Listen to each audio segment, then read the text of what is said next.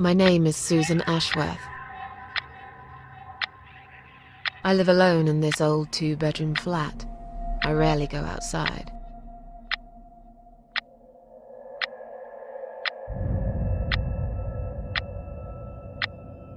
Some would say it's a lonely life, and I guess that's true, but I don't like people's company. Not lately, anyway.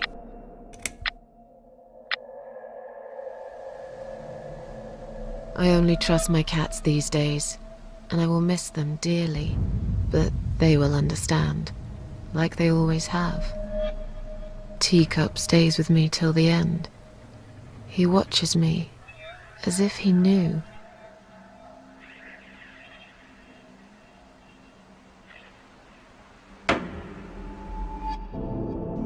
Because earlier tonight, I swallowed a whole bunch of pills. They're legal, of course, prescribed by my doctor for my sleeping problems. But I've taken 34 of them, all I could find in the cupboard, and now the room around me spins in a blurry tango as my heart slows down.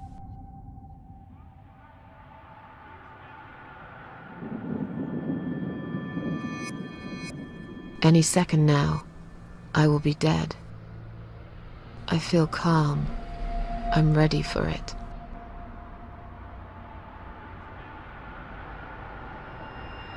I've only got one thing to say now.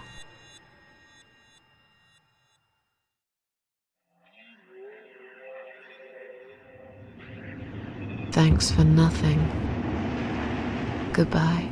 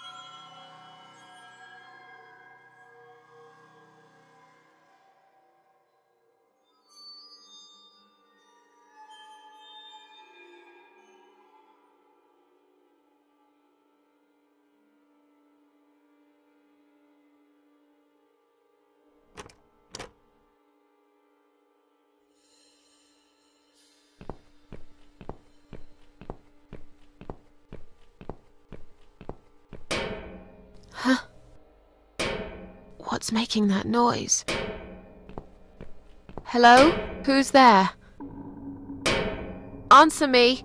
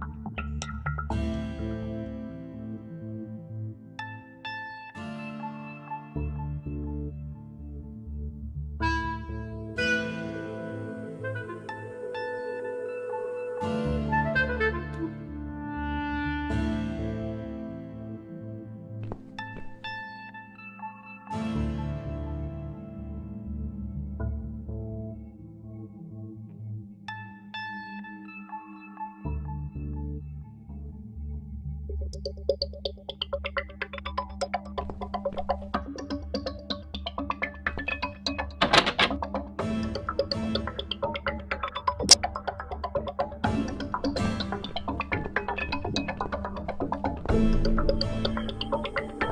can't remember this place.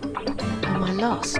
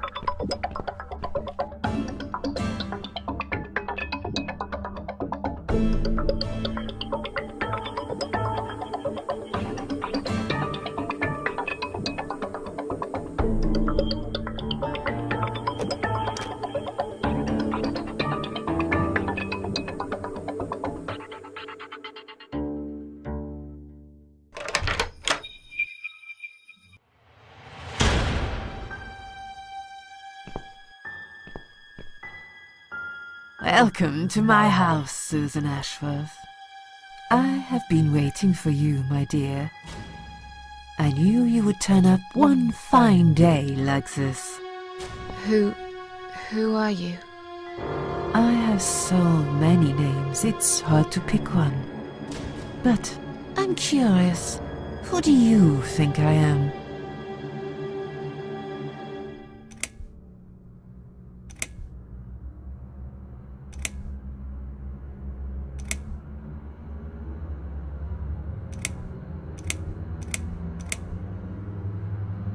Death? Interesting. Yes, perhaps that's what I am. I come when there's something to take, but I never give anything back. I am doom, but I'm salvation too. I'm feared by most, but adored by some also. Some like yourself, Susan. Don't flatter yourself, old lady. I don't even know you. Well, that's not quite right. I've been around for a while, keeping you company. Always there, you know? Always there. So I was wrong. You're not death? No, I am not. Perhaps I am life. But then again, does it really matter? What is this place? This, my dear, is my humble kingdom, and this house is my castle.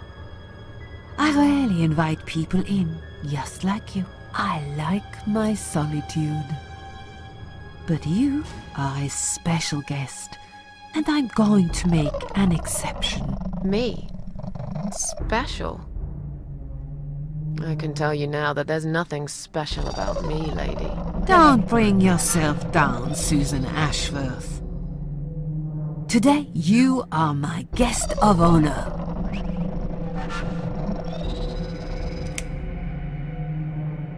What will happen next?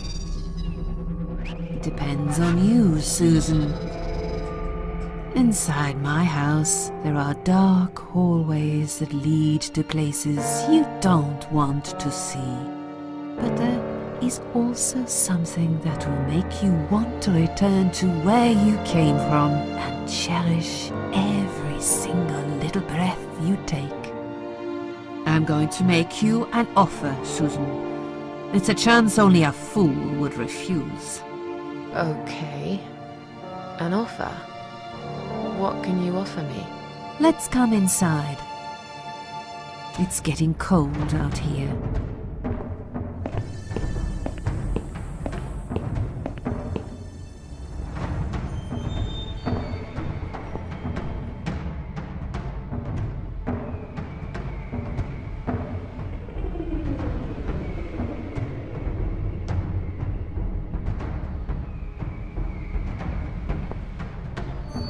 Now we can talk properly, my dear.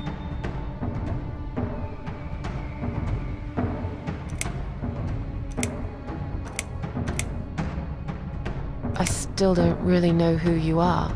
I go by many names. I've never paid much notice to what the living call me, but there is one name the fallen ones use when I speak to them. I find it most accurate. The Queen of Maggots. Is that what you are? Why, maggots? Because they feed on what's dead and gone. Dead and gone. I guess that's me.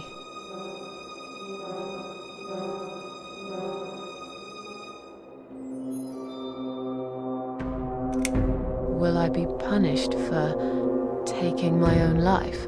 Most people would be, but not you, Susan. You see, I watched you long enough to understand how you feel. I don't expect you to believe me, but I actually have sympathy for you. Who knows, I could be your only friend. The only friend in the whole wide world. So like I said, I'm going to make you an offer. I want to help you. I will give you back your happiness in exchange for a simple task. Your life will change completely. You will be yourself again. And you will soon forget the sadness that has consumed your heart for years.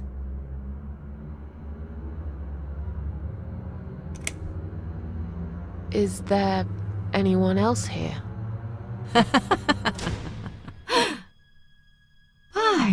I thought you liked being alone. Isn't that why you ran away from everyone? It doesn't matter. I was standing right behind you when you threw away all those photographs, you know? I brushed your hair every night you cried yourself to sleep. I saw everything. I know what you want, but it's not here. It's gone, and it will never, ever come again.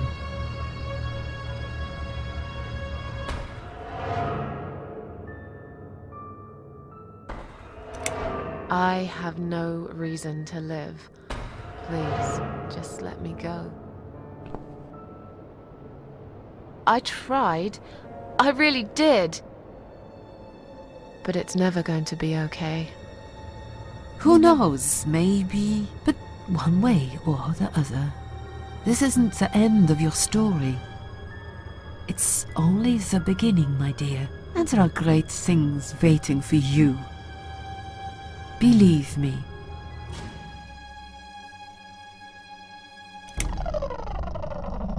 What do you want me to do? Yes, I think it's time to explain. But where are my manners? We're still in the hall. This is not a place for a serious talk. Follow me to the next room. I'll tell you everything you need to know.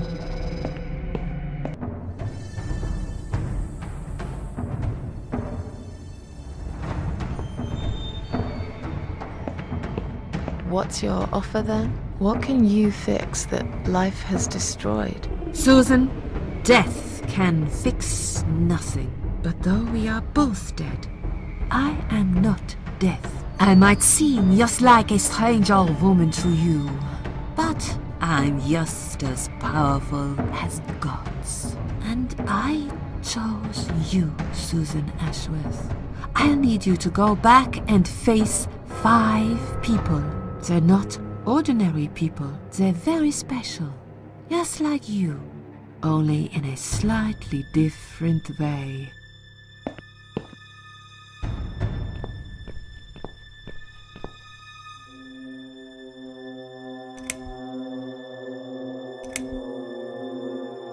What makes you think I want to go back? I finally did it. I killed myself. That's all I ever wanted. And yet, it turns out to be just another failure. I want this suffering to stop.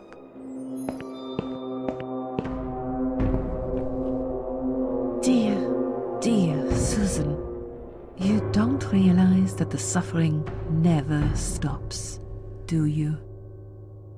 It only gets worse. This place is a passage between the world of the living and the world of the dead. You enter one of these corridors and you never come back. But you don't cease to exist. You remain.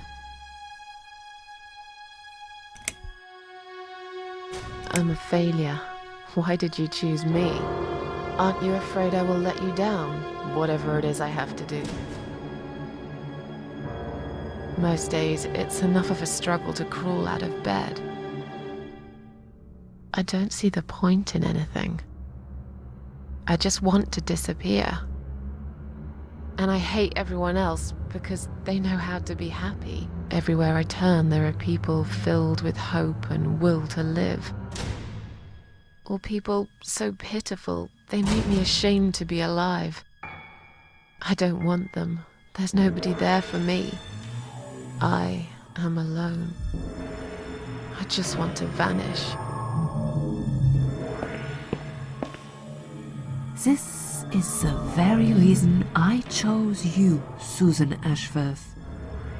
I know how you feel, because I felt like this myself for a very long time. You and me are very much alike. If you succeed, you will never feel broken again. Those 5 people, who are they? The parasites. That's what I call them. They don't know each other, but their destinies are bound together. You will have to keep your eyes open and be constantly on guard. Those people will want to get closer to you. They might even pretend they are your friends, but don't let that fool you. They have nothing but cruel intentions. They'll want to hurt you, Susan. They'll want to kill you. As harmless as they might appear, parasites are the evil scum of the earth, and they all deserve to die. Isn't my life bad enough without them? Don't be frightened. You will have a great advantage over them. They don't know that you know. Do you understand what it means? You will become my hunter, serving punishment for their sins. A tool of destruction, a dark angel walking through the river of blood. You find your purpose in life and you see for the first time how satisfying it can be. But how will I recognize them? There isn't a great deal of people in your lonely life, is there, Susan? You will know when you see them. Bring those deceitful bastards in front of me, and we'll make them regret for everything they've done. Are you expecting me to kill them? No, Susan, I'm expecting you to fight for survival. To do everything you can to defend yourself. I know you're not a murderer. Quite the opposite, actually. You're a good person. But I also know that you don't want to suffer, and those people will want to cause you pain. They won't hesitate. In the end, you might have no choice. Think of it as gardening. If there were weeds among the flowers, you'd pull them out, wouldn't you? You'd get rid of them without thinking twice about it. I'm not really a gardening type, but I see your point. I'm glad.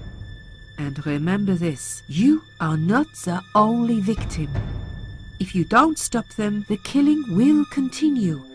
Innocent people will die. You have the opportunity to make the difference. And a chance to save yourself. I can't do this. It's too much. Dealing with criminals is a job for the police, not someone like me. Indeed, you are weak. That's why I have prepared a special gift for you. Immortality. You cannot die, Susan. You will always return to life no matter what happens to you. What? This is the last thing I wanted. Please, can't you just let me die? I've made the decision. As long as they are alive, you cannot die.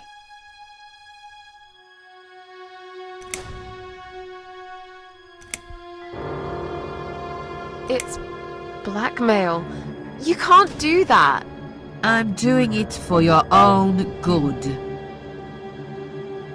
Anyway, you are in no position to bargain with me. You will either go and do what you have to do, or suffer for eternity.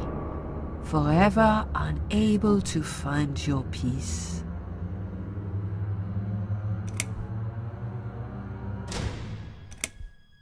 This all must be just a weird dream. I don't believe you. Susan, see this door here?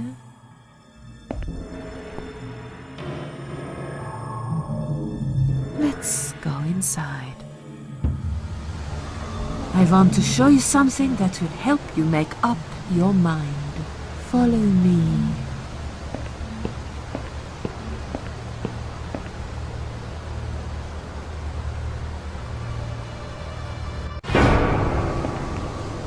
Yes, it's you, Susan. Come closer. Say hello. I don't want to look at it. Haven't I had enough yet? That body in the ambulance. Then the forest. But this place is... This is exactly what I was trying to run away from. I don't want to be here. Make it go away. I assumed it would be wise to give you a little taste of the suffering you'd endure. I want you to understand that you can keep going long after you can't.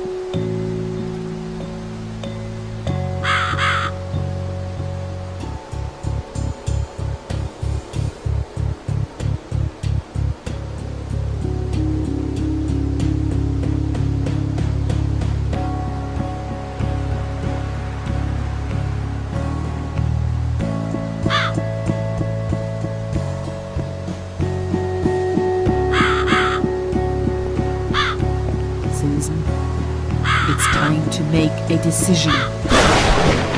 The parasites are coming, whether you want it or not. You haven't really got much choice. You must stand up for yourself.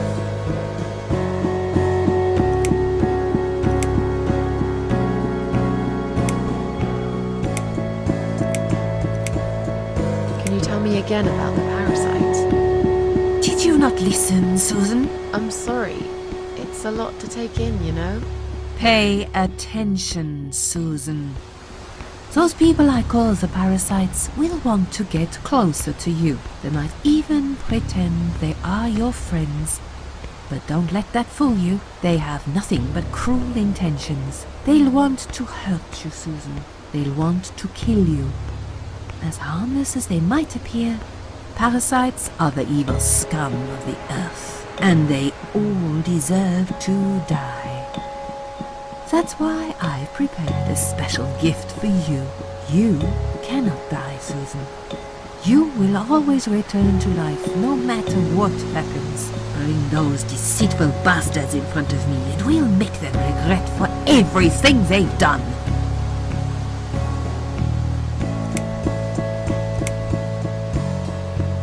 Fine. I'll do what you want. Excellent. I'm glad you have put your trust in me. I haven't really got anyone else. You shall not regret this, my dear. Lights up. We're back in the house. Yes, but there is something else that must be done. You cannot leave my kingdom before a sacrifice is made. What? Isn't it enough already? Do not worry, my child. This is a mere formality I'm speaking of. The door to your world won't open unless you make a sacrifice of soul and a sacrifice of blood. It doesn't sound good at all. See those candles here? Just blow one out, and that's it. Like I said, it's just a formality. Then on your way out, you will have to shed a few drops of blood. Not much, just a bit. Enough to open the door. How much exactly? Don't be afraid. It's easy. Anyone can do it. Just a sharp scratch. Is that how you used to say it?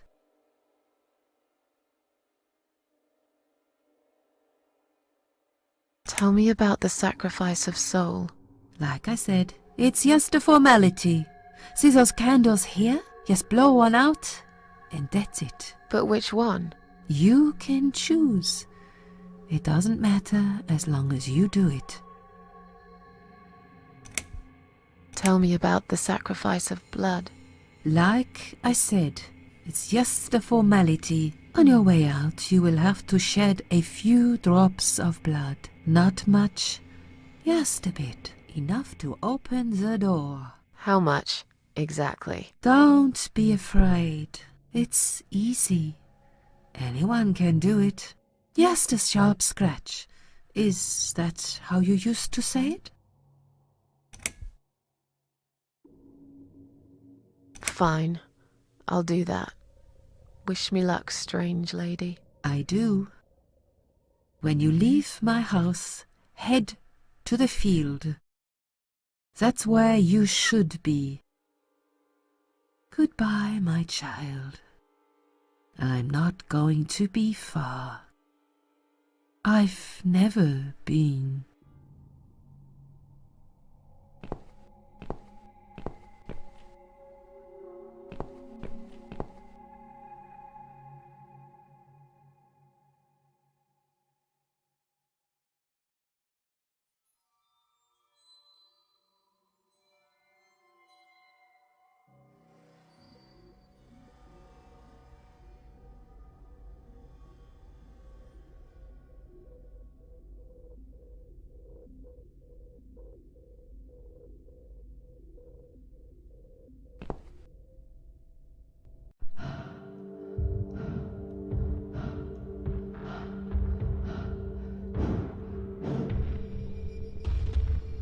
They left me no choice, Alice.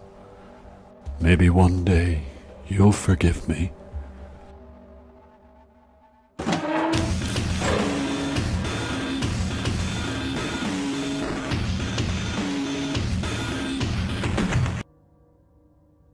See how easy that was? Now, head back to the field. You've got a job to do, Susan.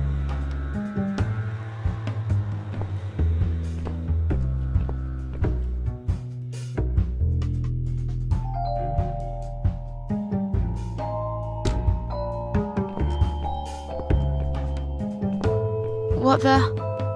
How did I get back here?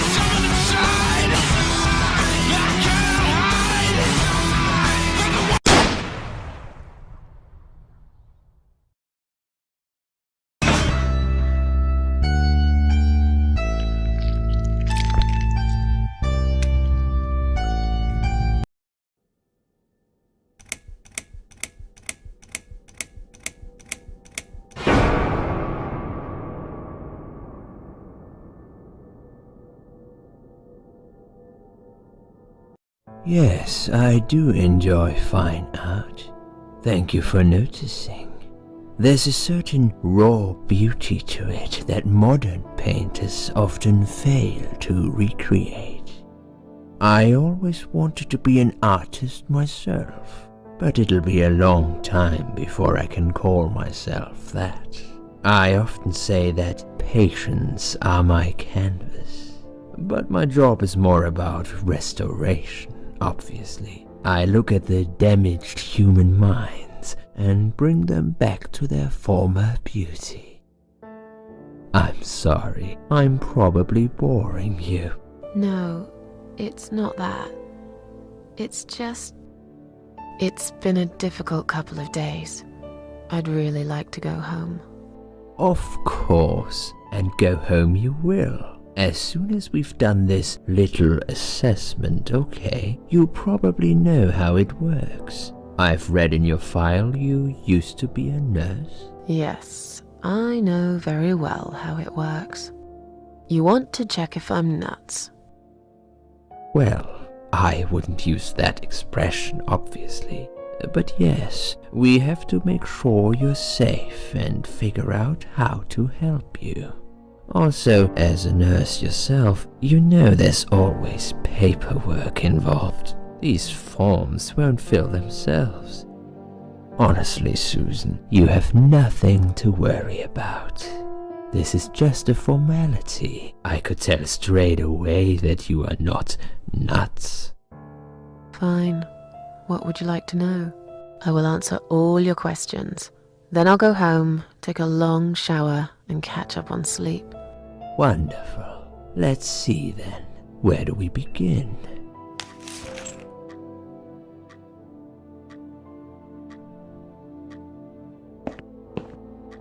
She's awake, Doctor. Good evening. It's good to see you awake at last. You're in the Cedar Lake Hospital. My name is Andrew. I'm one of the doctors. Would you confirm your name for me, please?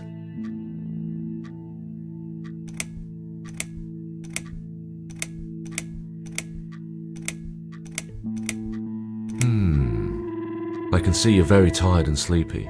That's perfectly normal. You're on the ward now. Your condition is stable. Earlier on we did a CT scan and it shows there's no permanent damage to your brain. All your organs are fine too. You're a very lucky lady, Susan. You might experience extreme tiredness and lethargy for a couple of days, but that should soon pass. I would advise plenty of rest now. The nurses on this ward will take it from here. Please let them know if you need anything. Take care, Susan. Yeah? Please, don't try to speak. What did you say? Don't worry, Mrs. Ashworth. Your arm is fine.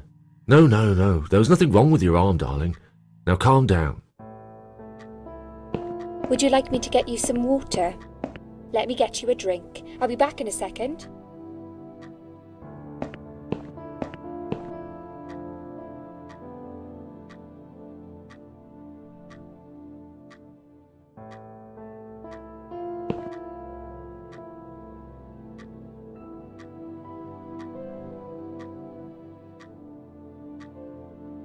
I'm sorry, Susan. Did I wake you? I have to take your blood pressure. 2 seconds and I'm gone. My name is Liz, by the way. I'm sorry. I know this isn't very nice. Believe me, I hate waking people up just for this. But being a nuisance is part of my stupid job, unfortunately. Oof, I hate this place. Tell you what, Susan. Can I call you Susan? So anyway, I shouldn't say it, but you know I'm going to anyway. You are so lucky. It's crazy. You doing what you'd done, and her walking in, seeing what she saw. That was a chance. 1 in a million. I'm not making any sense again, am I? I'm tired. They're working us to death here, you know. Modern day slavery. One day I'll tell them what I really think. I swear I will. Ah, and here it is. You've got the blood pressure of an 18-year-old. Just wanted to say you're lucky, I think. And that I hope you've changed your mind about some things. Got to go, but I'll see you later. You take care, sweetheart, yeah?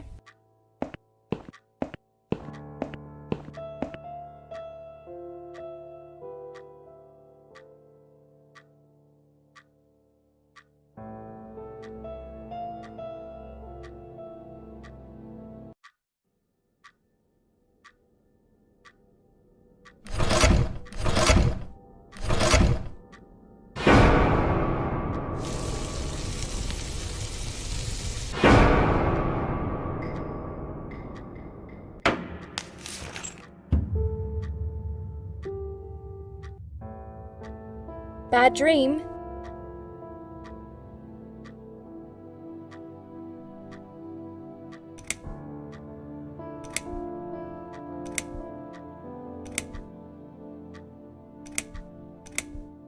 So, you don't want to talk about it?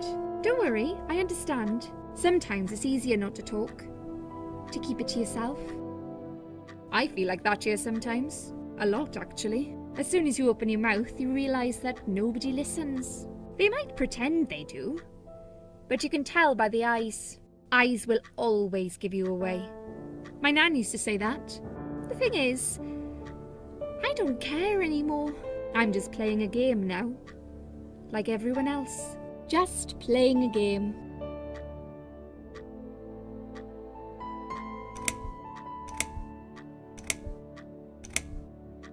What was your name again? I forgot to introduce myself, didn't I? I always do that. So sorry, Susan. My name is Elizabeth. But you can call me Liz, like everyone else. You're here a lot. Every time I open my eyes, I see you. They make auxiliaries do crazy hours here. Seriously, I feel like I've got no life sometimes. I'll be here till the morning. To be honest, I keep coming here to hide. Please don't give me away. I just want to rest my legs for 2 minutes, that's all. What happened to me? Well, how much do you remember? I took some pills, and I fell asleep in the chair. I remember how the room kept spinning around me slowly. I felt so calm, and then...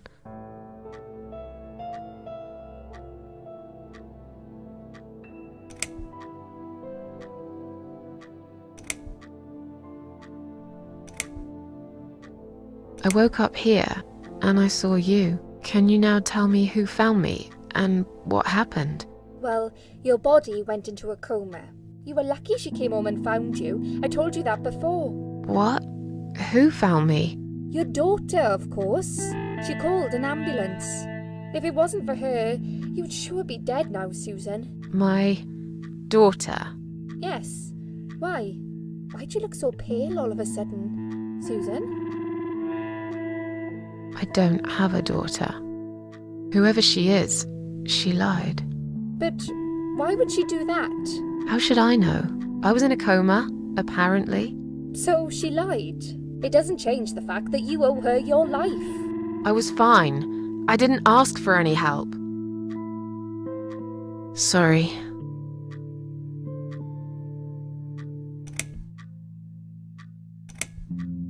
How long have I been here? I was told you arrived at the hospital at 7 in the evening. You had a cardiac arrest in the ambulance. They had to resuscitate you. Your heart stopped beating for nearly a minute, but they managed to bring you back. You went to the intensive care unit, where they gave you a dose of antidote and pumped your stomach. As soon as your condition was stable, they brought you on this ward. It's called Dime Ward. I call it Die Ward, because all the patients who come here want to die. It's a suicide watch unit. That's why it's so strict. You have to be careful. Nurses here are trigger happy with the sedatives. When will they let me go home? I'm not sure. Probably not today. Maybe tomorrow. Look, I shouldn't say that, but you seem like a nice person. I feel like I should warn you. There's this doctor here. They call him Dr. X. He's a chief of psychiatry in this hospital. You won't be able to go home until he's talked to you, and he's really good at getting into your head. You know what I'm saying? He will ask you a lot of tricky questions. But he's a really great guy. You should trust him.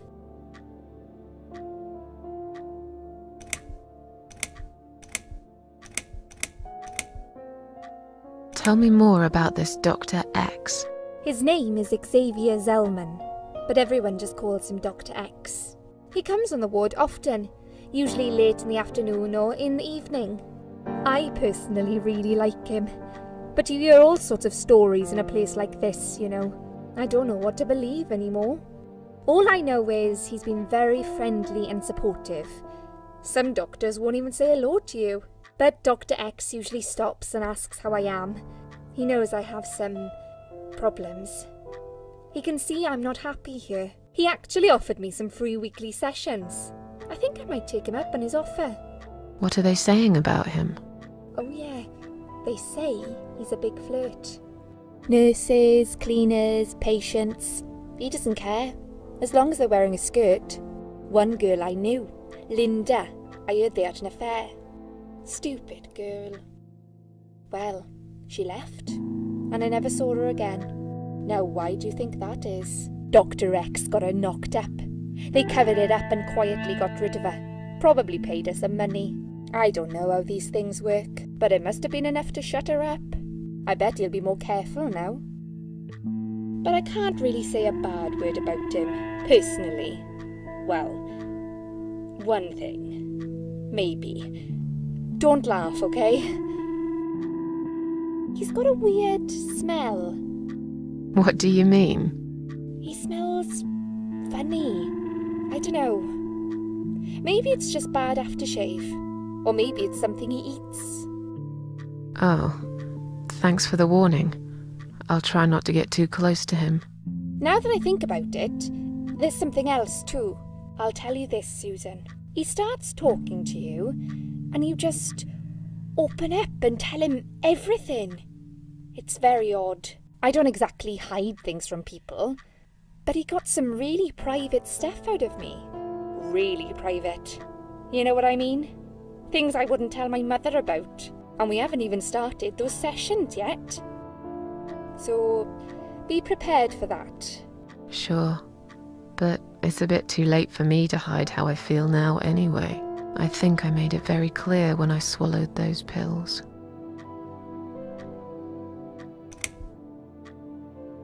Did you see this daughter of mine? No, sorry, Susan. Apparently she came in the ambulance with you, but then she remembered something and had to go. I think someone mentioned she went in quite a hurry. Of course she did. She was worried I'd ask her what she was doing in my flat. Saving your life? Do I really have to give her a benefit of the doubt just because of that? One would assume so. That girl is a hero. Maybe real heroes always leave before their identity is revealed. Or she was a burglar, attempting to steal from me. That's a possibility too. Have you got anything very precious in your flat? Maybe.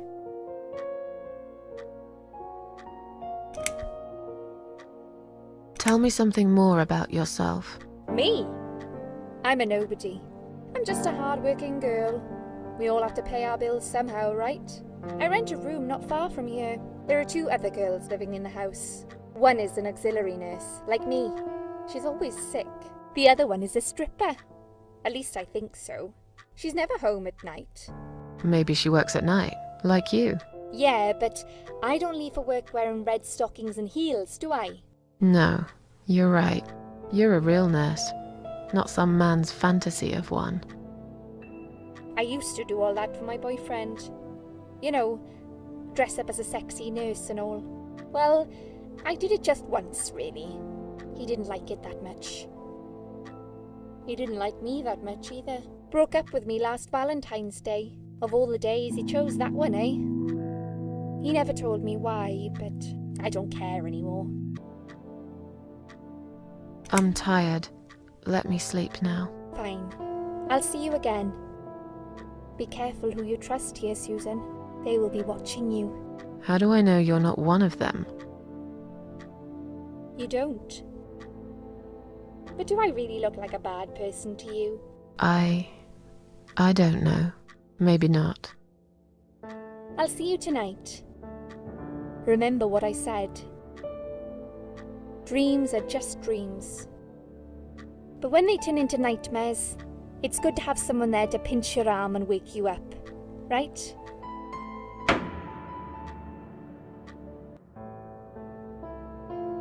We'll start with a little chat about your childhood. I want you to be as honest as possible. It's important if we want to get to the bottom of your problem. Count to 10 and tell me when you're ready, Susan.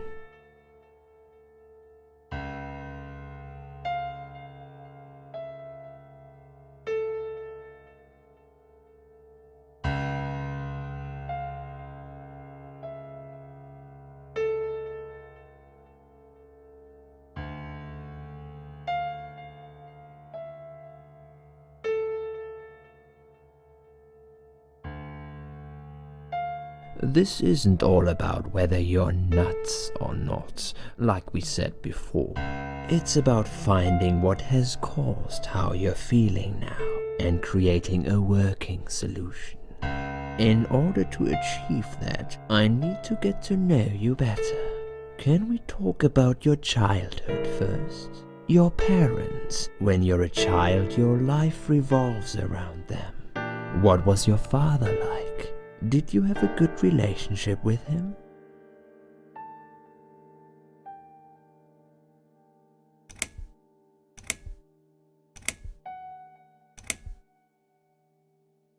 Yeah, I had a great dad. I have very fond memories of my father. He was always there for me, no matter what I did. He never got angry or upset. I suppose I never really gave him any reasons to be. I was a good child, not perfect. But then again, no one's perfect. Whatever made me try to kill myself, it definitely has nothing to do with him. Where is he now? He died 6 years ago. Cancer. Do you miss him? Of course I miss him. How can you even ask me that? It's my job to ask these questions, Susan. Let's talk about your mother now. What was she like? Would you care to tell me about her?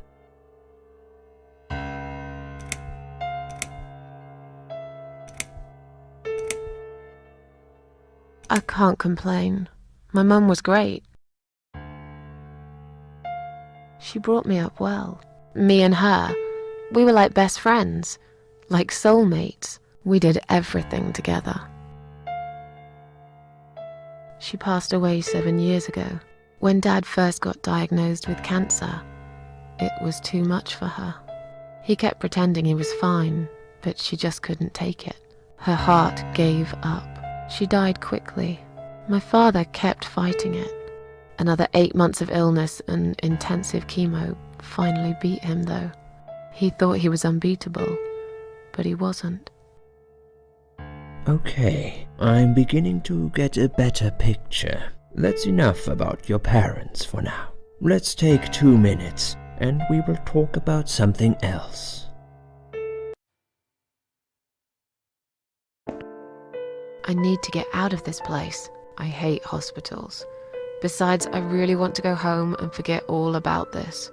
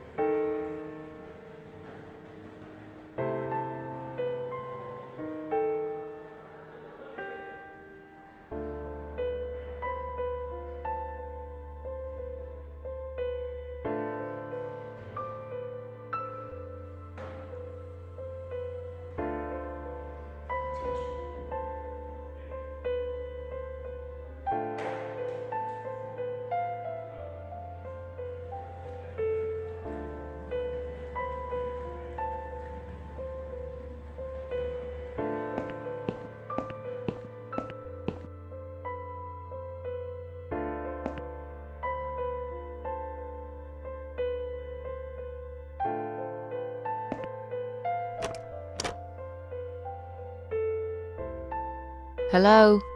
I guess I should wait my turn.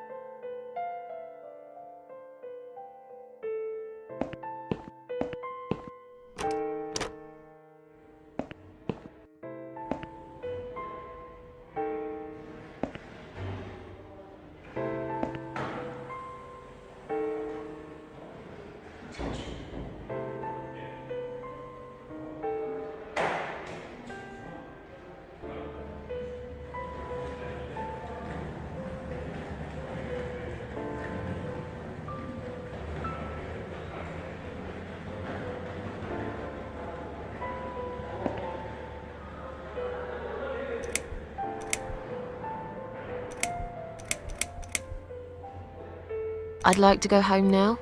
Well, so would I. But there are procedures and a system in place. I can't just let you go like that. What? Look, I'm very busy at the moment. I'll come and talk to you in a minute, all right?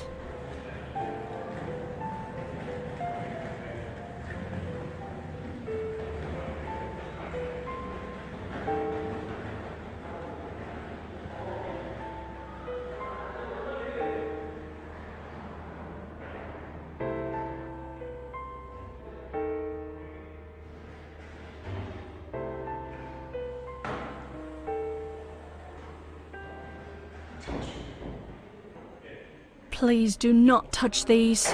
They are all confidential documents. Yeah? Well, maybe you shouldn't leave them out on the desk for everyone to see. If you are looking for something to read, we have some magazines for patients here. Thanks, but I think I'll pass.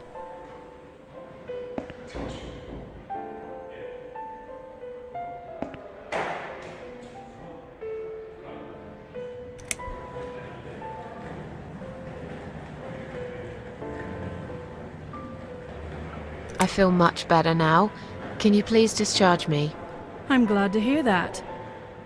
But I can't discharge you until Dr. X sees you.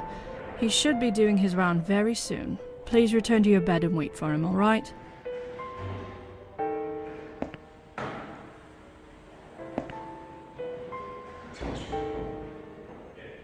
Can I make a phone call, please? Oh, yes, of course. But the phone's being used at the moment. Can you please come back in 5 minutes? Thanks.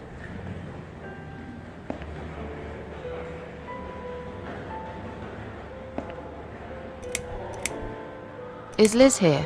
And who's Liz? That young nurse who was here last night. Black hair, very chatty. She said her name was Liz. I'm sorry. A lot of people come through here. I can't remember everyone's name. Can you return to your bed now, please? It's nearly time for your medication. I can't be chasing around after every single patient. Beg your pardon? Look, I'm very busy at the moment. I'll come and talk to you in a minute, all right?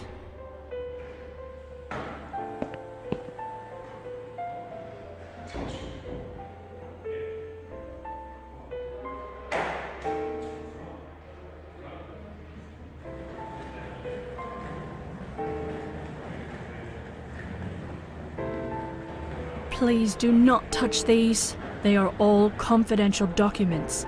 I was only going to tidy up. I'm sorry, are you one of the housekeepers? Why did you dress up as a patient? I just can't stand mess, that's all. And there's no need to be sarcastic. Who's being sarcastic?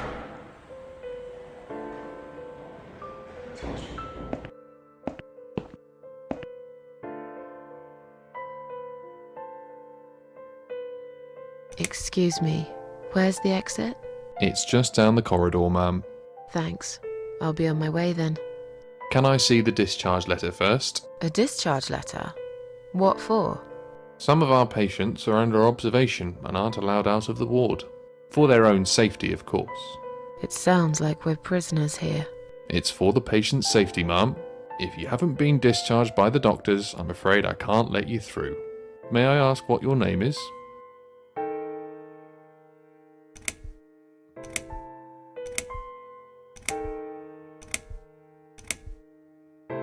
My name is Susan Ashworth. Can I go now? If you've not been discharged, I can't let you out, Mrs. Ashworth. I'm afraid there's nothing I can do for you, ma'am. You should talk to the doctor first and come back with a letter and some form of identification. Sorry, ma'am, can't let you through. We'll need to see a discharge letter from your doctor first. Right. It seems that a discharge letter is the only ticket out of here.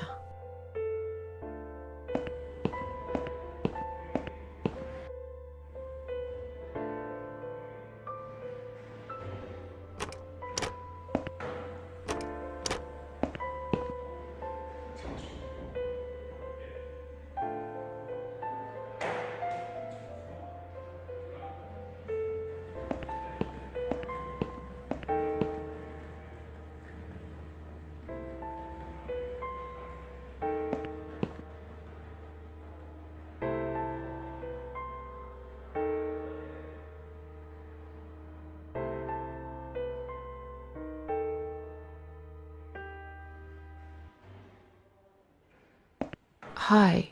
Are you alright? Can we talk for a minute? I can't talk. Please, just leave me alone. Oh, I mean you no harm. I'm trapped here, just like you. Trapped? I don't know. It's just so hard to think without it. But you're a stranger. And you're not one of those lovely nurses either. They look after me so well. I trust the nurses like I trusted my mother. I just want to talk. I need your help. Unless it's Mother who sent you. Was it her? Please tell me it was her. Yeah, sure. I'm a good friend of your mother. I missed her so much. I can't remember you very well. But you should know this. If you really are a friend, you will know my mother's name. The name that haunts me. A beautiful name. Yeah, sure I do. Now, let me ask you. What is it? Oh, well... What is my mother's name?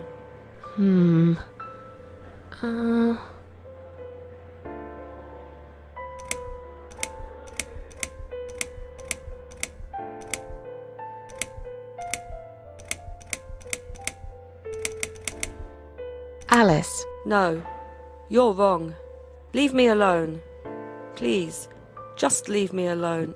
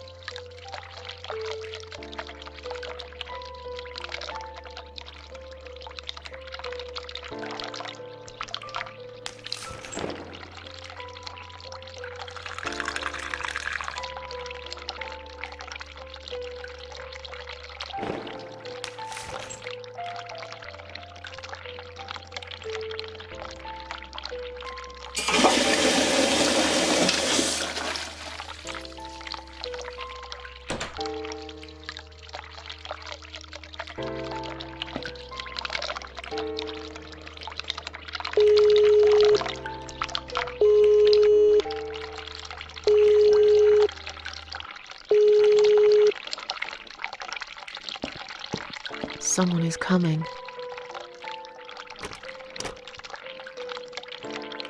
Have you rang the bell? Is there an emergency?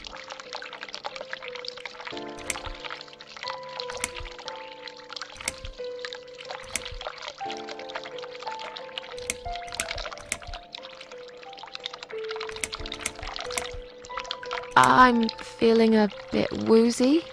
Are you really? You look fine to me. No, I'm really not feeling well. Fine, I'll call the doctor for you. But I can't help it if he's busy and can't get here straight away. In the meantime, I know how to make you feel better. I think it's time we give you some medication. Can you please tell me your name and your date of birth?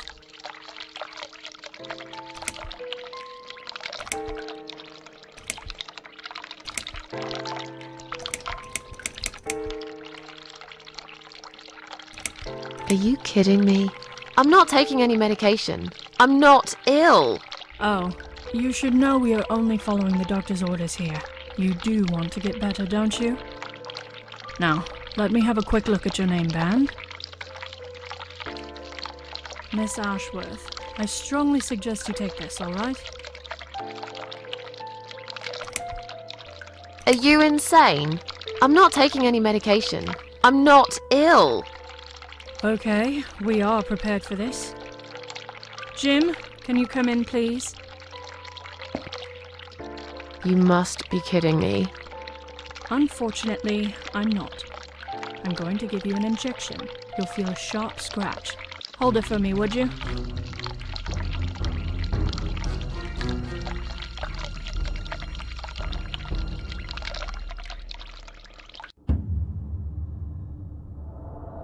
Now, go back to your room and rest. You'll be able to relax and have a great sleep.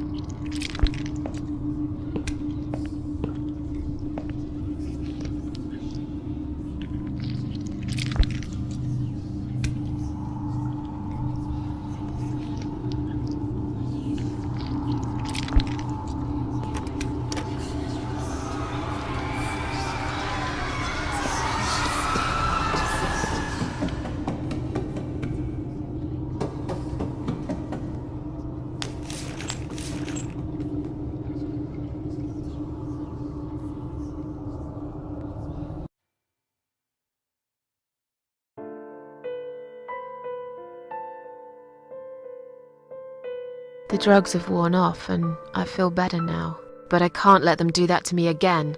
I need to get out of here.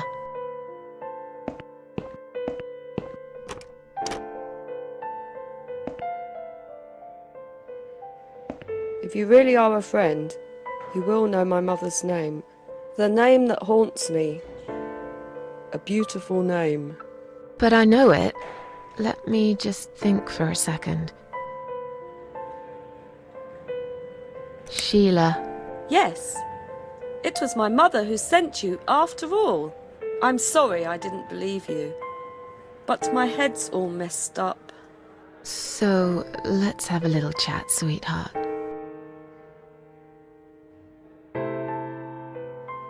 Do you know how to get out of here? You're not supposed to get out. We must stay here. Do what they say. Take pills they give us. Sometimes, if I behave, they give me the red stuff. I wait for it. I'm being good. What is this red stuff? It's a drug. My favourite one. Red stuff takes the pain away. I must stay here. Good nurses have been most kind. They always remember. They know I'm suffering. But it is not the same as the drugs I see in my dreams. On the other side of the mirror, there's a spider's heart full of drugs. I just can't seem to find it anymore. I see.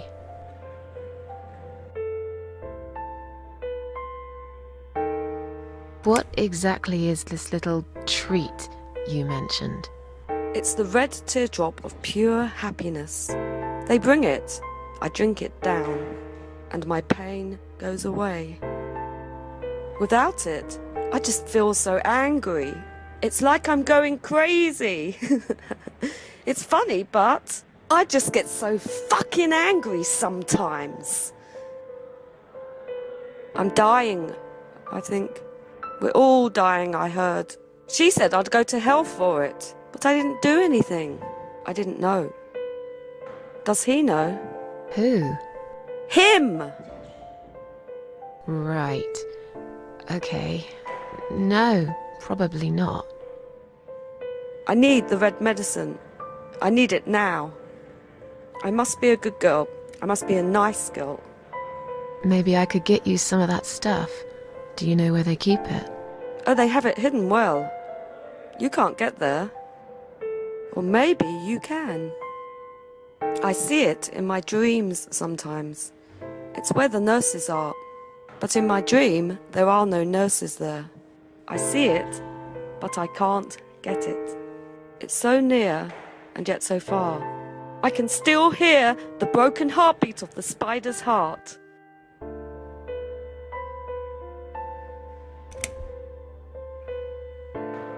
Are you all right? I'm fine. Yes, it's all fine. It's just hard to wait, you know? They said I can have it. You know, yeah? So I wait here. Don't want to miss it. That nurse promised it to me. The one with the red glasses. But I think it's been 3 hours already. Why are they late? Do you think something happened? Do you think she changed her mind? Because I swear if she did, I will hurt myself again. I swear to God, I will hurt myself again. I'm sure they'll be here in a minute. They're probably just very busy, that's all.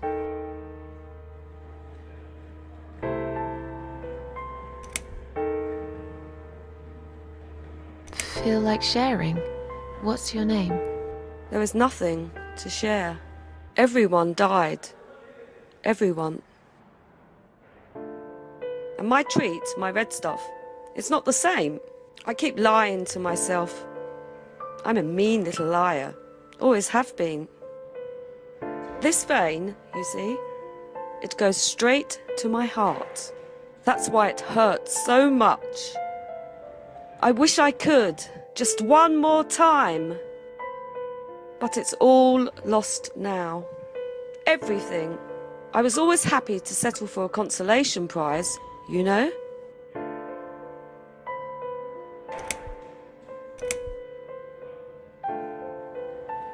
How about we swap our name bands? Oh yeah, I don't mind. But that would be like a favour to you, yeah? Well, technically you wouldn't lose anything, because I'd give you my name band instead. Does that make any sense? Sure, yeah. I do want something better in return though. I'm not that stupid. I know you'll use it to get out of here. Oh, I never said you're stupid. I just really want to go home. Please understand. That's fine. I don't mind. I'll give it to you if you get me the red stuff. What do you say? I thought nurses give it to you anyway. No, not that. I'm talking about the real thing. Something you can only get in the world of dreams. Now that is something special. Is it safe? It's perfectly safe. Okay. I'll see what I can do.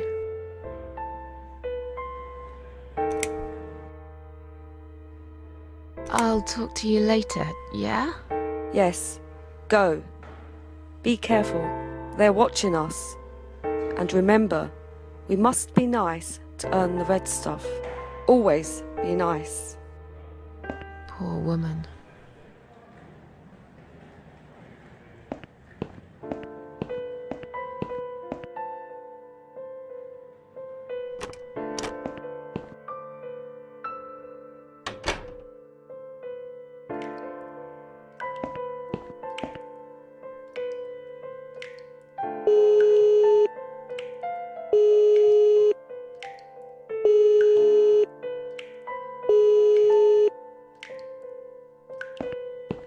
Someone is coming. Have you rang the bell? Is there an emergency?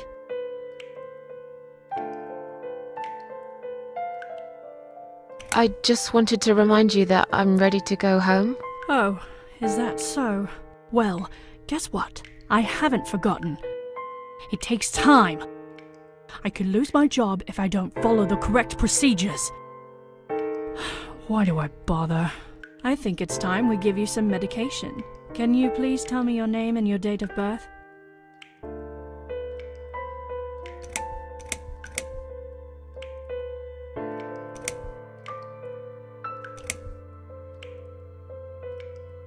I'll have your name, so I can make a big fat complaint. There is no need for that attitude. First, you are being disruptive when I'm just trying to do my paperwork. And now you are threatening me! Oh, you should know we are only following the doctor's orders here. Now, forget that silliness and let me have a quick look at your wristband. Miss Ashworth, I strongly suggest you take this, all right?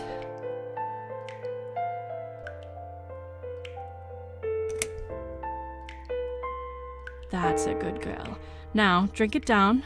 You'll feel much better.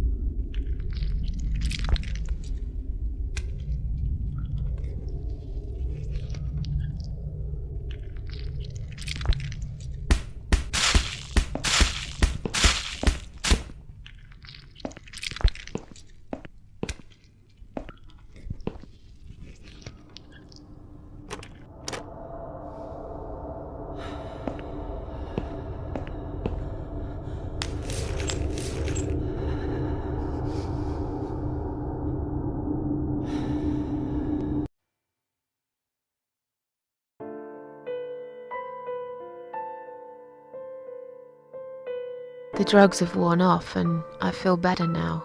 But I can't let them do that to me again. I need to get out of here.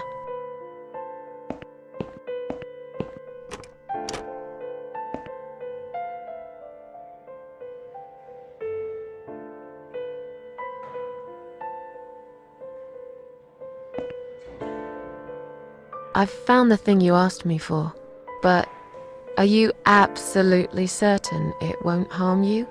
Don't be silly. Of course it won't. Fine. I hope you know what you're doing. Can I have your name band now, please? Yes. No matter what they say, I do keep my promises. What do they?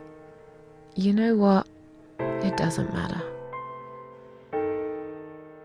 Thank you for your help.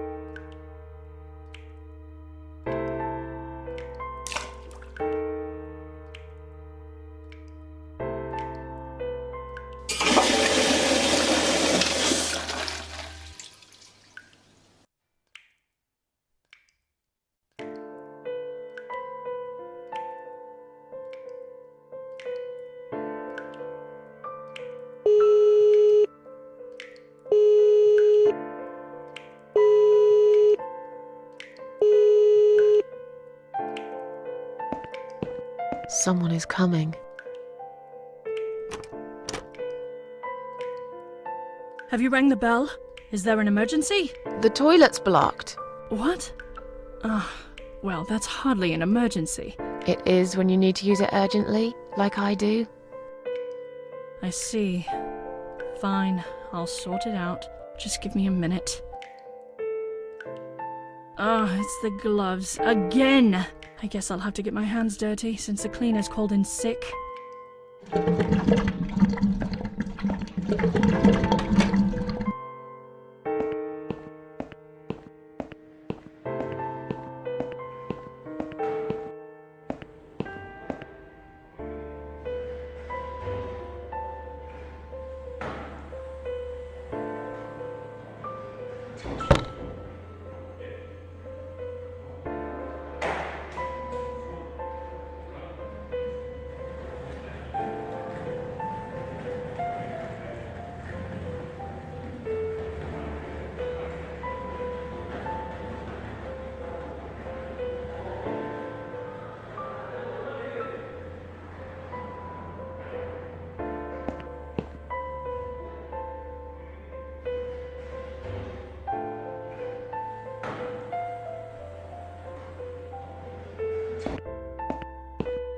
Sorry, Mom, can't let you through. We'll need to see a discharge letter from your doctor first. Here. Are you happy now? Yes, that seems fine. Can I just check your name band to confirm that you are indeed Anne Burton? Oh, all right. I didn't realize you knew how to read. There you go. Can I go now? Of course. Thank you, Mom.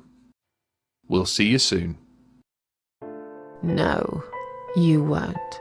Now get out of my way.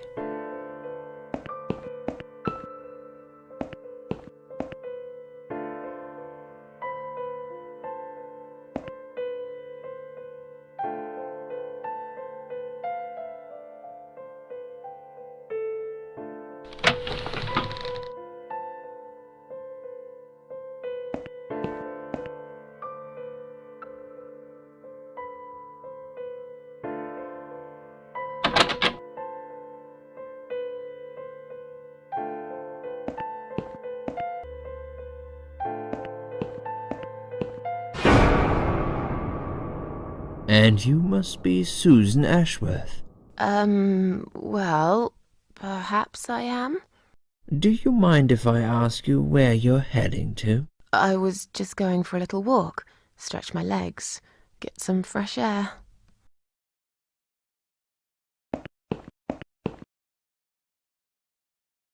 Give it a rest. I'm not going anywhere. Miss Ashworth, please relax. There's been a mistake. You have been prescribed wrong medication.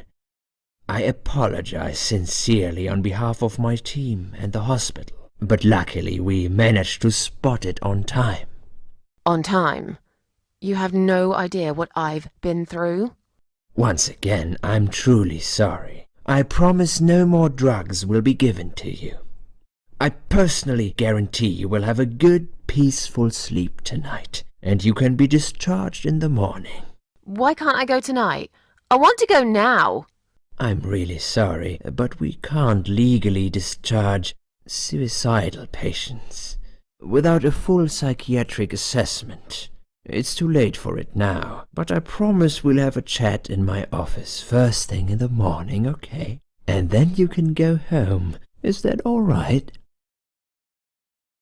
I haven't really got much choice, have I?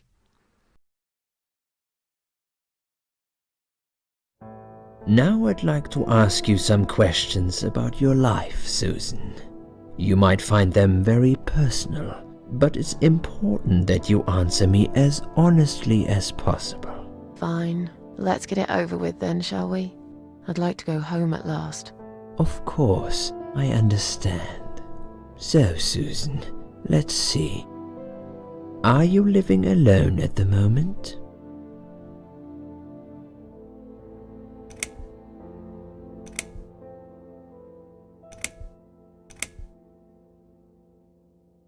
I rent a flat.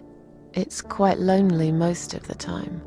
I used to like being on my own, but I'm not sure if I still do. Too much time with my thoughts, and no one to talk to. Maybe I should get a parrot.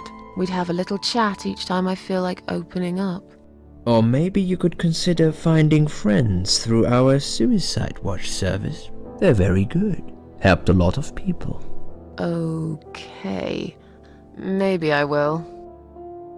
What do you do for a living?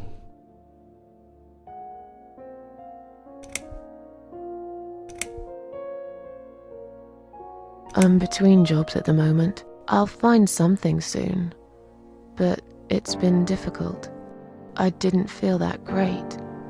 I felt weak and powerless and tired most of the time.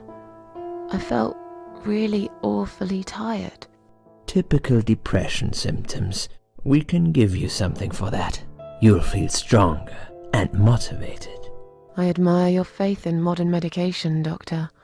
I hope you're right. Describe to me what your mornings look like. What is the first thing you do each day?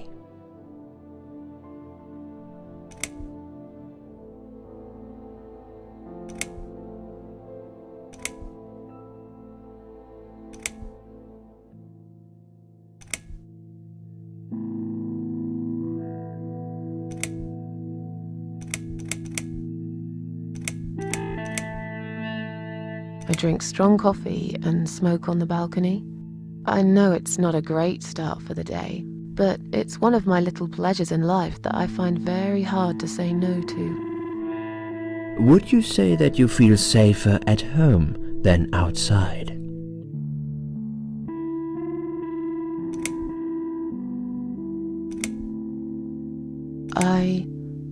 Yeah, I suppose.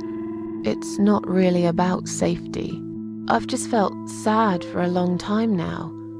Really sad, you know? Somehow it brings me down even more when I go out and see all those happy, successful people. It makes me feel more like a failure. If I don't see it, it doesn't hurt that much. What do you think is missing in your life? Or rather, what is one thing that you think would make your life better?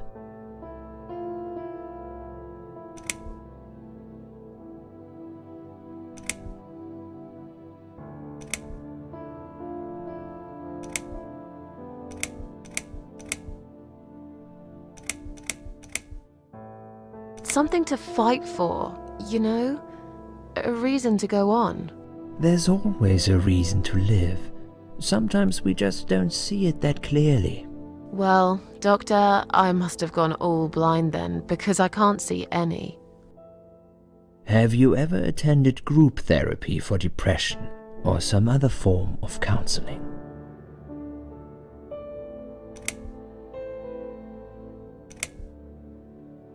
Yes, it didn't help much, as you can see. Just something to think about. I can see you're really willing to open up and talk about your issues. That's a positive sign. I haven't really talked about my feelings for a long time. You're doing very well so far. Do you have problems sleeping?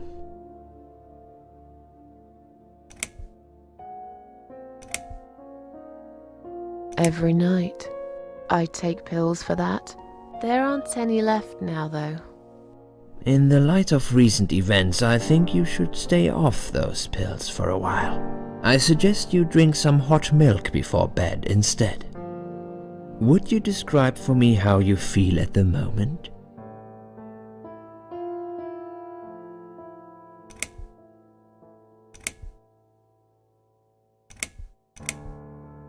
I feel fine now. I feel like I want to change my life for the better. Not really sure how yet, but I really want to try. Do you find it hard to concentrate?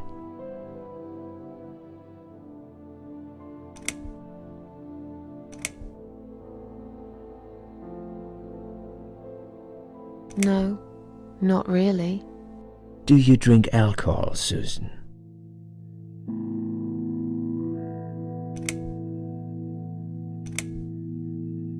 No. That's good. Alcohol is a powerful depressant. I never really liked drinking. Excellent. Sometimes when life gets too much and people feel sad or upset, they think about suicide. Good. Hopefully you can now move on from here.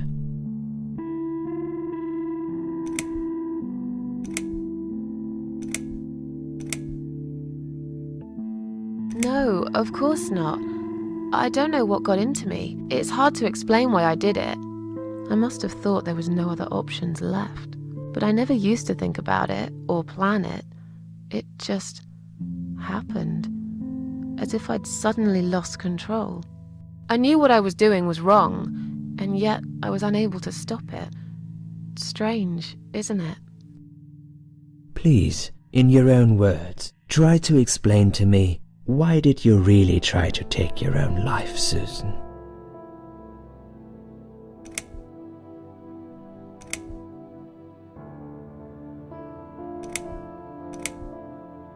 It was just a sudden impulse.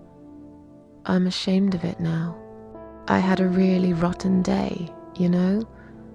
I felt like I was suffocating between the four walls of my bedroom. It just would get worse and worse. By the afternoon, I realized I cried for the past 3 hours. I didn't even know I'd been crying until I went to the bathroom and saw my face in the mirror. I looked like a ghost. I looked like I was dead already, you know? And then I saw the sleeping pills. I thought, why not? And I did it. Do you feel as if you're a burden, or that life isn't worth living?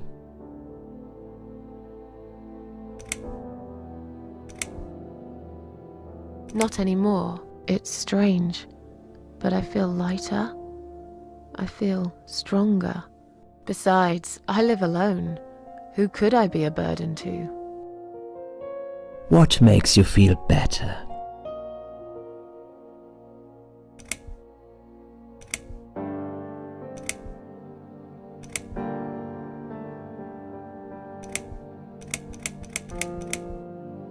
My cats. I always put out a bowl of food for the stray cats. They're ever so grateful. I like their company. What makes you feel worse?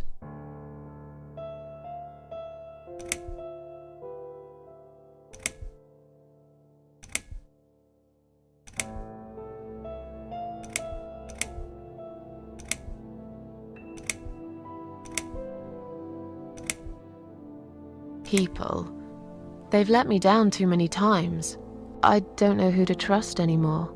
I only trust my cats these days. So you say in the suicide note. Because that's true. I've been stabbed in the back more times than I could count. Have you imagined your funeral and how people will react to your death?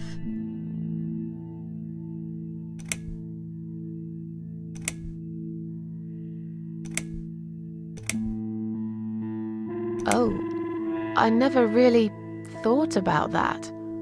But I guess it would be a cheap one. I don't really know what they do with people like me. Maybe they just throw us in a hole and forget about it, since there'd be nobody to visit my grave anyway. I don't think so, Susan. The city would pay for it. Or so they want people to believe. Finally, I'd like you to tell me about Eric. Eric? Yes, your husband. I believe this might be important. What can you tell me about your relationship? What had happened between you two?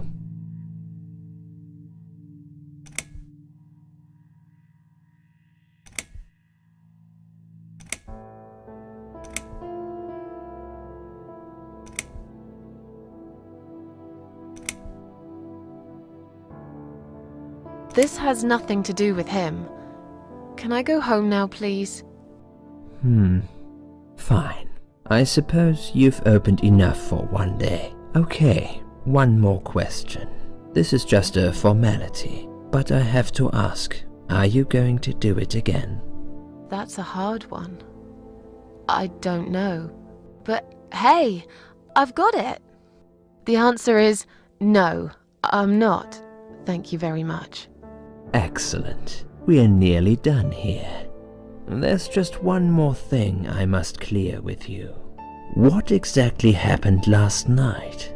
Well, after I'd met you outside the ward yesterday, I went back to my room and fell asleep. I slept really well, considering what happened earlier. But then someone woke me up. It was the same nurse who was so friendly with me the first night. She said we needed to talk. We must go, Susan. You are not safe here. But Please, you must follow me, quickly. I went after her. The ward seemed very quiet. It must have been late at night. Hurry! Wait for me. Tell me what's going on here.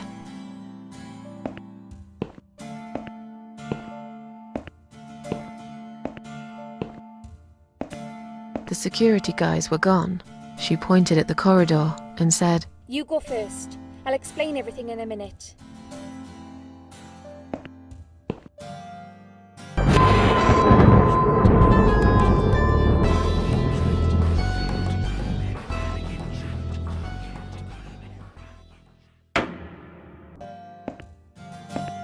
Susan, if we don't escape now, they're going to hurt you. Please trust me. I know a way out of here. I'll help you escape. Let's go down this corridor. I'll be right behind you.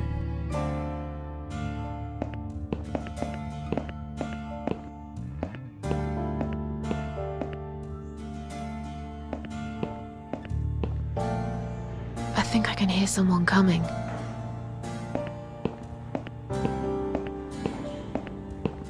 Damn it! We can't go through there. Let's turn back, Susan. I know another way.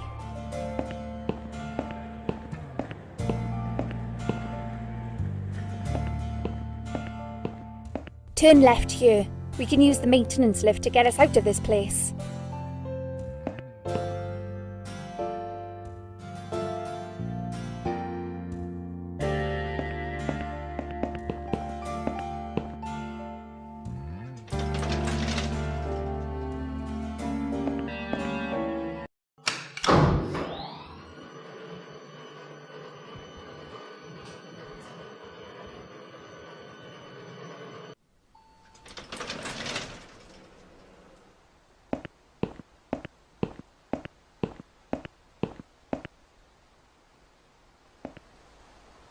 What are we doing on the roof? Liz! What the hell are you doing? And why is there blood on your clothes? Liz! It's quicker than the stairs. And besides, all the doors are locked anyway. This is the only way out of here. The only escape. Let's both jump. It won't hurt, you'll see.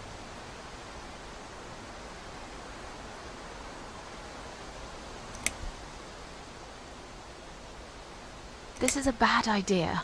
Come down and we'll talk. I've made up my mind. I need to end this suffering now. Besides, I have no one to live for anyway. No one ever listened to me. No one ever cared. I listened. You're a nice girl. You have your whole life ahead of you. You listened. Did you really? Of course I did. You talk a lot, but I've always been a good listener. I liked talking to you. So do you remember that story then? The one I told you the other night? The one about the woman in A&E?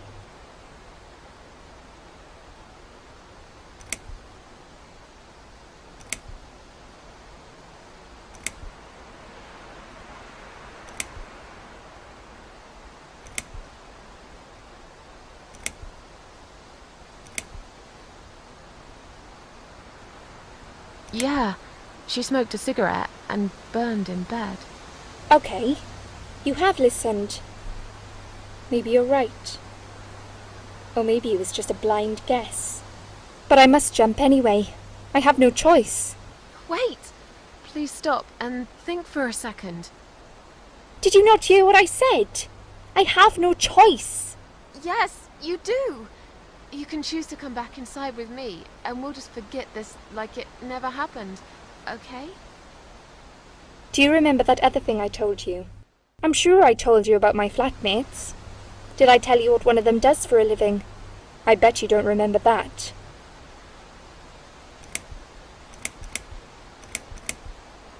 She's a stripper. Yes. Or at least that's what I think she is. You've listened. I just wish other people did. I'm sure they do. It can't be that bad. What do you know? Why do you care anyway? I don't want you to make the same mistake I did. I thought you of all people knew how it feels. When you're trapped, and you can't trust anyone. Look, I'm sure there must be someone who cares about you. My colleagues don't care, my family don't care, even my fucking boyfriend never cared. He said he needed to go find himself. Did I tell you when he broke up with me?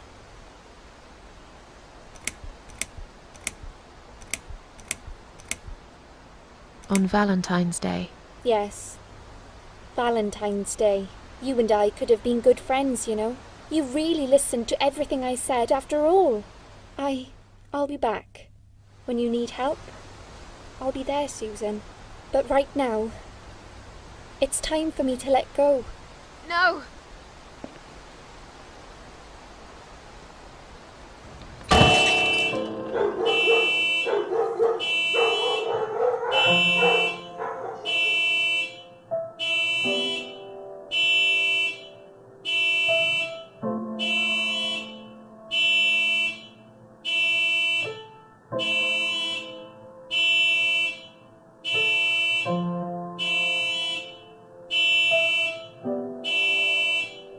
After that, I went back.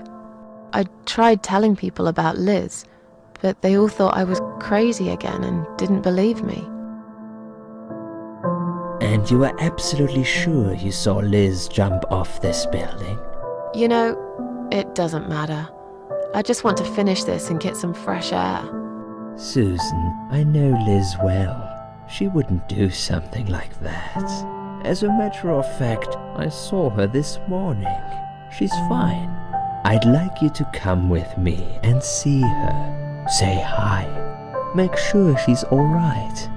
Stop treating me like I'm crazy.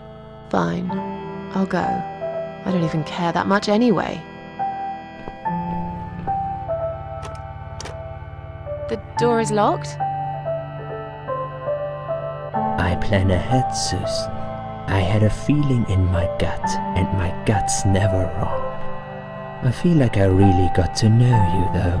I'm very sorry you've had such a difficult life.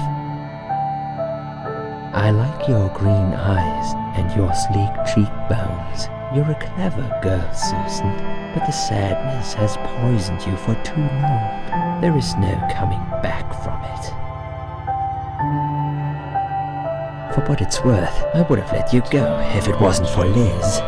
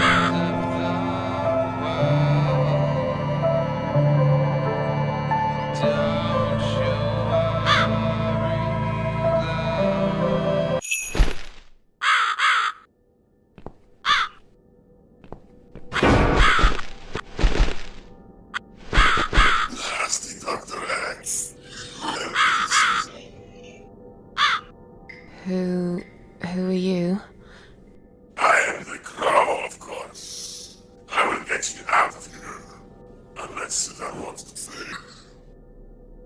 I thought so. There are 2 doors leading out of this place. One of them will simply take Susan back to where she belongs. But behind the other one, there is a great reward for her. It's something she always wanted. Something she longs for every single day. Where are those doors? I can't see them. Just walk back to the right side of the stage. Ideally to Susan can't miss them.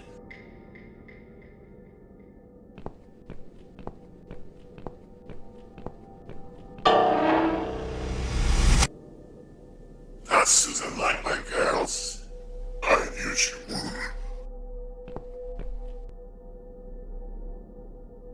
Whatever they are, tell them to stop staring. But they are here to guide Susan. They are the guardians of the doors. They know which door she should enter to get her rewards. But there is one problem. There's always a problem. I'm not even surprised.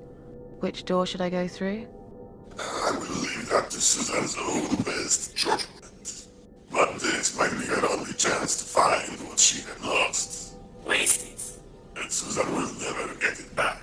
Susan has one question. And she can only ask one of them. She must use it wisely. Fine, I can do that. But what's the catch? It's very simple. One of my girls always tells the truth, while the other one always lies.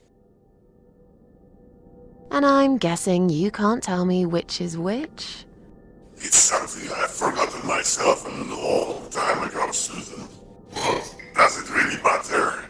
One question is all Susan needs to find the right door.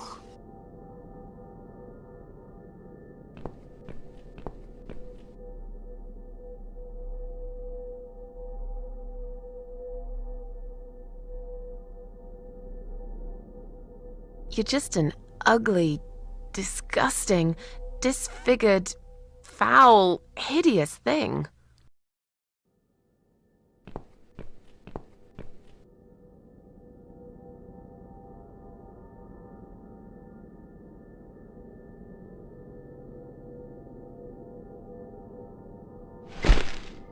That'll teach you to stop staring, you horrible, ugly doll.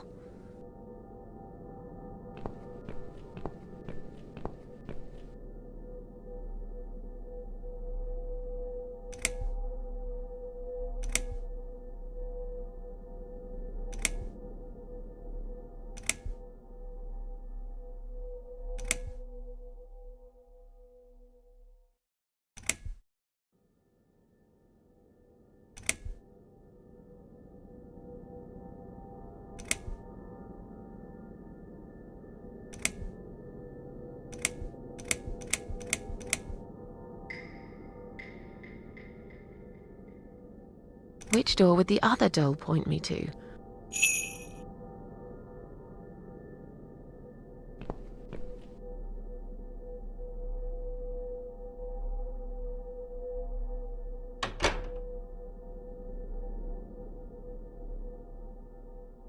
Is this supposed to be my reward? Flowers? I hate flowers! You lied to me! You lied.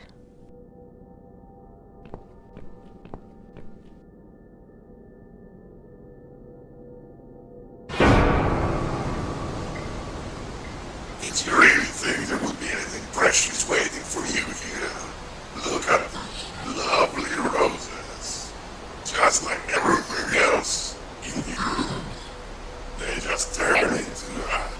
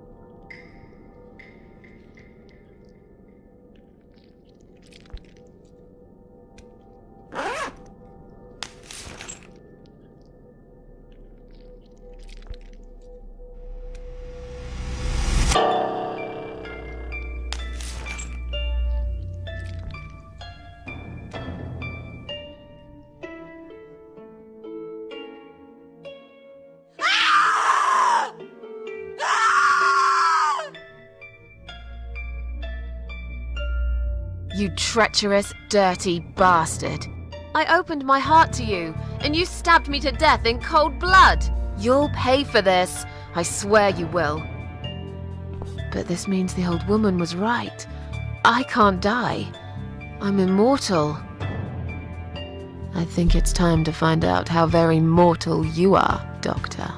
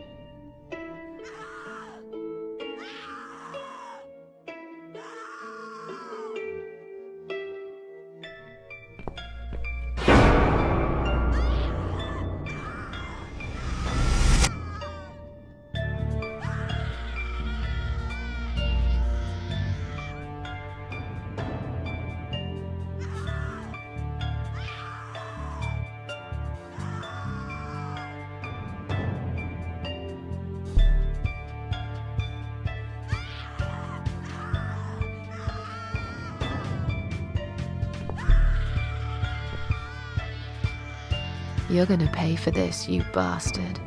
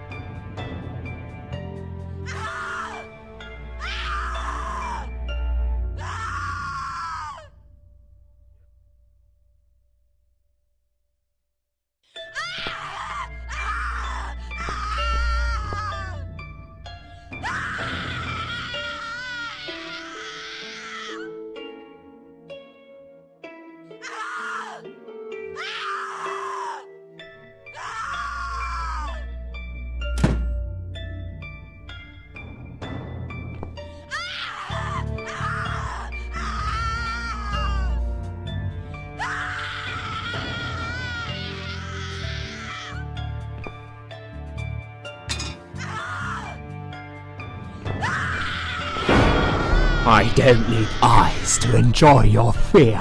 Scream louder, little bitch! Scream your lungs out! Louder, I said!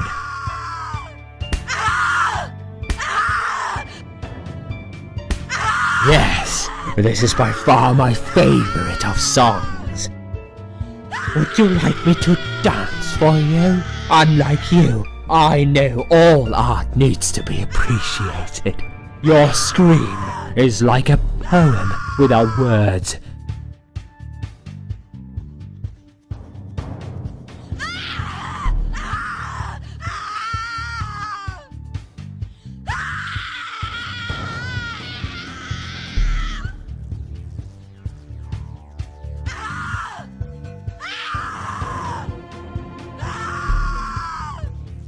Your body, an instrument. I never thought you had it in you, and yet you make every fiber in my body tremble with excitement.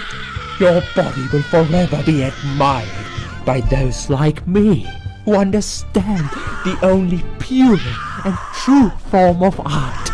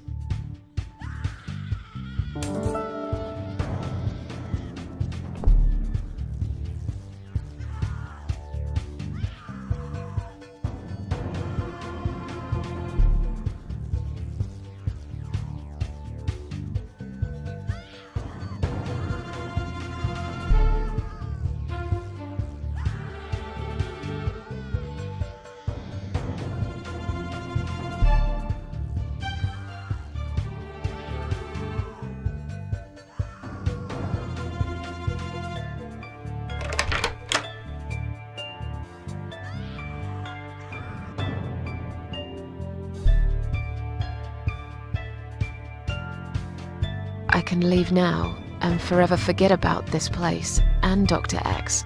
I have my own problems. I'm not cut out to bring murderers to justice. I've got the key. It's clearly been left here for me to find. Was it Liz who did it? If it really was her, it's clear she would have wanted me to leave. If she'd planned a revenge, surely she would have left me a fucking gun instead.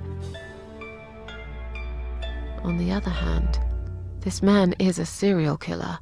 He murdered a lot of women. He murdered me. He will carry on killing if I don't put a stop to it. And I'm pretty sure none of those brain-dead idiots upstairs will believe my story. Just like when I told them about Liz on the roof. They'll never take my word over the doctor's. I'm just a fucked up loser to them. But the screaming. He's got someone in there. His next victim. It's probably too late to save her, but what if it isn't? I told the old lady I'm not a killer. Maybe I'm wrong. I've never tasted vengeance before. Not like this. What if it feels good? It's time to decide. Do I stay and fight? Or leave and carry on with my life like all this never happened?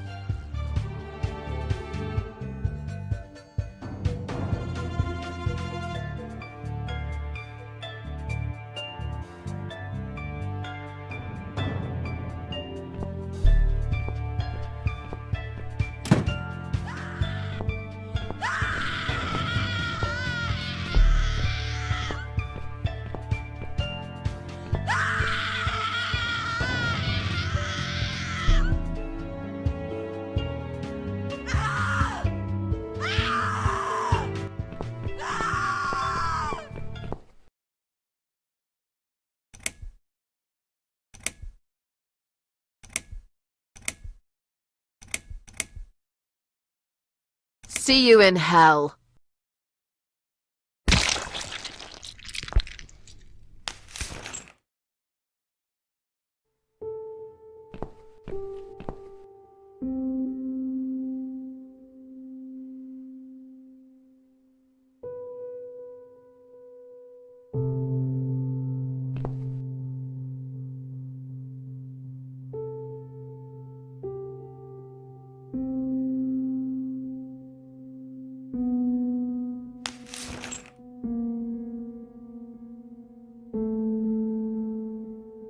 Thank you. Thank you so much. He would have killed me. Like the others. The animal. You gave him what he deserved. Who are you?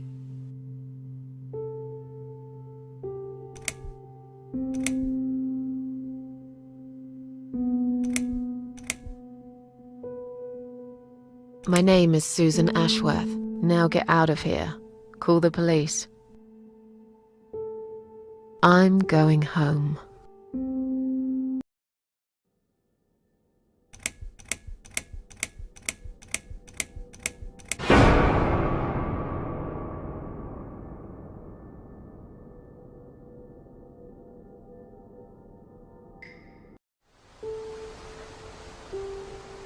Standing by the river, I wonder, do I need a stone? No. My heart is heavy enough. It will drag me down for sure.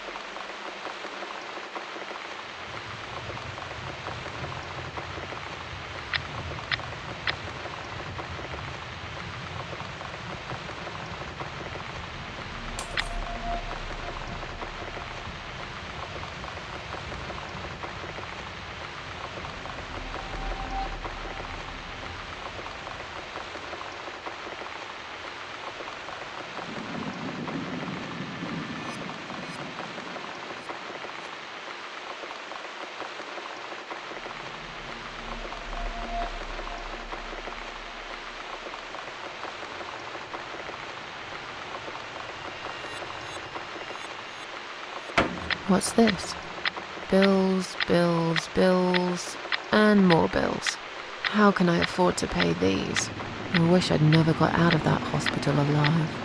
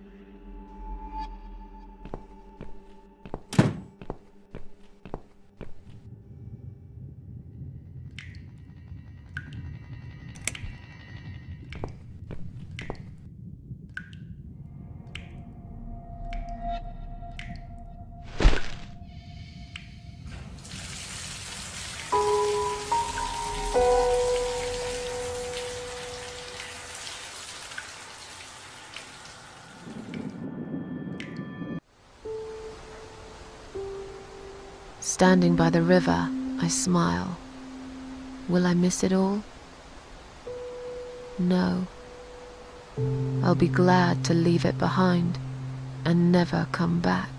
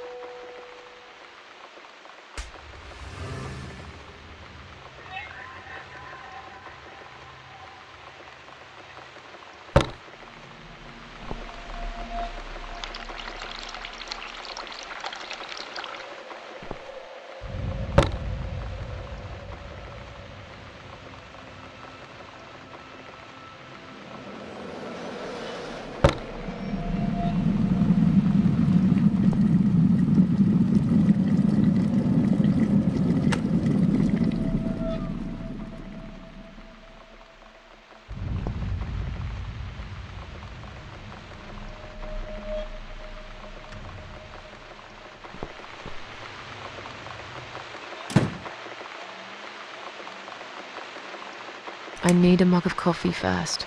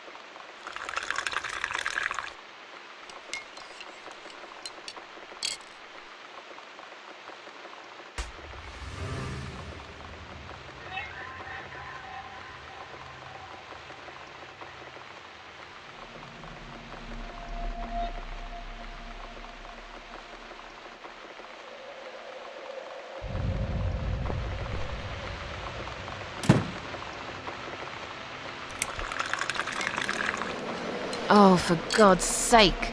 This milk's off. It's completely ruined my coffee. Why does shit like this always happen to me? I'll better pour it down the sink and start again.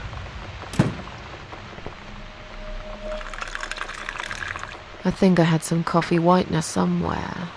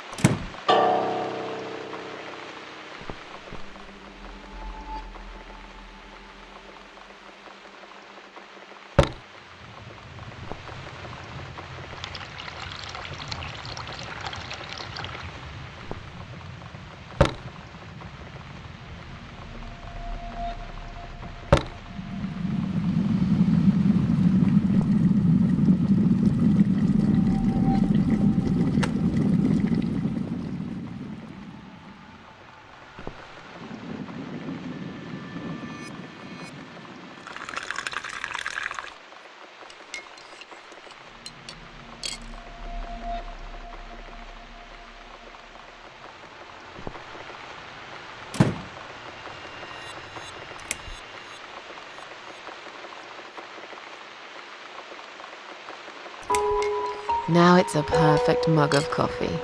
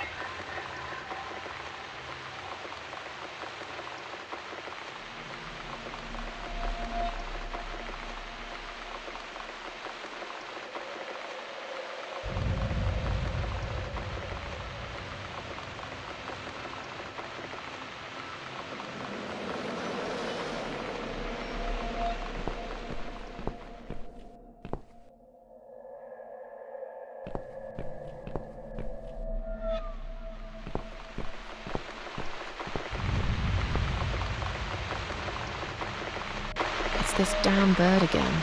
Go away! Shoo!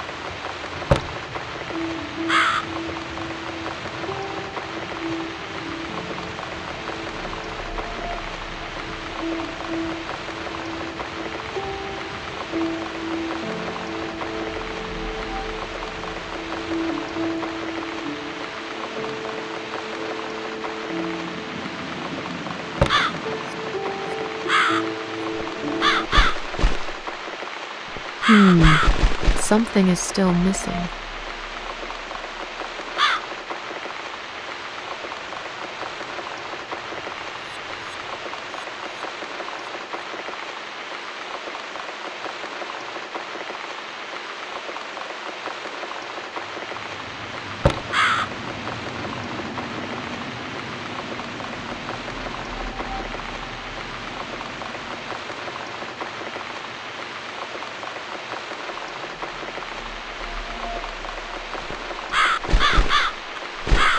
That's right.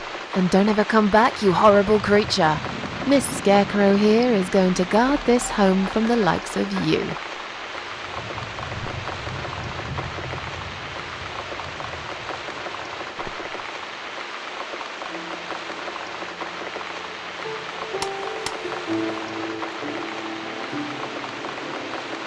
I'm back in my old life. But how can I restore what's been broken for years? So far, nothing seems to go right. Every little thing is against me. Maybe it's my destiny to lose after all. And now those parasites? Like if it wasn't enough. But I killed Dr. X. And I saved somebody's life. That felt good. It's getting late. I should summon the cats now. I want to see them tonight.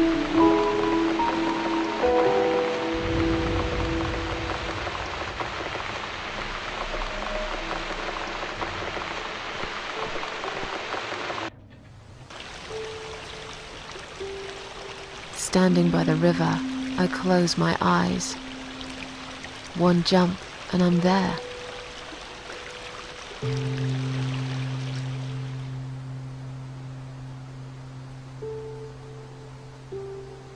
No. Someone jumped after me. He will never be my friend.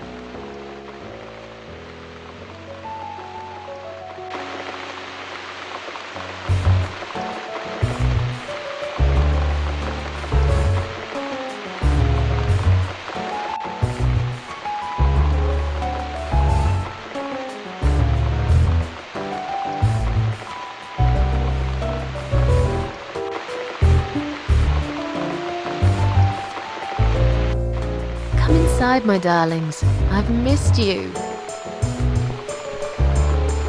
And who's that? Teacup! I bet you thought you'd never see me again. Well, make yourselves at home. Dinner is ready to be served.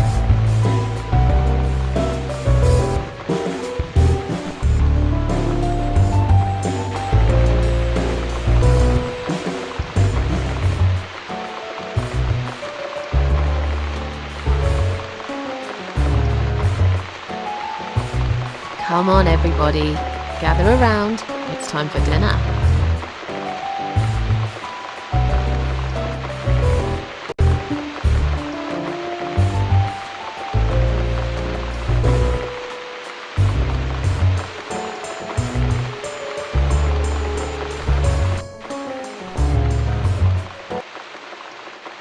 You never eat my food, Teacup.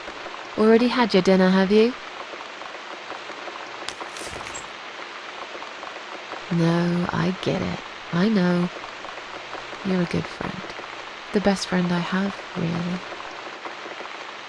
The only friend in the whole fucking world. You come over to keep me company and want nothing in return. I appreciate it. You should know.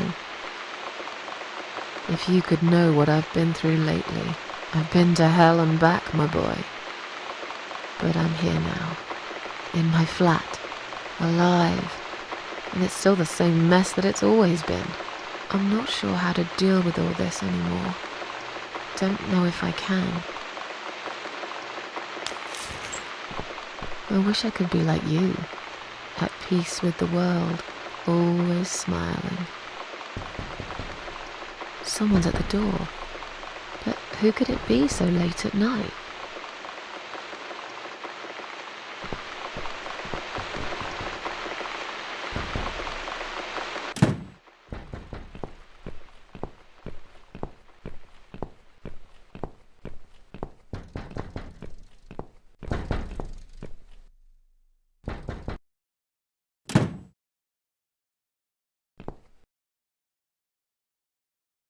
Are you out of your mind? Do you know what time it is? We've all had it with you and your bloody cats!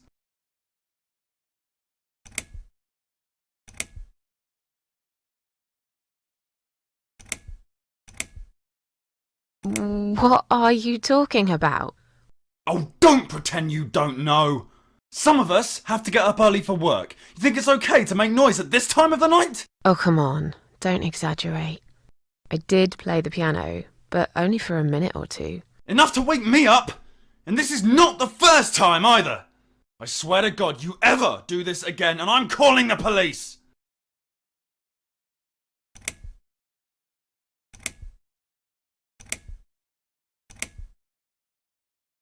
I didn't realise it was so late. I won't do it again. Maybe you should get yourself a bloody watch then, yeah? There are other people living here, you know. People with jobs. If this happens again, you'll see pest control stepping in, and it won't be pretty. Okay, fine. I'll keep it down. Good night.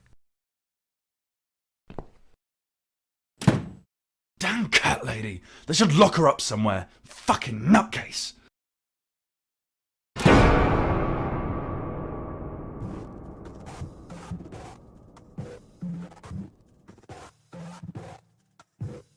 In my head it's like hell,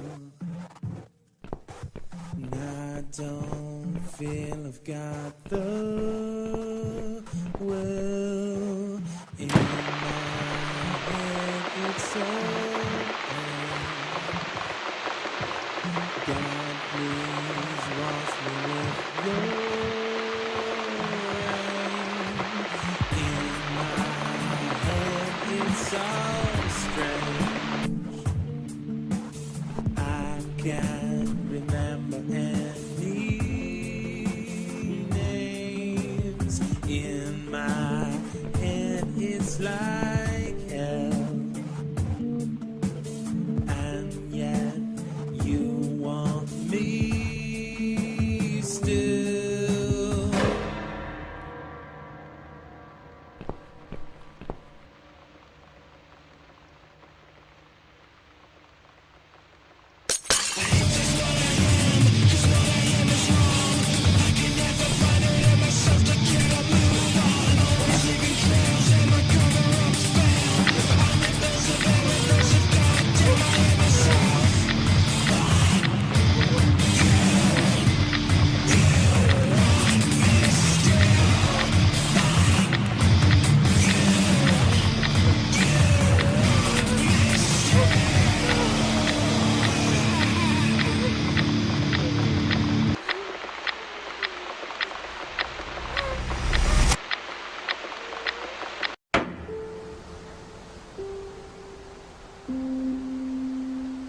Standing by the river, I'm thinking,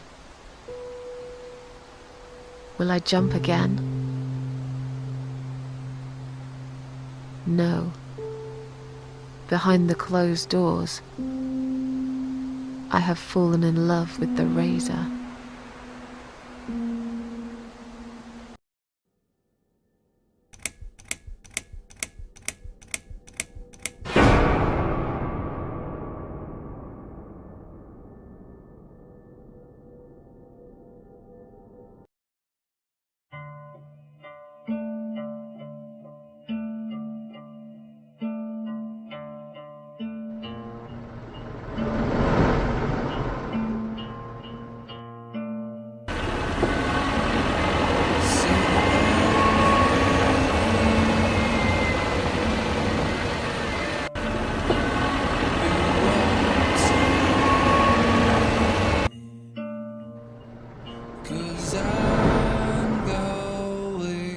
somewhere and you're not coming.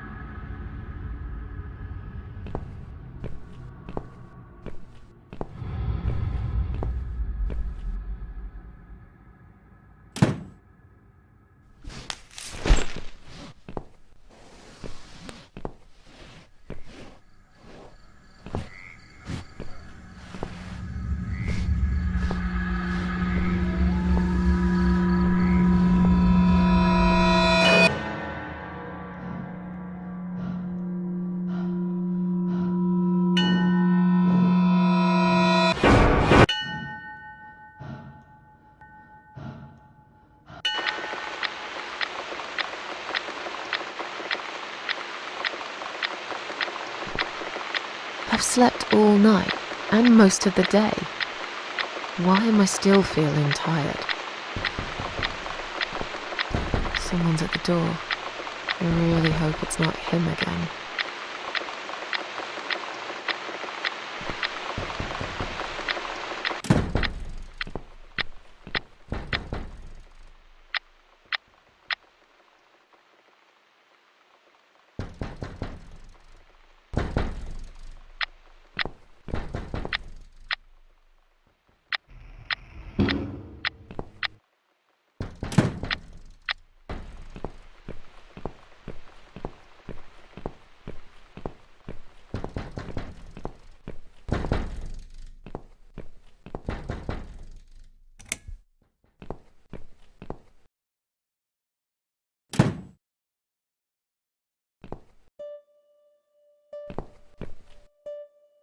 Hello, Miss Ashworth. How are you?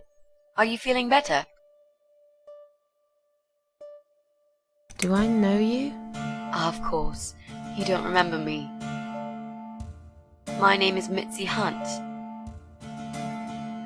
We met a few days ago. You were out cold at the time. Those pills you had worked real good. You probably had one too many, mind you.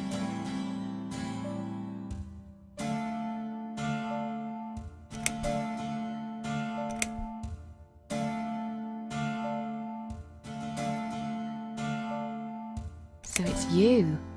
I had a feeling you'd turn up sooner or later. It is me, indeed. A girl who got in the way and fucked everything up.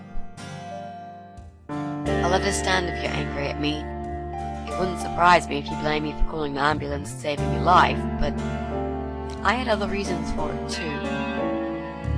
Personal reasons. It's important. It's important. That's why I came here the other night. To talk to you.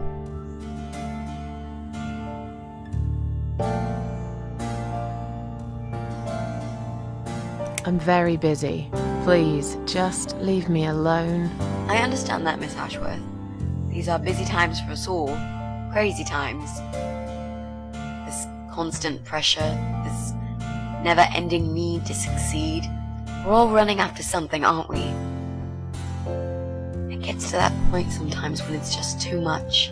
We can't cope any longer. I mean, how can we? Jesus, with all this shit going on. There are days I feel like just giving up. I wouldn't blame you if you felt the same. Sometimes I feel like I could just lock the door, get away from it all, you know, sit down, take some pills, go to sleep, give up. Just don't give a fuck anymore.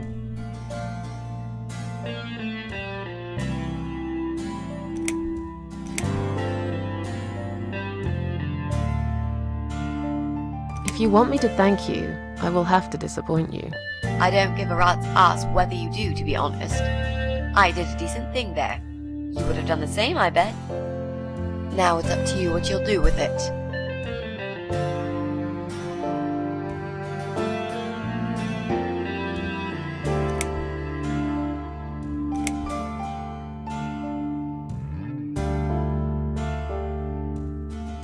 You're too young. You have no idea about these things. I do know a few things, actually. Maybe if you give me a chance, I could prove it to you.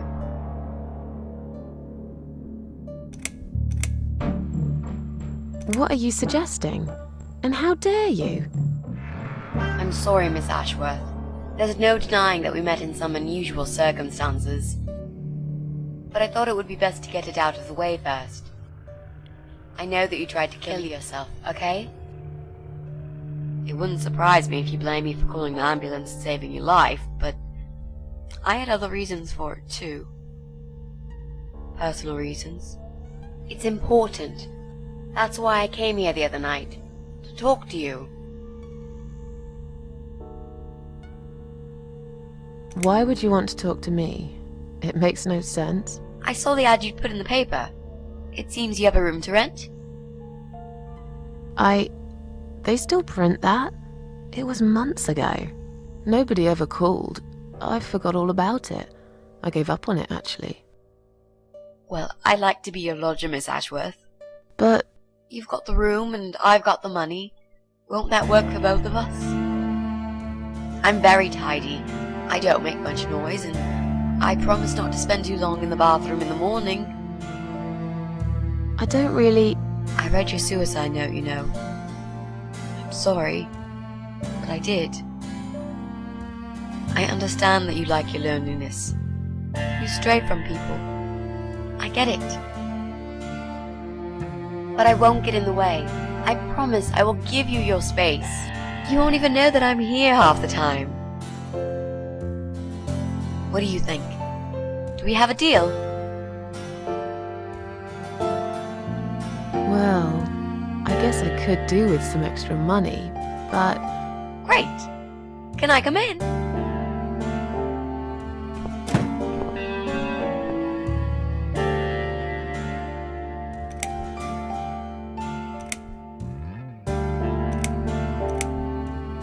You said you were my daughter at the hospital. You're a little liar, aren't you? How can I trust you? How should I know you won't slit my throat when I sleep? Jesus, what's wrong with you? Slit your throat? Are you always so suspicious of people? If I wanted to do such a thing, I would never have bothered saving you, would I? Just think about it for a second. I was trying to avoid all the stupid questions. I didn't know what else to say. That seemed like an easy option at the time. Otherwise, they wouldn't have let me come in the ambulance with you. And I wanted to see if you've made it.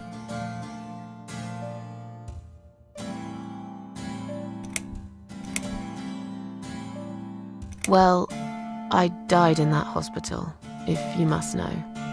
Oh. But not for long enough. It seems I must have been too attached to this shitty life I lead, and must suffer some more before I can rest. Jesus, Miss Ashworth. Why all this negativity? What in the world has made you think this way? Clearly the only thing you suffer is some nasty depression. Not that it's any of my business. But have you tried talking about it to a doctor? Yes, I have. Did it help? You must be out of your mind, MItzi. It did. How did you get in that night? I'm sure I locked the door. Well... Okay, I'll tell you. You won't like it probably, but I'll tell you. I picked the lock. You did what? Look, I know it sounds like I'm some sort of criminal, but believe me, I'm not. My dad was a master locksmith. He knew everything there was to know about locks. He taught me some of that stuff too. Look, I've got this little box. I always carry it with me. There are a few types of lockpicks in it. They're very expensive, custom made. It's now the only thing that reminds me of him. I see. But you know, it does sound like your father was really a burglar, not a locksmith. It's not important anymore. I guess it isn't. But what gave you an idea that you can pick the lock on my front door and just barge in uninvited? I heard the cats. They were going crazy. It was like if all hell broke loose inside. The noise they made. It was incredible. Like ghosts howling. And for a while, it turned into an almost human cry. Well, anyway, I kept banging on the door, but you were already asleep, in a coma or whatever. So I pulled out a sea rake and got the door open. You could say I had a hunch. A hunch. Great. I had a hunch that something was very wrong. And I made no mistake, did I?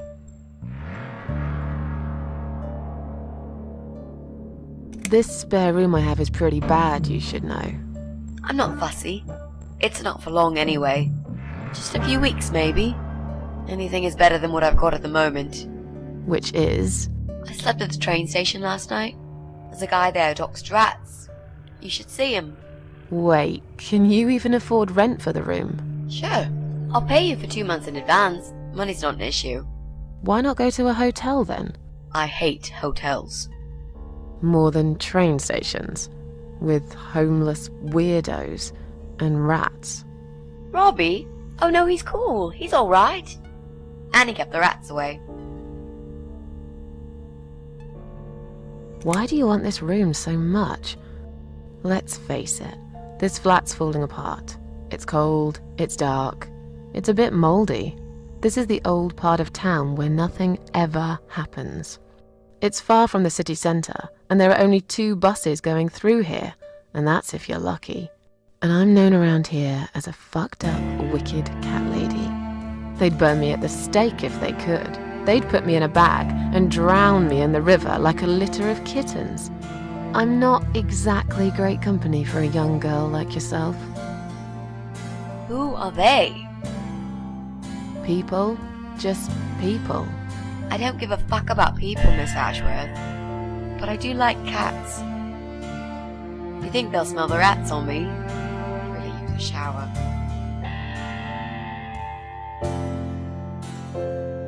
I'm sure you'll change your mind when you see it. I'd love to see it. And I'm sure it isn't as bad as you picture it. The window is stuck and it doesn't shut properly. It's alright. I like fresh air. There's clutter everywhere. I'll tidy up. It's got a funny smell. I'll burn some joss sticks to cover it up. I love joss sticks. Fine. I give up. Follow me. You can see it for yourself, if you're so stubborn.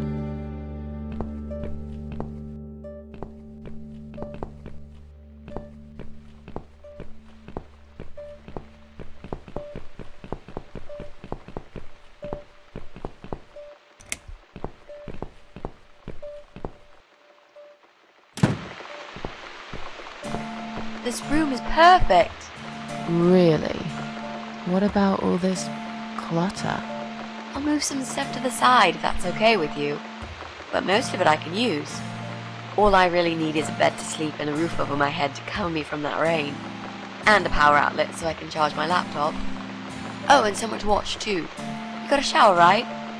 I'm dying for a shower.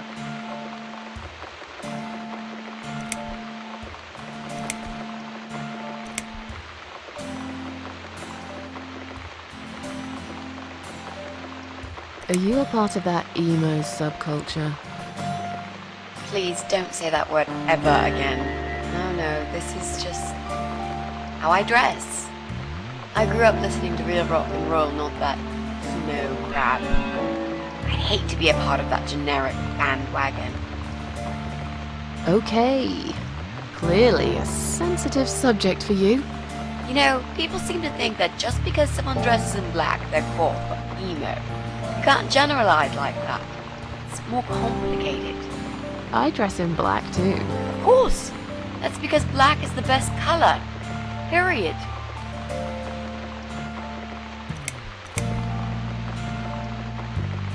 Is there anyone I can contact? For references? Well, I've never really rented a room before, so not really. I've lived with my mum all my life. Until recently, that is. I could give her a call. Oh, that would be a perfect spot for my poster up there. Yeah, sure, that'll be okay. You're not in some kind of trouble, are you? Do I really look like some kind of serial murderer to you, Miss Ashworth? I don't know. What do serial murderers look like anyway? A scar across the face, an eye patch, rough stubble. Those sort of things, I guess. That's a pirate you've just described. Just add a wooden peg leg and we've got a full picture. But who knows? I'm no expert on murderers. Not yet, anyway. You mentioned some personal reasons for staying here. Yes. It's a long story, though. I don't really want to bore you with all that personal crap. Okay. In that case, could you give me the short version? Yeah, alright. I'm looking for someone. I don't really know this person, but it's a friend of a friend. I only ever talk to this guy online, so I don't know what he looks like. I love this lamp. Does it work? What was I talking about? Oh, yes. I don't know what he looks like, but I know my way around computers. I managed to track him down. Turns out he lives here, in this building somewhere. What I don't know is which flat he lives in. There are 8 flats here altogether. He's in one of them, and I must just figure out which one. It shouldn't be too hard. What do you want from this person? I just want to talk to him. He's done something really bad. Something horrible. I need to talk to him to get closure, you know? Just talk. Are you sure? Yep. I want to meet face to face with him. That's all. You know, you've been asking me all these questions and I never had a chance to ask about how you're feeling. I mean, you've just gone through a terrible experience. You barely survived. I suppose I might be out of line to ask you this, but I'm really curious as to why you tried to kill yourself. What made you do that? What did you feel?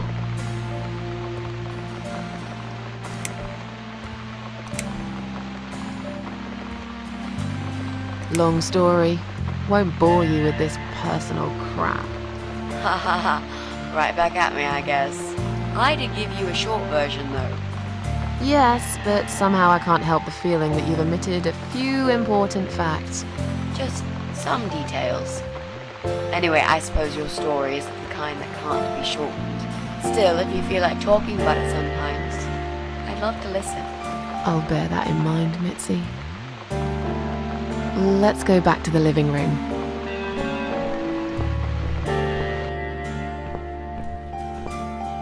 Room's great. So what do you say, Miss Ashworth? I hope you're not going to change your mind about this. Miss Ashworth?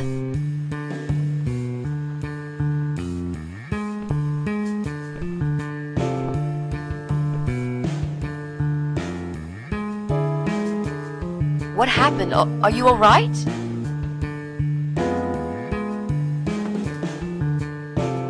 Go away! You have to go away right now. But why? Miss Ashworth, what's wrong?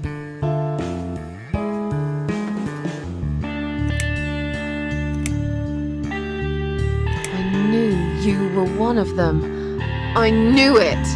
What are you talking about? Look, just try to relax. Everything's okay. But why you? Why would you want to do this to me? You have no reason. Calm down. I'm not gonna do anything to you, alright? I just want to rent a room. Nothing else. I promise. Damn, I even swear. I won't cause you any trouble. Okay? Just take a deep breath. Please explain to me what's happened. I'm a little confused here. Then maybe. Oh no. No. Just stay away from me. What? Are you deaf? Did I not make myself clear? This is not a good place for you. Where am I gonna go? It's late and it's pouring down with rain. I don't give a damn where you go. You can go back to the bloody train station for all I care. Anywhere. Anywhere but here. You're not safe here. You should leave. Now. Please, Miss Ashworth, I'd really like to stay. Don't throw me out now. Well, you can't stay. You can't. If you don't go, something terrible's gonna happen to you. Please, just leave me alone. I was perfectly happy before you came. I have my cats.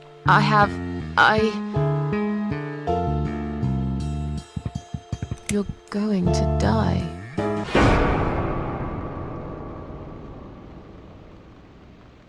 I know. Yeah.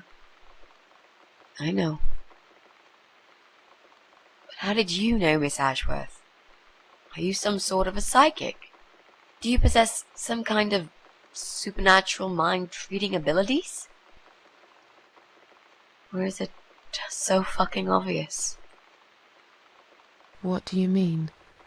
I don't know how you're going to die, but call it a hunch if you like. That's cool. A hunch. Well, I do. I know exactly. It's already started, as a matter of fact. Do you want to see? I'll show you. Here, Miss Ashworth. Take a good look, 'cause I'm not going to do it again.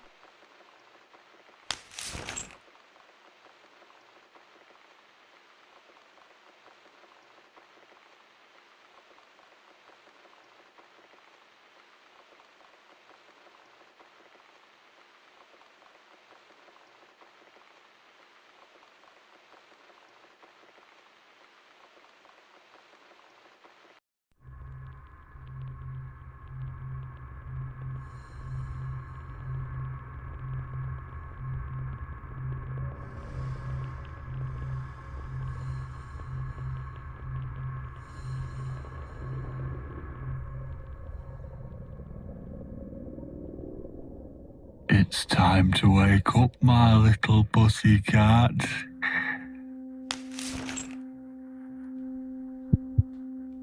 What's the matter, sleepyhead? Had a bad dream?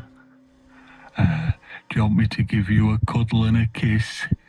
Take the nightmares away? What's the matter? Cat got your tongue? Well, don't you worry, my sweetest. I know a thing or two about pussycats. I can help. What do you say? Shall I take a good look at this pussy of yours?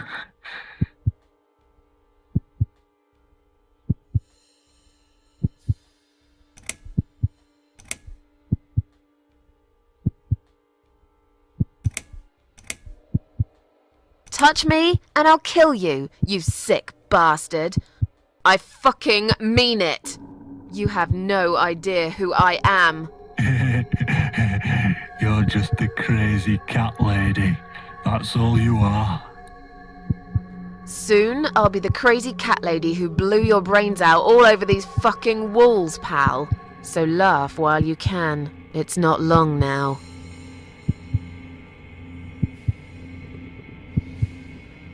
What's going on in there?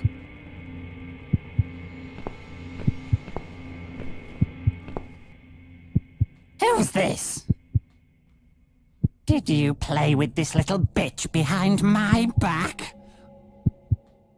'Cause if you did, I swear to God... Me? I'd never do that. You know me, honey. You're the only girl for me. This lady here will join us for dinner. That's all. For what? Take the goddamn mask off when you talk to me. You know damn well I can't stand it. And make sure you put it back in the van so you don't fucking lose it again. Okay.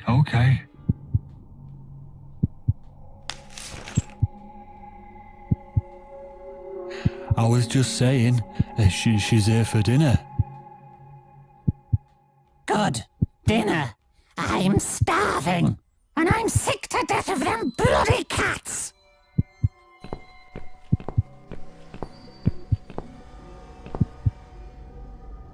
You nasty little whore! Trying to seduce my husband in my own home? How bloody rude!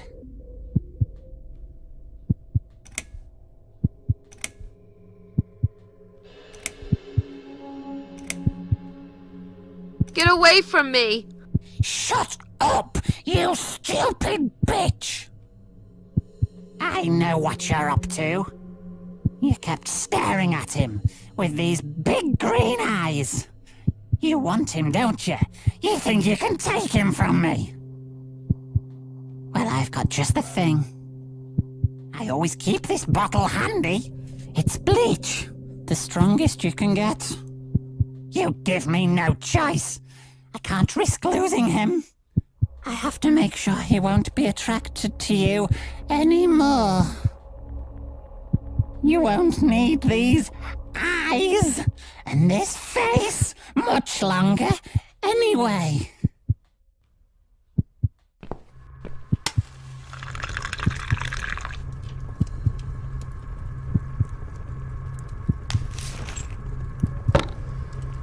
No one will do it right if you don't do it yourself.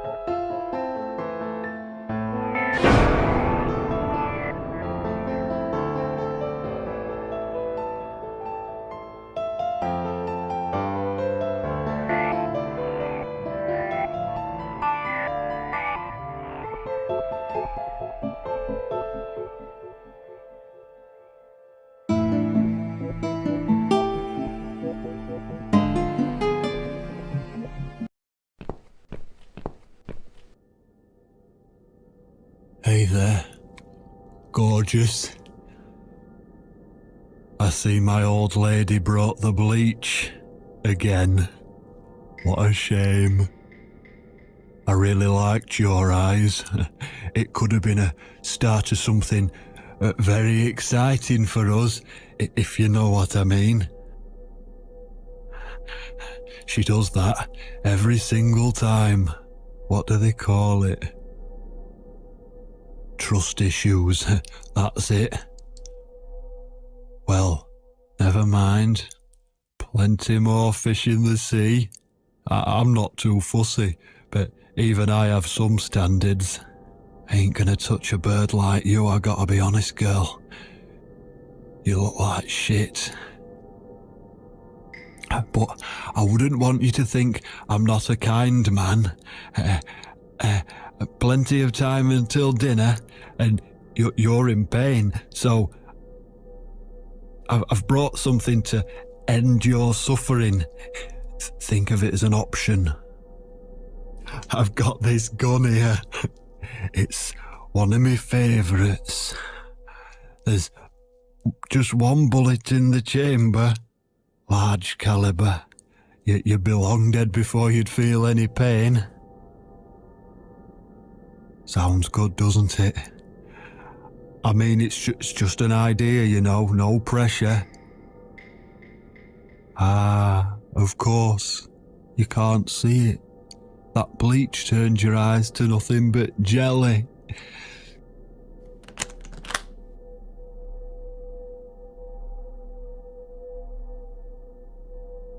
So I'll just leave it for you here. Feel free to use it. That bullet's meant for you anyway. I'd better go now. We won't want to get caught red-handed again, would we? You naughty minx.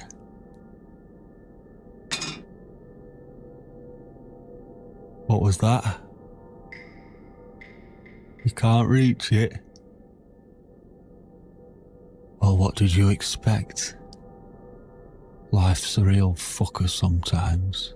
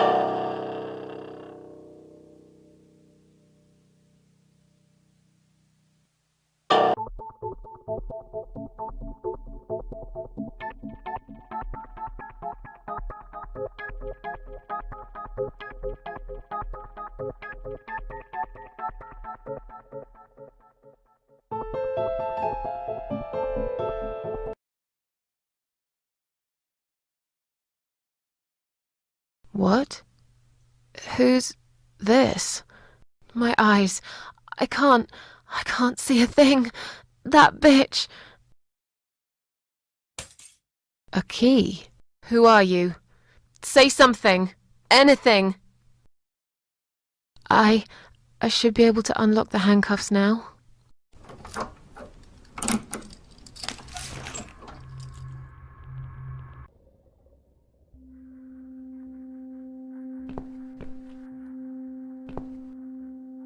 The gun! That idiot left his gun! No! No! I dropped it! Where is it? Where the hell is it?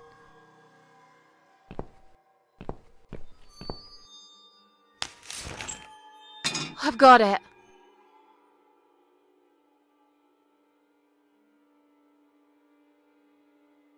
I'm sorry, MItzi. I have to break my promise.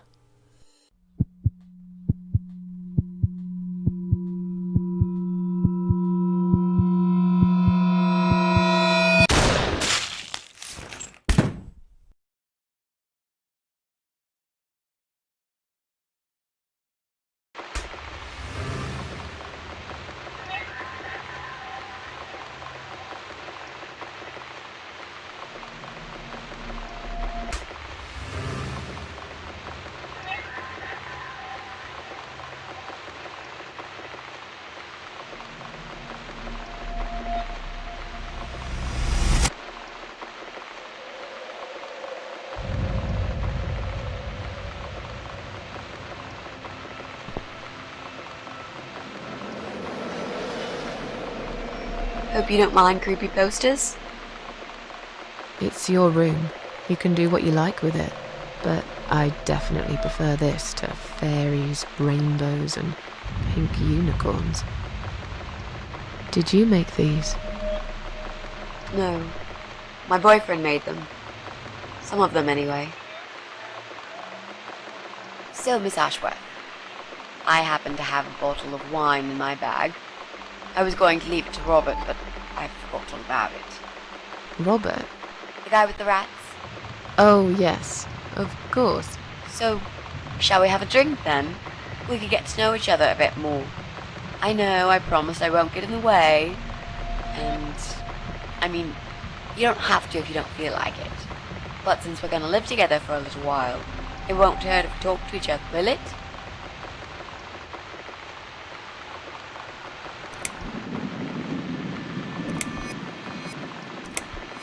Are you sure you can drink in your condition? It won't make me any worse, that's for sure. I'm not on any cancer medication. I feel good. The way I see it, I haven't got much time left, so I might as well make the most of it. That makes sense, I suppose. We can have a drink if you like. Great! I'll bring the wine. Oh, damn. It's one of those bottles with a cork. Have you got a bottle opener, Miss Ashworth? In the kitchen. I'll go get it, shall I? Yes, please. And while you're there, could you get a couple of glasses, too?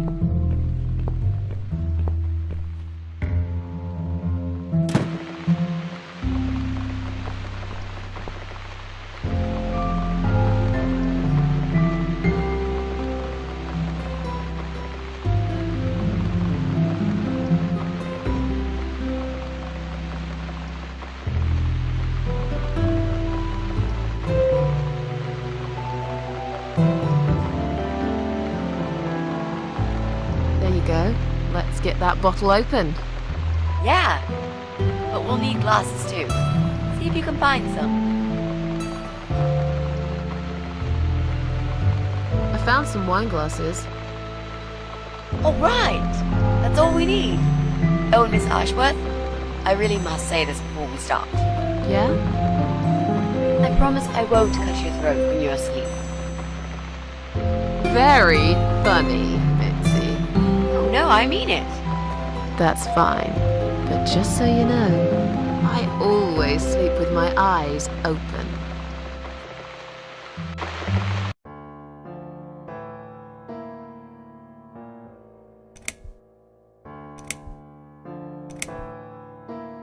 Oh, it's not raining anymore. Oh well, I don't mind rain. Sometimes I even like it. But according to weather forecast, there's a nasty fog coming. Now that I'm actually scared of. I got lost in a fog once, when I was just 9 or 10. I remember I sat under a tree crying, thinking some monster would appear right in front of me and drag me away. But now that you're a big girl, you know there are no monsters. Yeah? How do you know?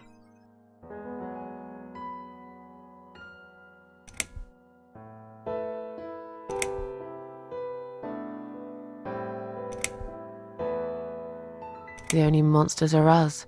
Murderers, rapists, arsonists. They're the real beasts. So far from humanity, they're no longer capable of feeling compassion or guilt. They're the ones we should really be afraid of. But whether they're lurking in the woods or fog or the darkness of our cellars, it's all irrelevant. You can't predict what happens. You can't do anything to stop it.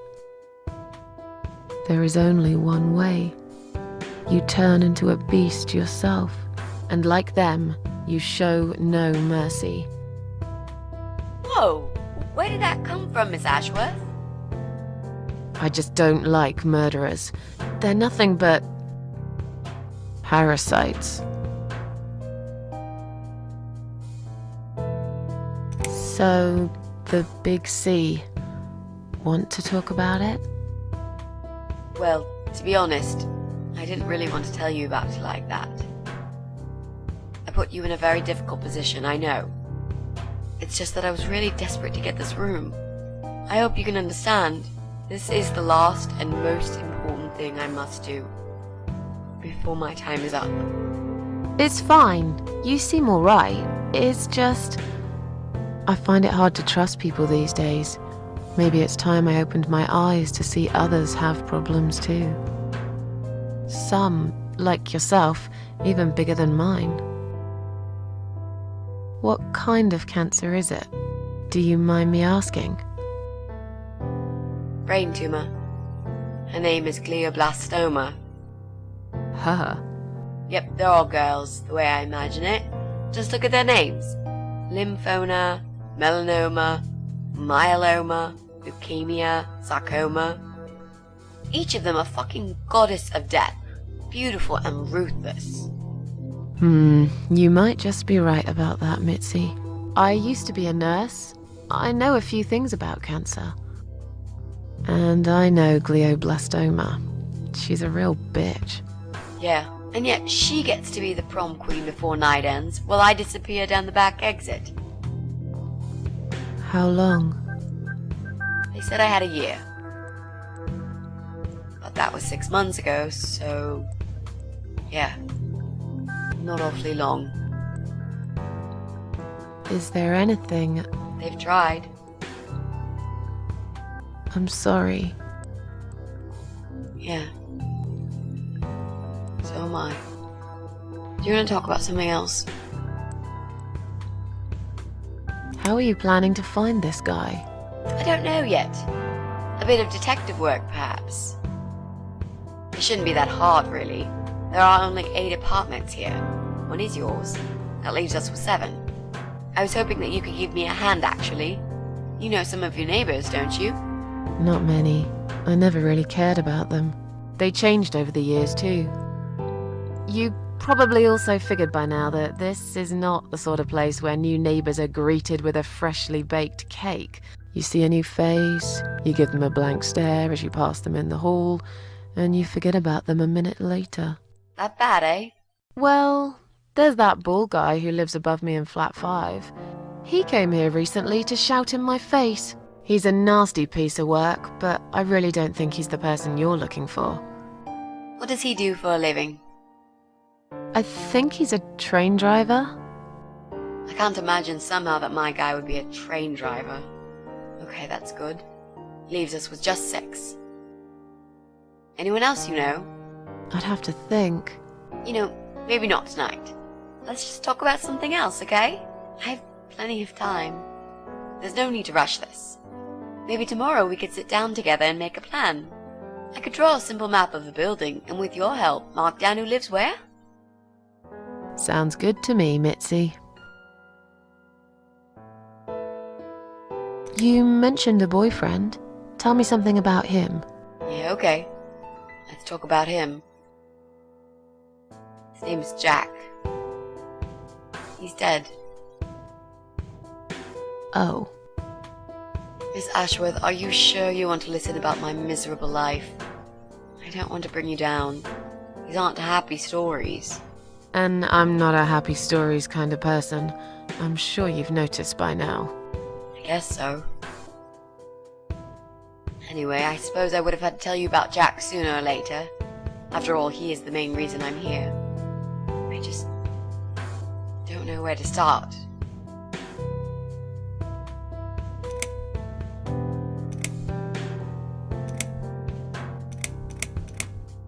Tell me how you two met. Oh, we knew each other for like forever. We grew up on the same street. It's funny how we seem to be made for each other. A perfect match. I always knew he was the guy for me, and I'm sure he never doubted that either. Jack was absolutely crazy about me. We thought one day we would marry, have children, be happy. I never had many friends because I had Jack. I didn't need anybody else. You know, if there's one thing I'm really grateful for in my life, it's that I got to experience this pure, perfect love. Some people go through a lifetime without knowing how it feels. I guess I've been very lucky. But all luck runs out sometimes.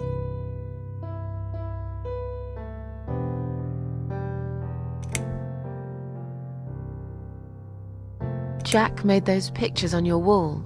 Was he an artist? He always liked all kinds of morbid stuff, whether it was music, movies, paintings. So do I, really. We had that in common, amongst other things. People say it's depressing to listen to sad songs or watch sad films, but I never felt that way. And yet, you are scared of fog? Oh, that's different. I might be scared of fog, but I like spiders. They're beautiful. You must be out of your mind, MItzi. No, honestly, there is a certain indescribable beauty in sadness. Just like there's beauty in the grey and ugly winter morning when you look past the obvious and notice what others can't see. You must love my apartment then. It's like Ugly took a vacation here and never went home again. How did he take the news about your cancer? He thought I was joking at first. He laughed. Then he got really angry. I swore to him I was serious, but he still wouldn't believe me. We had a big fight that night. It was our first and only fight. It was awful. He smashed some stuff. His guitar of all things was the worst. He loved that guitar. Why did he break it? He was absolutely furious. He walked out on me that night, and when he came back the next day, he was different. Begged me to try surgery and chemotherapy. I didn't really want those things, but I did the chemo for him. It didn't help. It just made me feel sick all the time. I felt trapped in this strange place where nothing that happened around me seemed real. Maybe that's why I didn't see what my cancer was doing to Jack, and it was destroying him as well. He changed. He became obsessed with death. It seemed death was all he ever thought about, even though it was me, not him, who was supposed to die. How did he die? How did Jack die?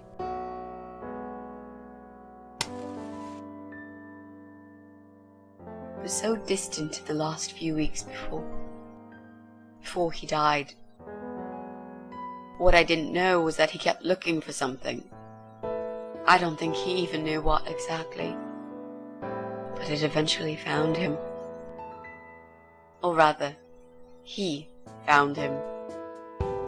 There are those forums online, you know, about all sorts of stuff. Fishing, computer games, horses, gambling, addictions. Everything, really.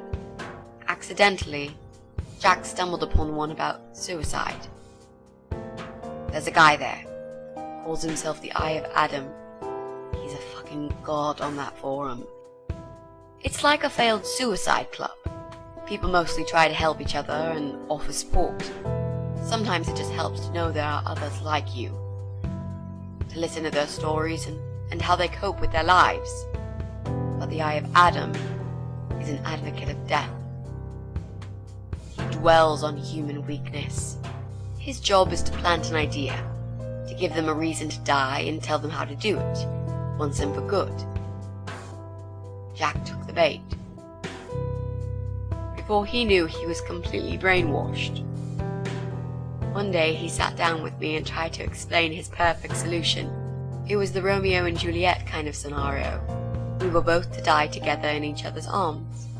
It was supposed to be a quick and foolproof death. There was no chance we would have been saved, all thanks to the Eye of Adam, who created a tool for perfect suicide.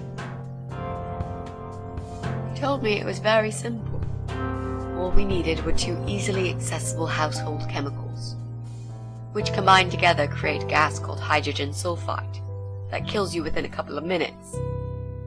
I told him he was fucking nuts, of course, but he just wouldn't give up. He reasoned with me, then he begged, and eventually just kept screaming at me. I figured it was his crazy idea of a modern romance, but it was downright tacky and just wrong. Finally, he said he would get everything ready and wait for me in our special place at dawn, 5 in the morning. Don't be late. Those were his last words he said to me. Then he stormed out. I cried for hours, thinking I didn't deserve all that from the person I loved most in the whole world. A few times I even tried to persuade myself that maybe he was right and I should do it. I just couldn't. I eventually fell asleep. I didn't plan it. My head was killing me. I was so tired. I woke up suddenly. I could see the sun rising out my window. It was nearly 5. In utter panic, I threw myself off the bed and ran out the door. I needed to stop him. I needed to get there before it was too late. But right there in my bedroom, before I even left, I already knew it was. When I arrived at our special place, it was already bright. We used to go there in the past, drink wine, sometimes smoke weed and listen to Pink Floyd, sometimes make love in Jack's car. There wasn't really anything special about that old parking lot. But else there was. It was completely abandoned. It was quiet. It was safe. After that day, I've never gone there again.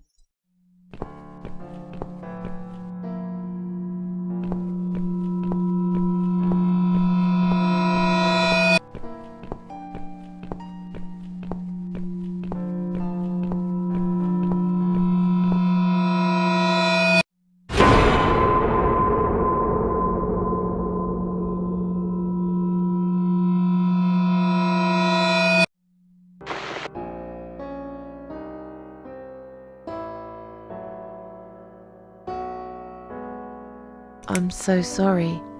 I think now I understand. He loved you so much, he couldn't bear the thought of living without you. And that guy, the Eye of Adam, I'm not surprised you want to find him. I know I would. I'm not sure if I should believe that you only want to talk to him. But hey, that's none of my business. I wouldn't know what I'd do if this happened to me. Good to know, but I really just want to talk. I want to face Jack's killer and tell him what he's done to me. You know, the funny part is, he actually told me where he lives. He wants to meet me. Would you believe that? How come?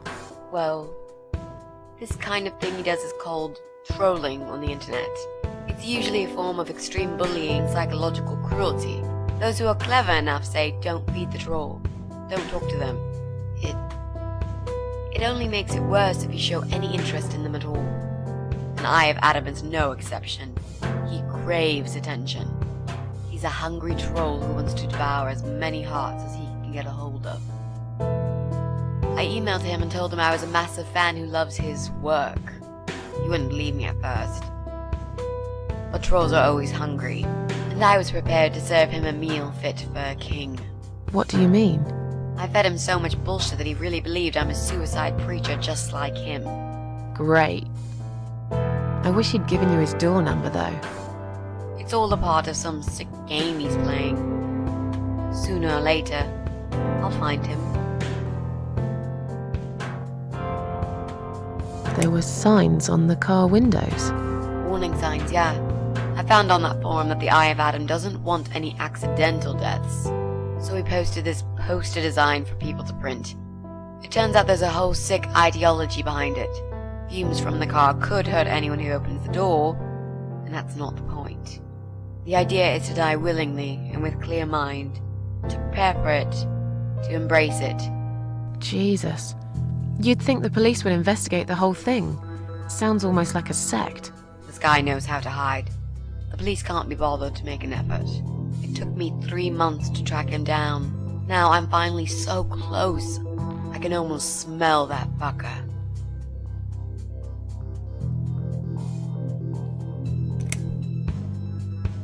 How strong is that gas? Extremely deadly, it turns out. It kills in minutes. It's that stinky stuff that smells like rotten eggs, you know? At high concentrations, it can knock down an elephant. What are those two chemical products? Well, I'm not sure if you want to know that. I get it. You don't want to tell me because I'm a fucking suicidal maniac. Is that it? No, Miss Ashworth. No, I didn't mean it like that. Okay. Maybe to some extent.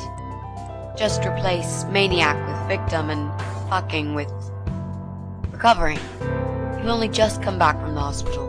Whatever it was that made you do it, you proved you are capable of going through with it. I don't know you long enough to tell you if you're completely over it now.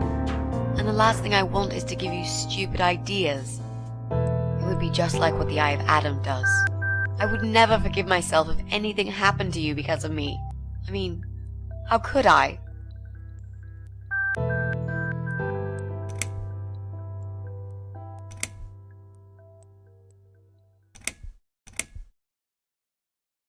What if I promise to you I will never do it again? Okay.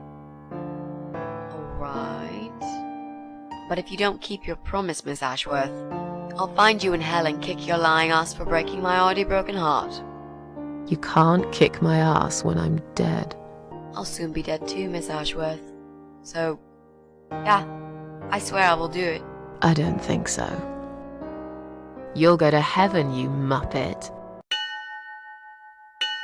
The recipe for this deadly cocktail is very simple. Any good housewife can make it in a blast.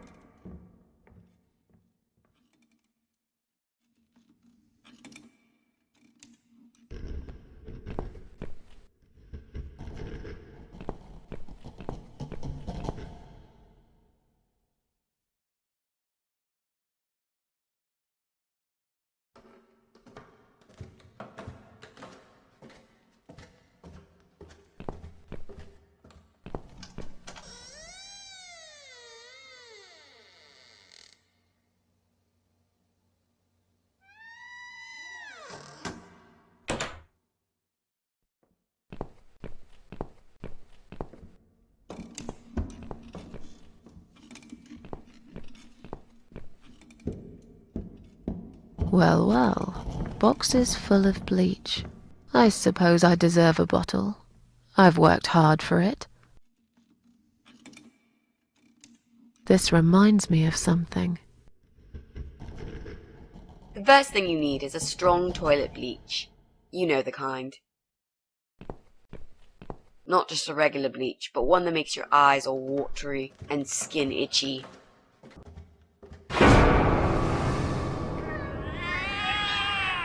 What's going on? Something is wrong, Mitzi. The cats are alarming. That's exactly like when I found you, Miss Ashworth. We've got to check what's going on. Oh, I'm really sorry, but there is no way I'm going out in this fog. Fine. I'll go on my own then.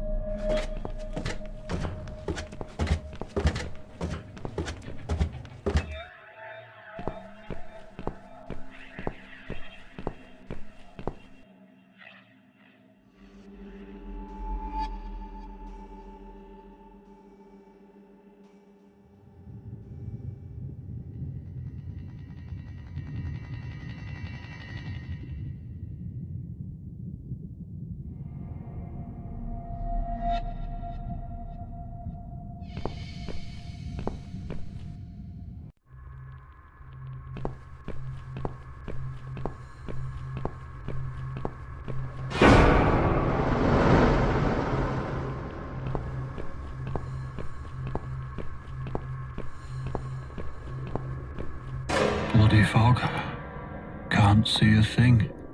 Someone could be getting murdered 2 feet away, and not a soul would notice. But still, it could be worse.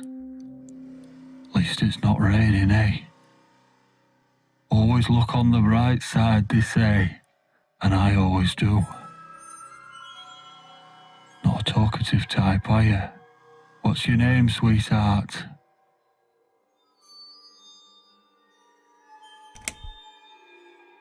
Don't be such a scaredy cat, sweetheart. You're Susan, aren't you?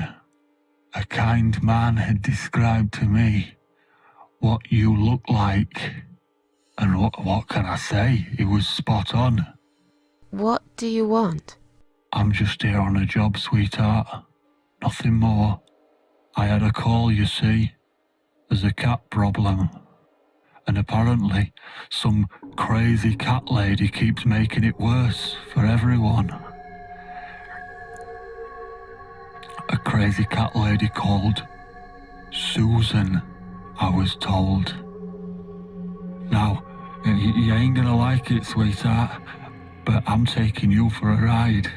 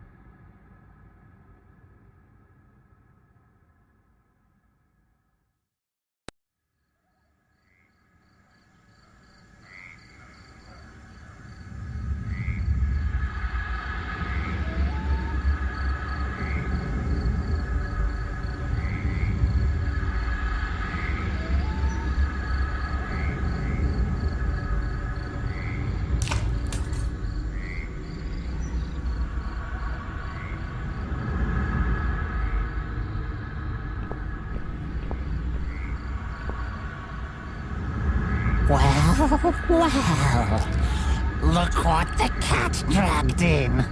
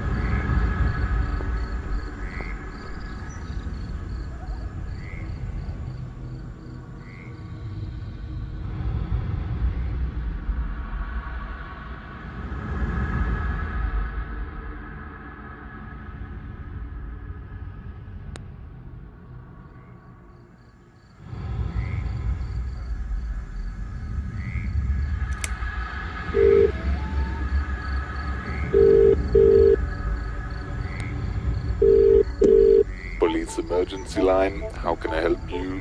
My name is Susan Ashworth. I've been kidnapped. These people are crazy! They're going to eat me alive. I don't know what to do. Please, you've got to help me. Please. What's your home address and postcode, Mom? What? It's irrelevant. I've been kidnapped. I'm not there. I'm afraid I need your home address to confirm your identity, Miss Ashworth. It's flat 4, 12 Helen Street, EX4422DL, okay? Now please, do something. For God's sake. Calm down, Mom. Who's kidnapped you? I don't know who they are. They didn't tell me their names. No, but wait. He's an animal control guy. Drives a white van. He's got a wife. She poured bleach down my face. Bitch. They're just mad. Won't stop at nothing. I'd run away, but there's this fog, and I have no idea where we are. You have been kidnapped by a married couple, is that correct? No, not just any married couple. Don't you understand what I'm saying? These people are fucking serial killers. There's blood and bones everywhere. I mean, some of it is cat's blood, but there's human blood too. I told you, they eat stray cats and dogs, and they eat people. They're sick. They make me sick. Is this a case of family disturbance, Mom? What? No.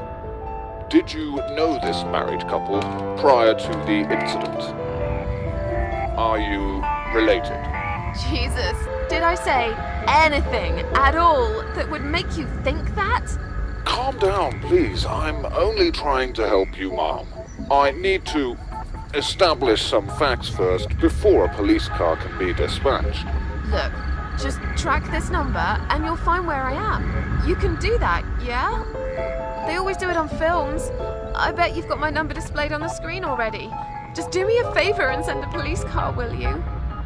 Of course, Mom. Stay on the line. Did you witness cruelty to animals? What? You mentioned cat's blood. Was this married couple cruel to animals? If so, I will put you through to animal welfare services for this area. Would you prefer that, Mom? Are you joking? No, I would not. Okay, please hold the line. Hello? Miss Ashworth, are you still there? Yes, of course I'm still here. According to our records, you've recently discharged yourself from the hospital. Are you currently undergoing treatment for any mental health problems? No, it's not like that. Miss Ashworth, please listen to me very carefully. I can connect you with the on-duty doctor at the RCW Hospital's mental health unit where you received care recently. They can help you. You just have to talk to them and explain what's on your mind. I'm not fucking crazy. So, that's it. You're just not going to help me. We are not qualified to provide psychiatric help, Mom. It's best if you contact your doctors. Would you like me to give you their number in case you'd prefer to call them yourself? Oh, don't bother. I'll take care of it myself. Thanks for nothing. Goodbye.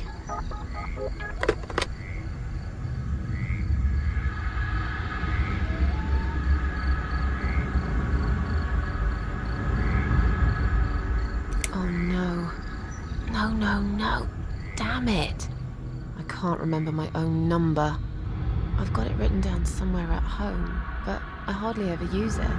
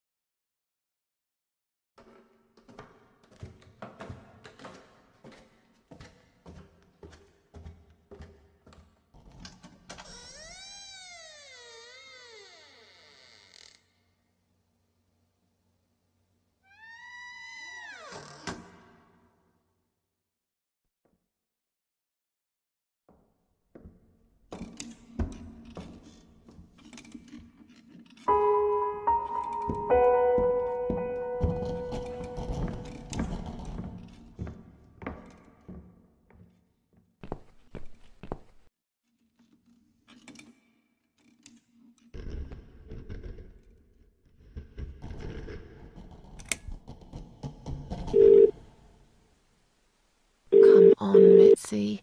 Answer the phone.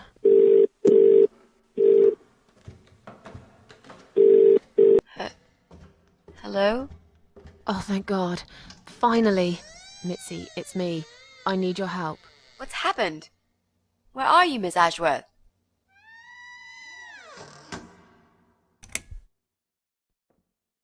You have to call the police. Yes, of course, I will, Miss Ashworth. But, wait. What should I tell them? Do you know where you are? No idea. Out of town, somewhere? Have you tried talking to the police yourself? Yeah. They think I'm nuts. Shit. What are you going to do then? I'm going to take care of it myself. No one will do it right if you don't do it yourself. I heard someone say once. Oh, God. I wish I could do something. Anything. Just call them and say that I've gone missing. Maybe they'll put two and two together and actually take my call seriously at last.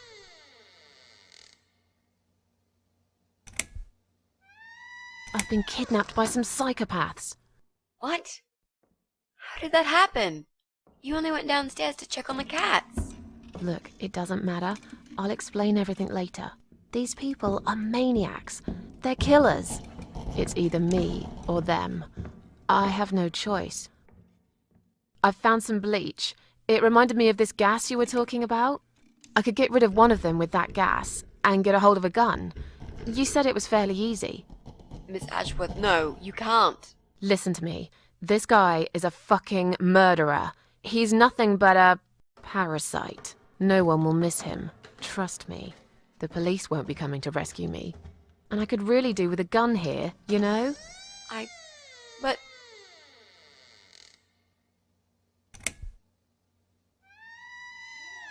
What's the other chemical, Mitzi? Tell me! Now!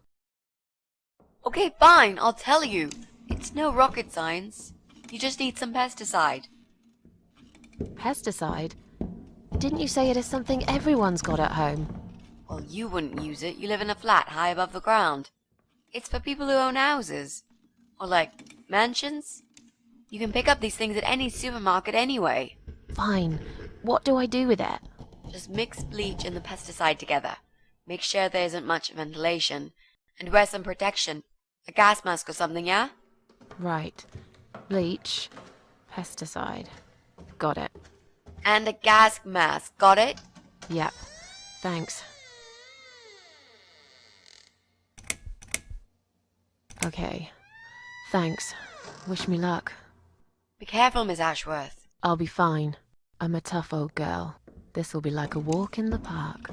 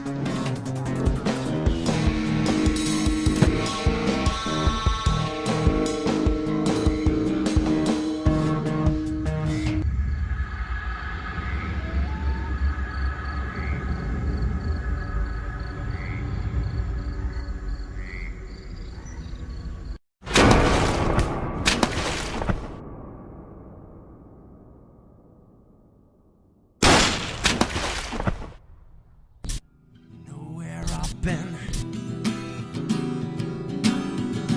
Do you know what I've seen? Do you know where I've been? I've been for the broken machine.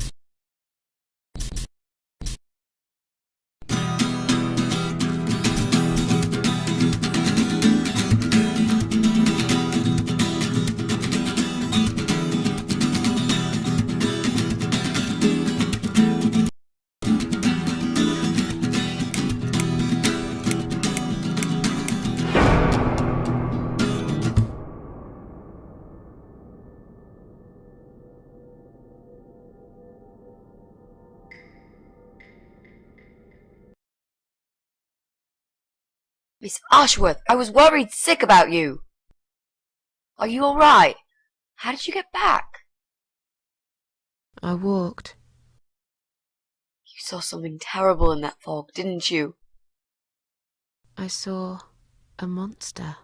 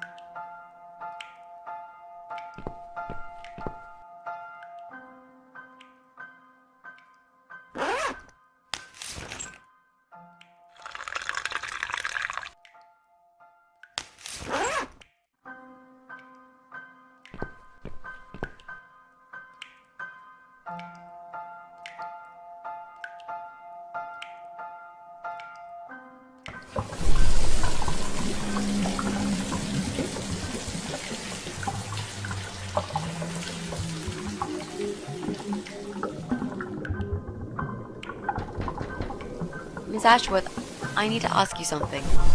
Can I come in? I'm in the bath. Is it something important? Yes, very important. The fate of the world depends on it.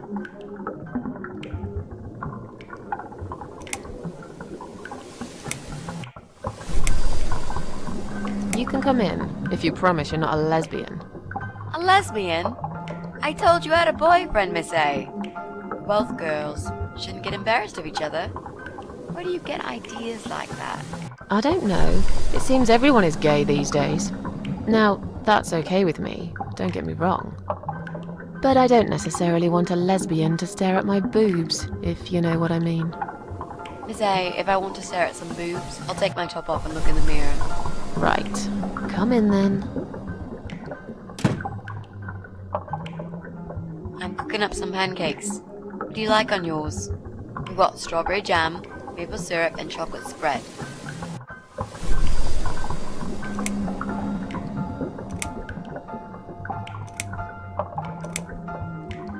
Is that the reason you're interrupting my bath?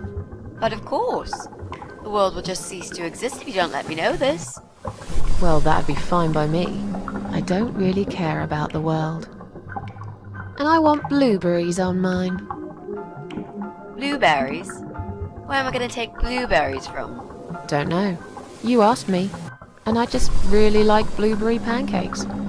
You're impossible, Miss A. What jam did you say it was? Strawberry. That'll do. I'm so full up. Where did you learn to cook like that? My dad taught me. He was the king of pancakes. I'll wash up, if you like. I can do that. I like washing up. You do? Really? Really. I'm a good girl. And this is my treat for you, after all. Looks like we've got the rain back. I almost felt like something was missing. Do you think it will ever stop? I mean, what if it doesn't? Then it will rain for 1,000,000 years. I'm not sure I get it. What's the point of that? What did you say it was called again? For the third time. Social network. Why is it so difficult to remember? I just find the whole idea really stupid. Why would I want to tell people that I'm having a shit day? So maybe you would feel better for sharing it with your friends. But I don't have any friends. No, you wouldn't with this attitude. You, on the other hand, seem to have 274 of them? How is that even possible? Well, what can I say? I'm very likable. Wow, that's pretty cool. So, they come every time you play the piano? Yeah, I don't really play that often. Mostly when I feel really sad. Maybe I actually play more often than I thought. You saddo. I know a song written just for you. Remind me to play it to you sometimes. It'll cheer you up. It's called All Flowers in Time Bend Towards the Sun. Flowers, yeah. Of course they do. Do you know it? It's written by Jeff Buckley. He would have been bigger than Cobain, you know. I never heard of him. No, he probably didn't. He drowned in Mississippi when he was only young.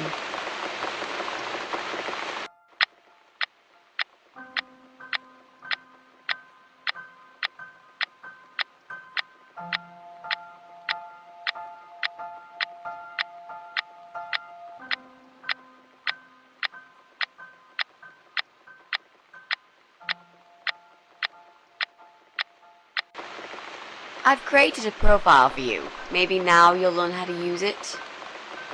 What am I going to do with it? Just look for people you know. Invite them, talk to them. It's a good way to keep in touch. Maybe you could refresh some old friendships? I don't know. I can't think of any names.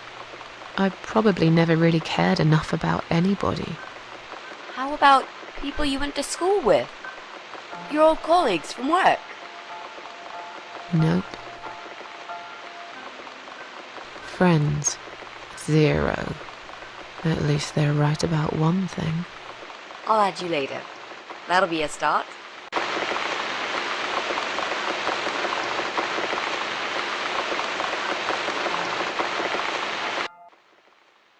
I made us some coffee. Sit down and talk to me for a moment. I'm having a bad day. Could do with some company. Sure. Coffee sounds great.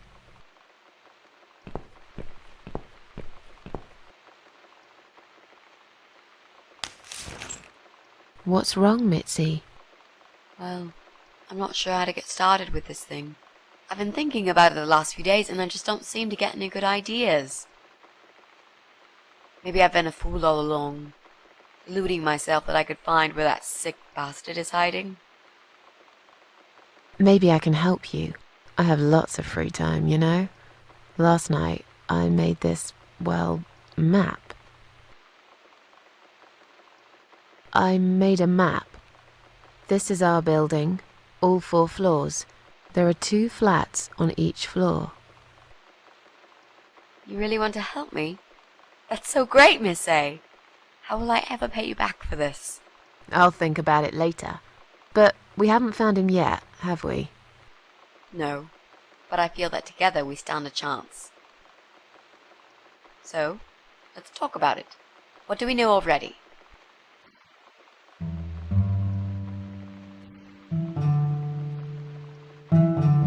I know that rude, bald guy lives in flat 6. I told you about him, didn't I? I think so. It's that guy who came complaining about the noise, right? Right. That's Brian Palmer. Let's mark him on the map. What else do you know about him? Not much. Wait. I remember some woman lived there with him. I've not seen her for ages. They must have split up. Could he be our potential suspect?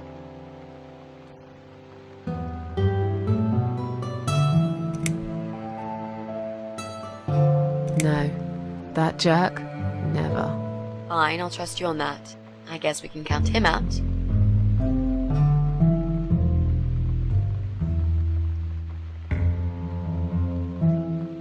I'm pretty sure one of the flats is empty. Which one? I think it's the one on the first floor.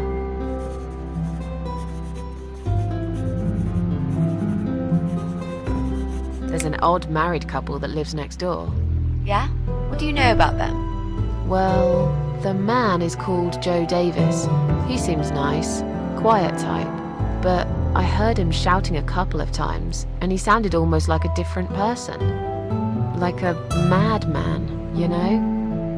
I gather they must have some serious relationship problems, and they're trying to sort them out behind closed doors. It's impossible to hide this personal dirt from your neighbours. I know it's none of my business, but I can't just plug my ears and pretend I don't hear what's going on there. And the wife? Ivy Davis. Or is it Sophie? I can't remember now. Anyway, she's very polite, always says hello when we pass by each other in the hall. She's one of those size 00 ladies, so skinny you could easily take her for a coat rack. A walking skeleton. I bet she only eats a leaf of lettuce a day, or nothing at all. She looks quite ill, actually. Anything else? They used to have a cat, Lucifer. I often wonder what happened to the poor little chap.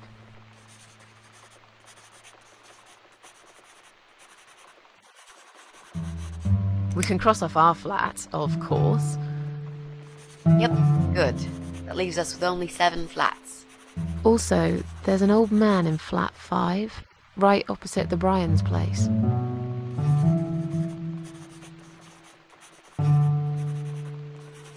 There are strange noises coming from flat 7. Interesting. What kind of noises? Like screaming, explosions, guns. Then there are threats and insults shouted very loudly at someone. I think I might know what's going on there, but it's worth checking anyway. Do you know the person who lives in that flat? No, I don't. It's the top floor. I have no business going up there. All I know is what I overheard from neighbours' gossips.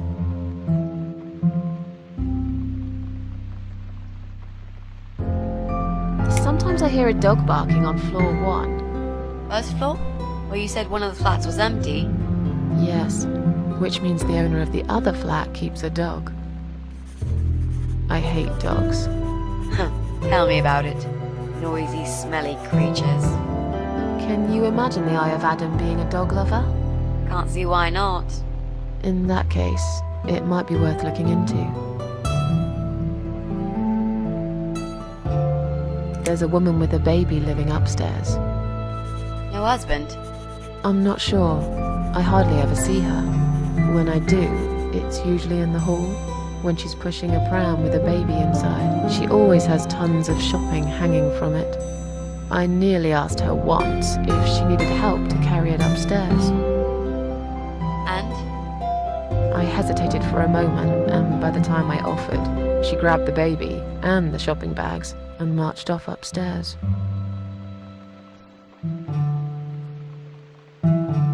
Okay, I think that's all that we know at the moment.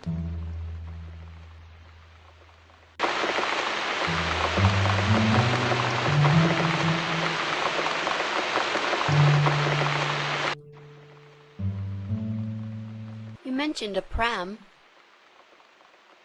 This reminds me, I found an old baby pram in my bedroom among all the stuff. Do you have kids, Miss Ashworth? You never talk about it.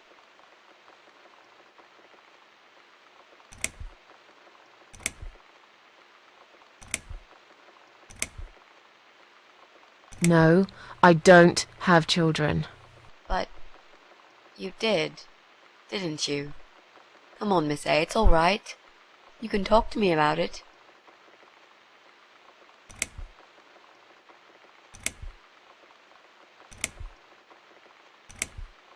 Do you see any kids here?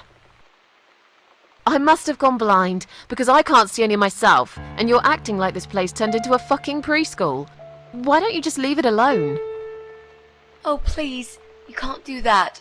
I'm feeling really guilty now. I didn't mean to upset you. I just really want us to be friends. I swear to God I could do with one.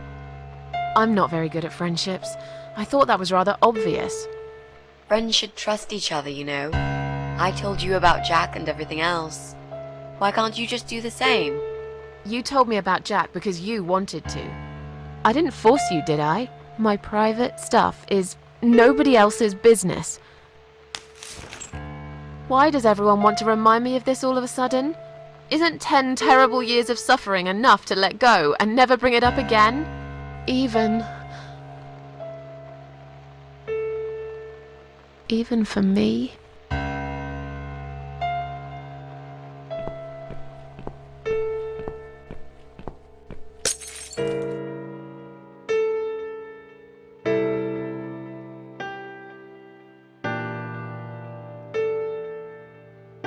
Miss Ashworth, I'm so sorry. Your mug, it was an accident.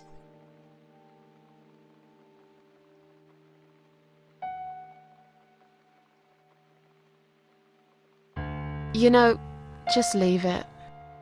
I don't even care anymore.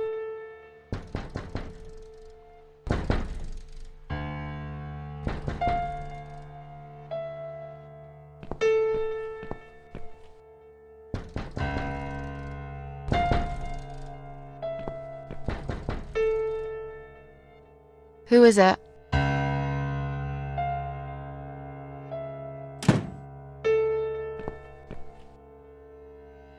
Flowers.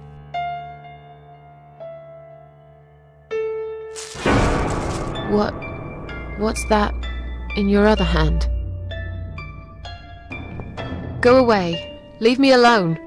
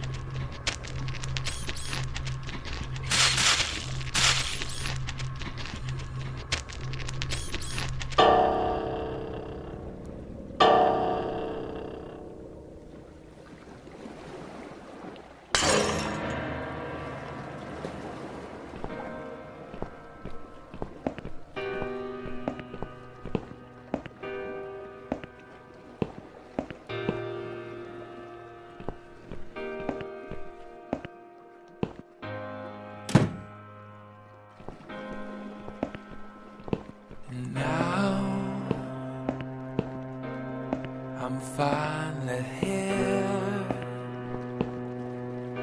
What have I won? Where are you, my dear? Oh no, it's dead. Oh no, what's this? Not a single sound reaches my ears. Well, maybe it's this vacuum. Goodbye, other world.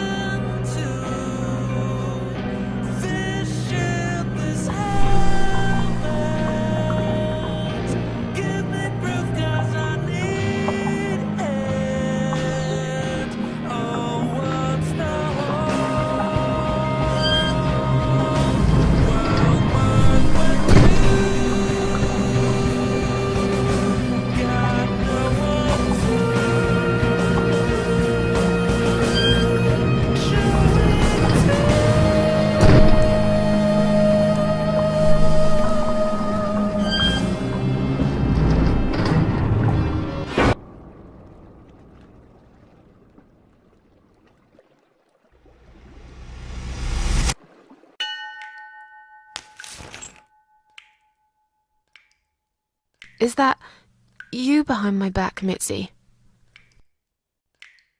Miss Ashworth, I thought you were dead. I saw that man hit you right in the head. Me? Dead? No. No, I'm a tough old girl. You can't kill me that easily. Stop asking stupid questions. We have no time for that. Let's calm down, yeah? Yeah, okay, I can do that. What's this? Duct tape? Yeah, he had loads of that stuff.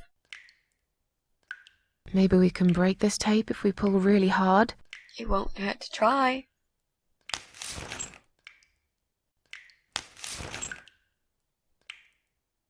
It's pointless. We're completely wrapped in this damn tape. We're cocoons, stuck in a web, waiting to be eaten. But where's the spider? He's gonna play with us first, isn't he? Pull yourself together and stop talking shit. I can't think properly.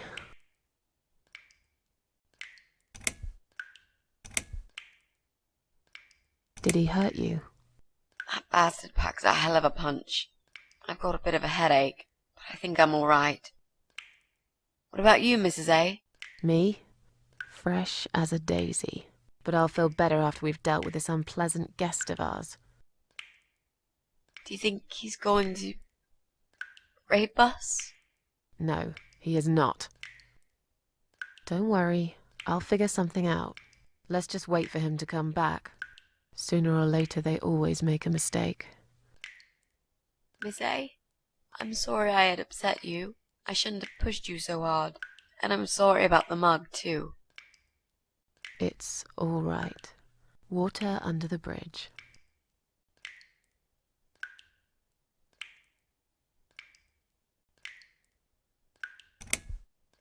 So, any ideas? Not that many, really. None at all, actually. I'm sorry. And you? What do you think we should do? We should kill the fucker. With what? We're tied up. Are you going to headbutt him to death? I will, if there's no other way. Come on, there's got to be something more sensible we can do. I'm not gonna die here. Not like this.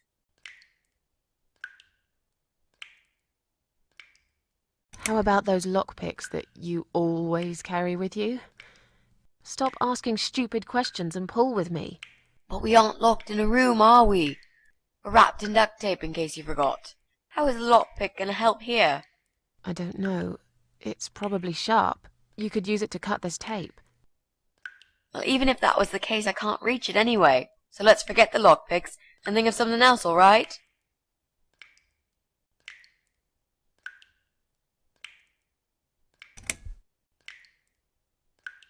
Let's use this sharp knife to cut the tape then, shall we? What? You've got a knife? Yeah, but I'm sorry. I just remembered I can't reach it. So let's forget the knife and think of something else, yeah? Oh, you are a nasty piece of work, Miss A. I really believed you had a knife. You shouldn't joke about it, you know. It's cruel. It wasn't a joke. I lied to you. And you lied about the lockpicks, didn't you? You don't really have them. Who are you to call me a liar? I can't reach the damn lockpicks. It's the truth. Really? Yes, but clearly my word isn't enough. You know what? I'll show you when this is over. If we're not chopped into little pieces, packed in plastic shopping bags and dumped in the trash, that is. Maybe it won't come to that. He might just throw our bodies in the river or bury them in the woods. Maybe there won't be any shopping. Always an optimist.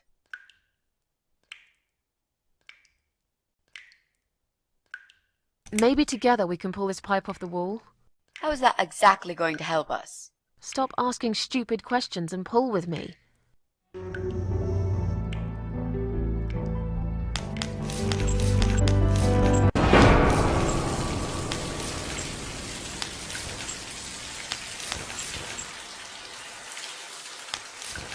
Great, that's just what we needed.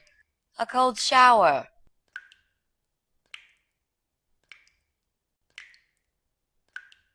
I used to like flowers, you know, like everyone else, or even more. There was this guy. I should have told him from the start I wasn't interested. But I didn't. Maybe I was interested. In a way, probably. Flattered would be a better word. It was 10 years ago. I can hardly even remember him now. He did that thing every week, because he knew Eric was at work, and I was in the flat, alone. So every Friday night I'd get flowers delivered by a courier.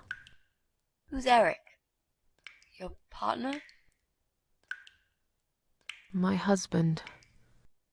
He was a taxi driver, worked every weekend, and I was still on maternity leave.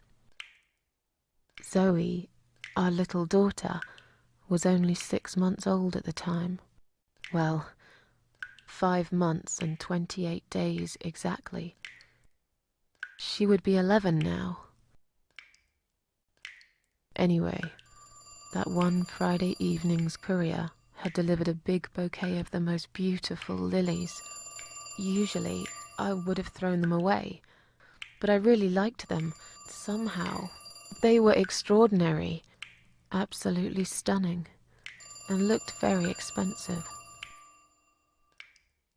I stood there looking at them, mesmerized. I didn't even hear the phone ring at first, but then I heard it loud and clear, as if I'd woken up from a strange dream, and I knew it was him calling.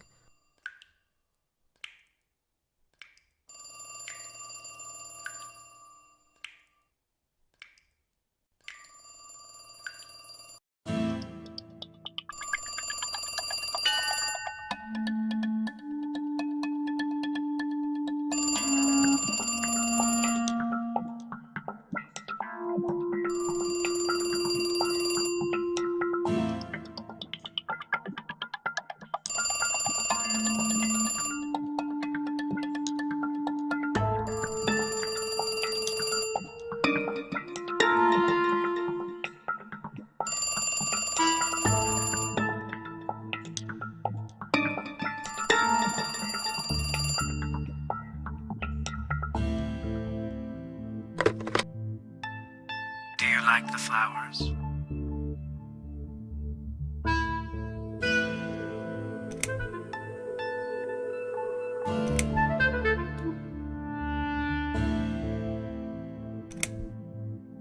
I asked you not to send me anything. I couldn't resist. You're all I can think of lately. It kills me that I can't see you. I would give anything. I'd better stop here. You know very well how I feel about you.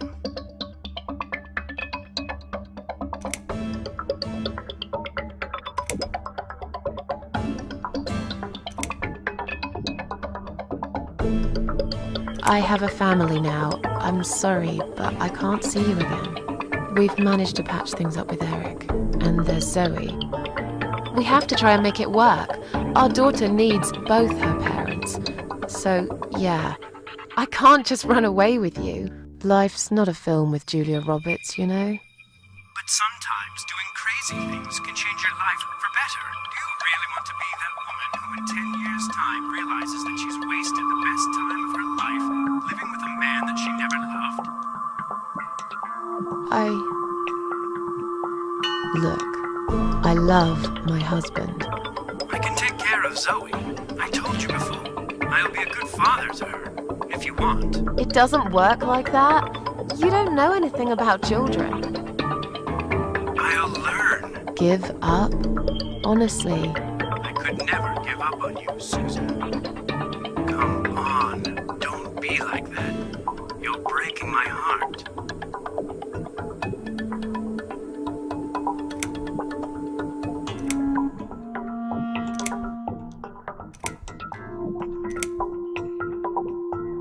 It's too complicated. I don't even know you that well. Look, I'm an honest man. What you see is what you get. We might not know each other that well, but you can't deny that there's this great chemistry between us. It's as if we were meant to be together. Listen, I have to go. It's getting late. Wait. Yeah? When I call you again next Friday, you will answer the phone, won't you?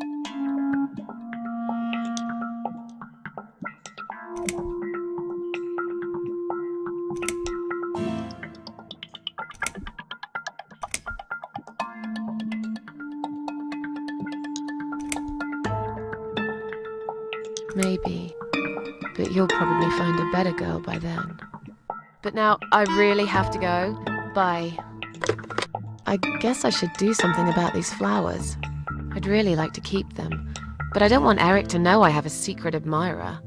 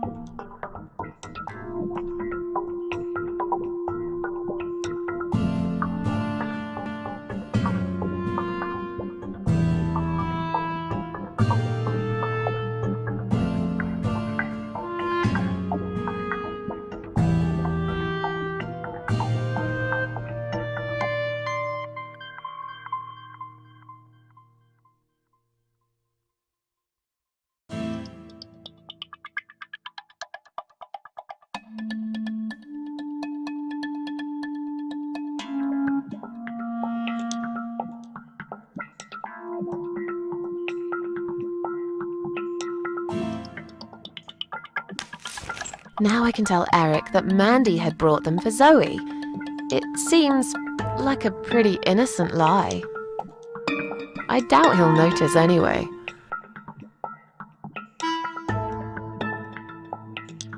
I hope you're dreaming about something nice, my little star.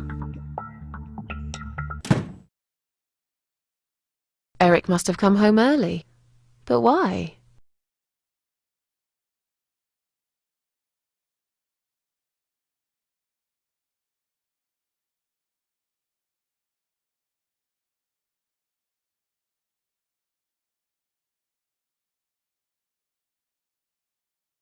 You're back early. Is something wrong? Yeah, well, let's think about it for a minute. Is something wrong? Yes, Susan, there is. Didn't you watch television? Listen to the radio? Didn't talk to anyone today? What happened?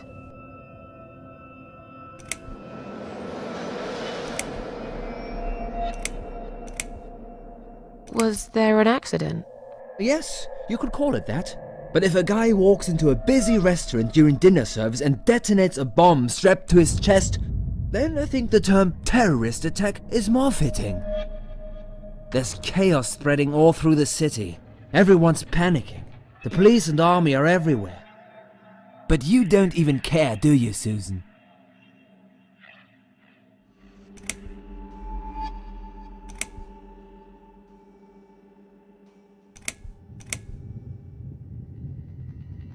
Of course I care. I had no idea. You should pay more attention to what's happening to this country, Susan. I could have died, and you wouldn't even know. Did you get hurt? No, not really. But the cab smashed quite badly. I was just there when it happened. There was smoke, clouds of dust so thick you couldn't see a fucking thing.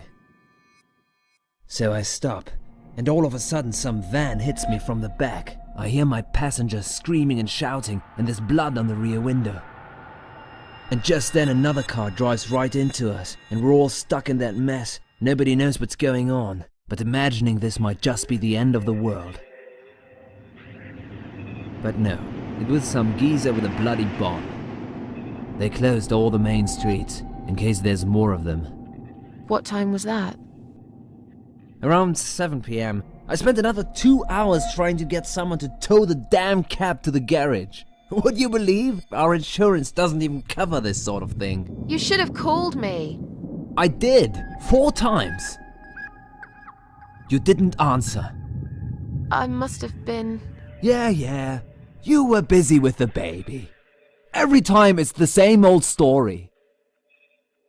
We've still got that wine in the fridge, haven't we? Get some glasses, Susan. I need a drink.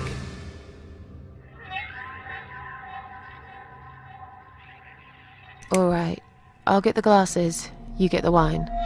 But are you sure you don't want to take a shower first? No, I just need a drink.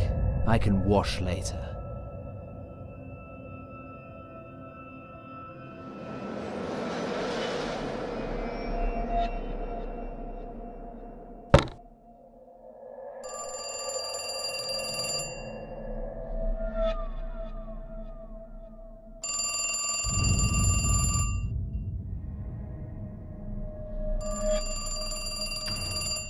Are you gonna get that? If it's Jerry, tell him I'm not here. I don't want to talk to them tonight.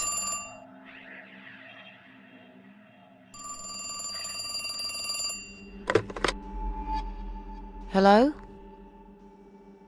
It's me again. I'm sorry, but I had to hear your voice again. I love you, Susan. Susan? You still there? Please, say something. Anything.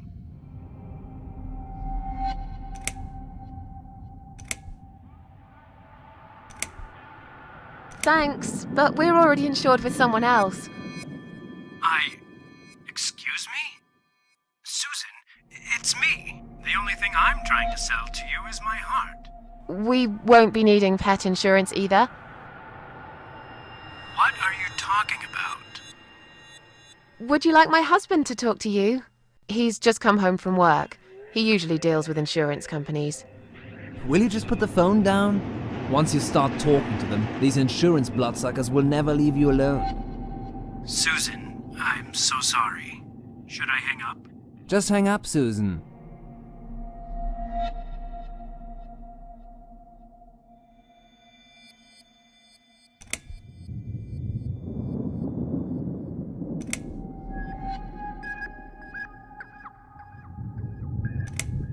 Have you gone mad? This could have been a disaster. How was I supposed to know? Where is he now? In the other room. I can't talk. Just wanted to say that you've let me down. I'd never forgive you, or myself, if he found out like this. He didn't. I'll tell you one thing, lover. Yeah? What is it?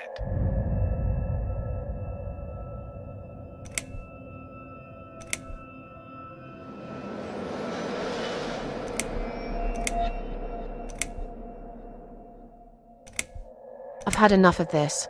Just leave me alone. Whoa. You change your game quickly, don't you? Leave me alone, okay? I've got enough problems here. I don't want your love. There's most likely no such thing as love anyway. Bye.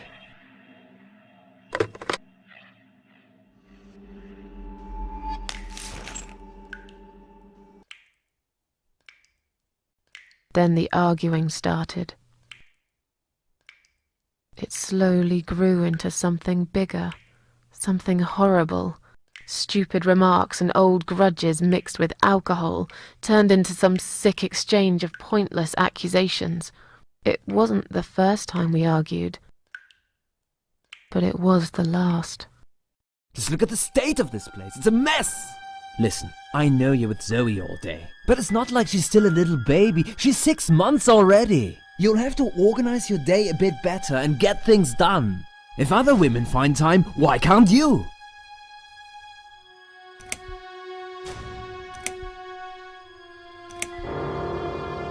Don't be nasty. I'm doing all I can. Are you really? Okay, doing all you can. You obviously care about your husband, coming home after a hard day's work. He's gonna be hungry. But wait, where's his dinner? Oh, let me guess. You didn't make it because you were too busy changing nappies, and singing, and playing, and washing.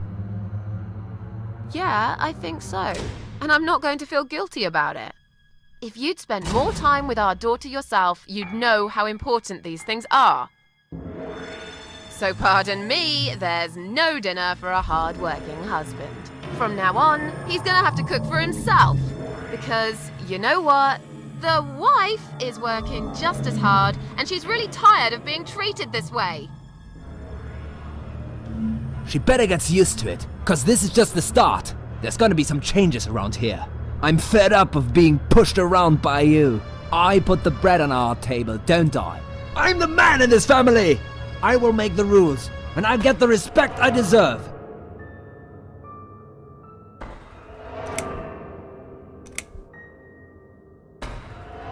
How can you talk to me like this? You're treating me like dirt. Didn't you forget something? I'm your wife. I'm the mother of your child. Doesn't that mean anything to you at all? A wife and a mother? Why don't you start acting like one? When was the last time you showed me that you care about me? All you ever talk about is the baby. I love her to bits, I swear I do. But I want to have a wife too. When was the last time you even kissed me? I'm not even talking about sex. I knew it. Is that what bothers you so much? Is it? Of course it fucking bothers me. Does it not bother you that we never have time for each other? Look, we are new parents. It's always hard. All couples go through it, I heard. Well, fuck this. I heard different.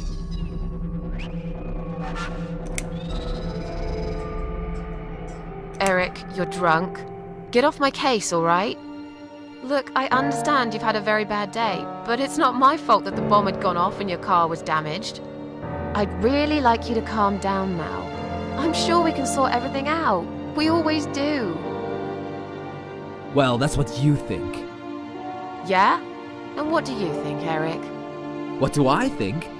So it matters all of a sudden what I think. Well, I'll tell you. Sure.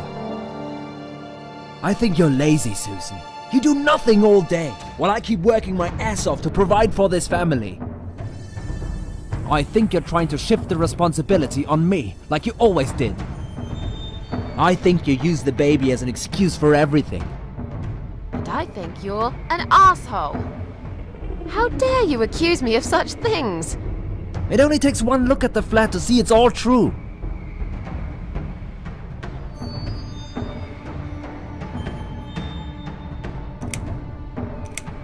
I'm done talking to you. Of course you are.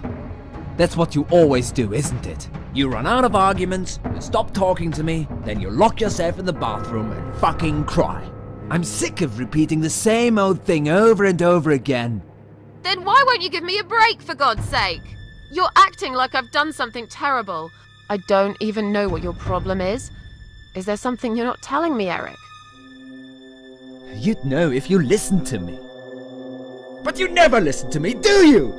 Not to a single word I've ever said. Right, here we go. It's not you, it's the alcohol speaking.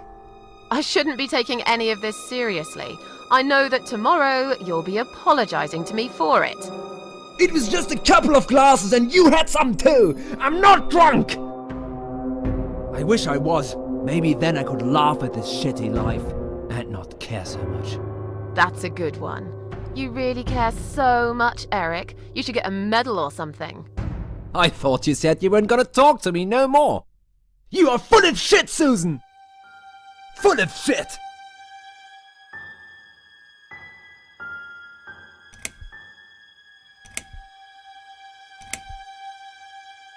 Why don't you look at yourself, you idiot?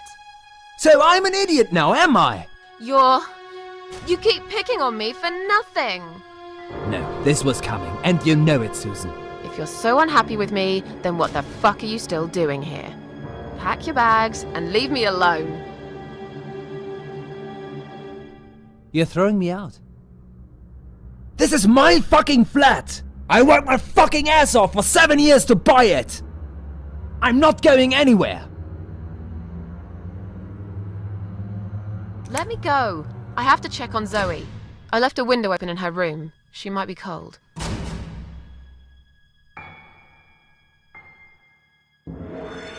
That's right, just walk away. That's all you do, Susan. You can never finish anything. If there's one thing I don't want to finish, it's this stupid conversation.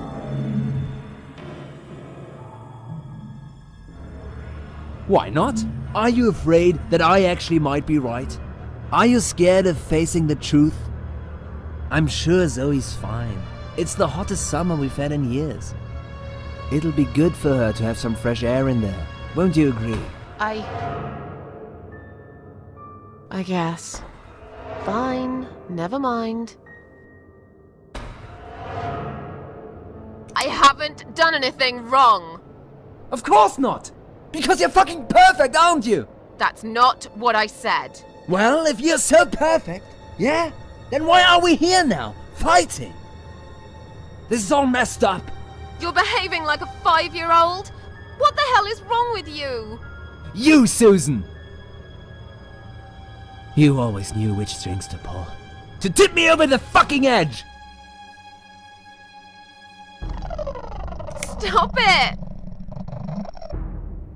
Stop it, Susan. I've only just started. We should finally say to each other what we really think, right?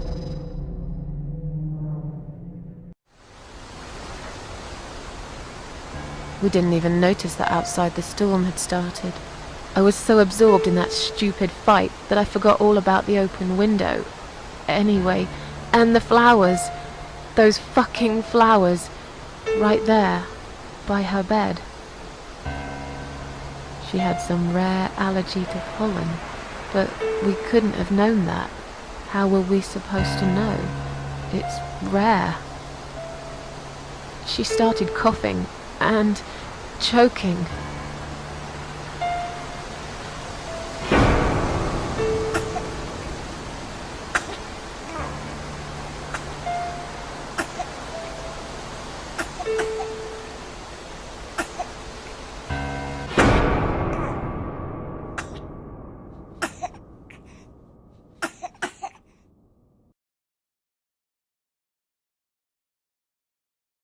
the next time we saw her.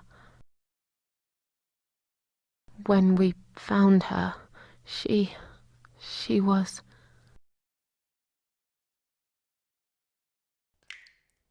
After 2 days of what seemed like a narcotic dream, Eric had gone out and never came back again.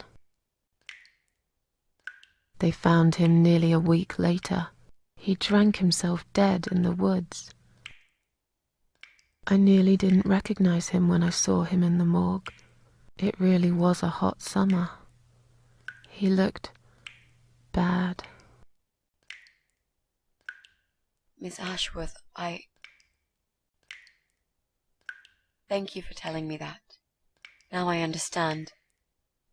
I understand why you're so sad all the time.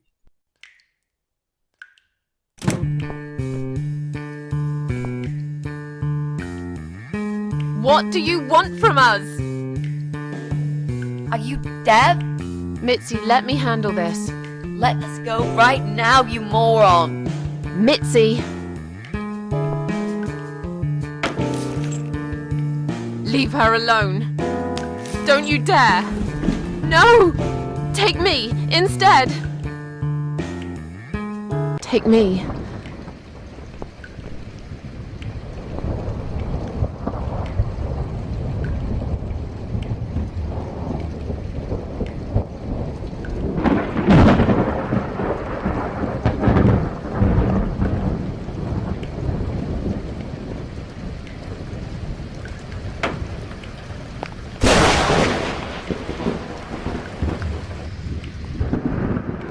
You hurt my friend. I will.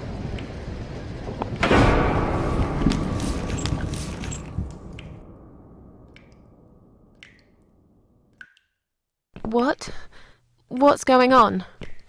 You're letting me go? Just like that? Where's my friend? What have you done to her?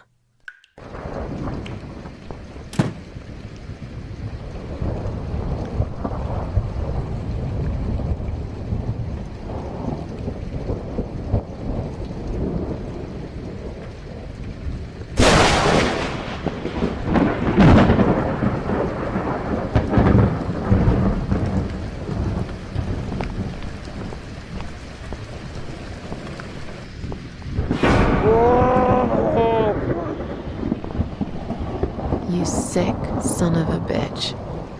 What do you want me to do? I don't understand.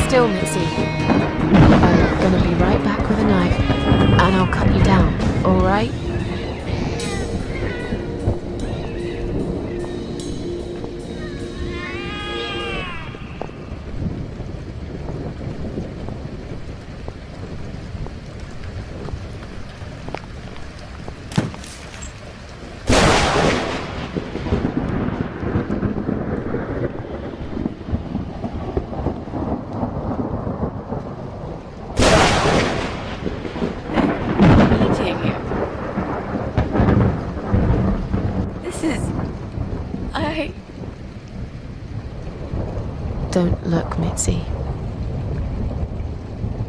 Don't look.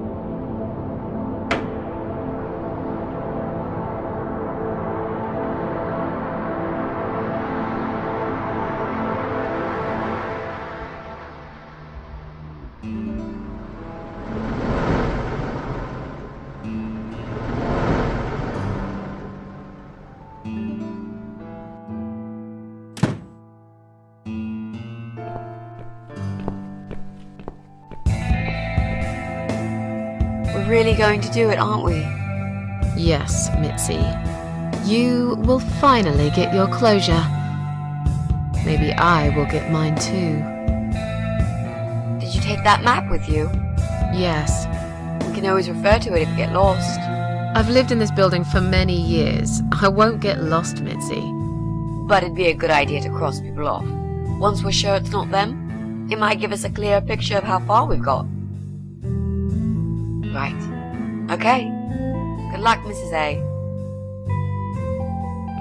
MItzi, are you sure you're feeling up to it? This recent incident, it must have been pretty tough for you. No, I'm good. Never felt better, Mrs. A.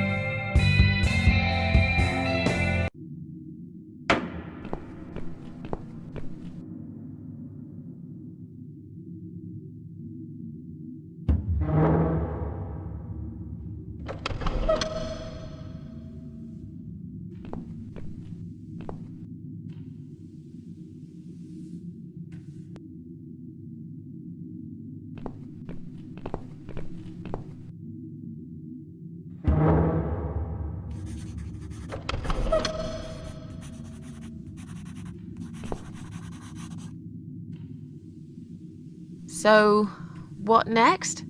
Let's look around first. We must check everyone. I'm absolutely sure Eye of Adam is living in one of these flats.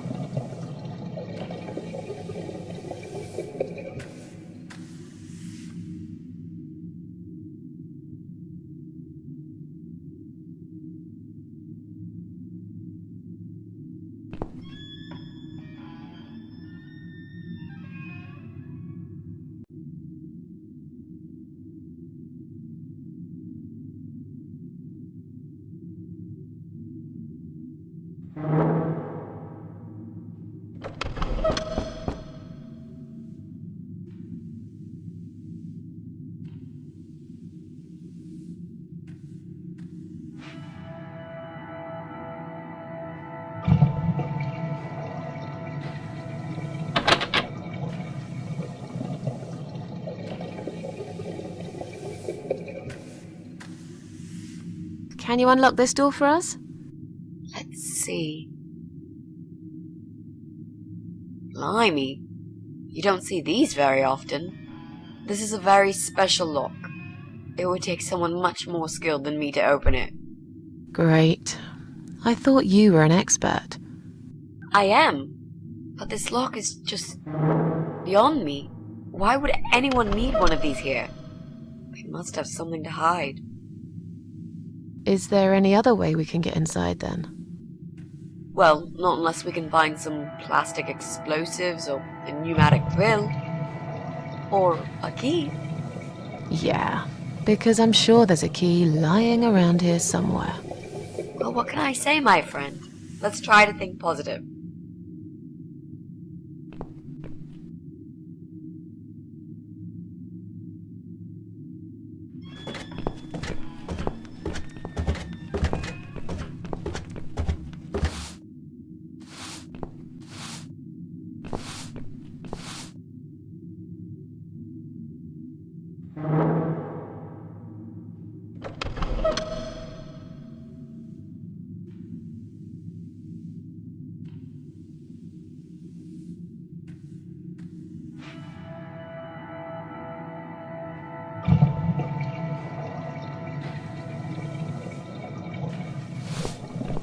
Hello.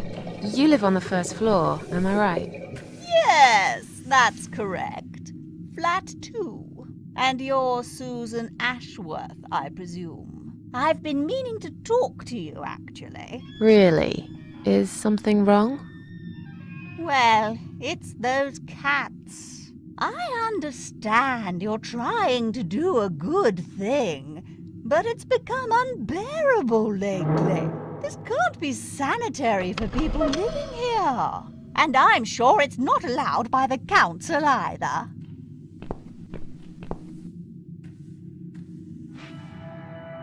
Are the cats bothering you? Yes, they are, actually. They usually stay outside anyway. I bet you hardly ever see them. I see them all the time, actually. Ever since the Morrisons from Flat 1 moved out last month, your cats seem to reside permanently on my floor. And that sofa, my God! They're always gathered round it like it's their shrine. It was Morrison's responsibility to dispose of it, but they just left it there. And a whole load of other rubbish, too. Okay, that's not my fault really, is it? But you encourage cats to come here. You feed them. Everyone knows that. Every time I take William for a walk, he gets upset and tries to chase them away.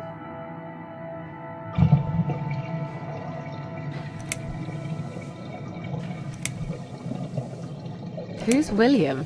William is my dog, of course. He's 12 years old, you know. He shouldn't be running after cats at his age. Did you say they sleep on the old sofa? I didn't say they sleep. Have you not listened to me? I'm beginning to wonder if they ever sleep, actually. They just keep climbing up and down the wretched thing.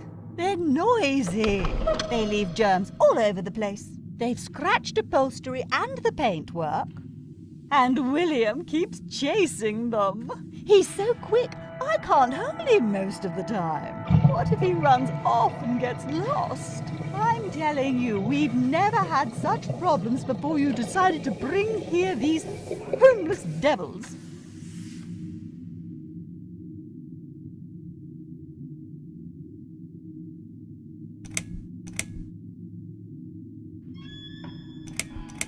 Look, they're not my cats.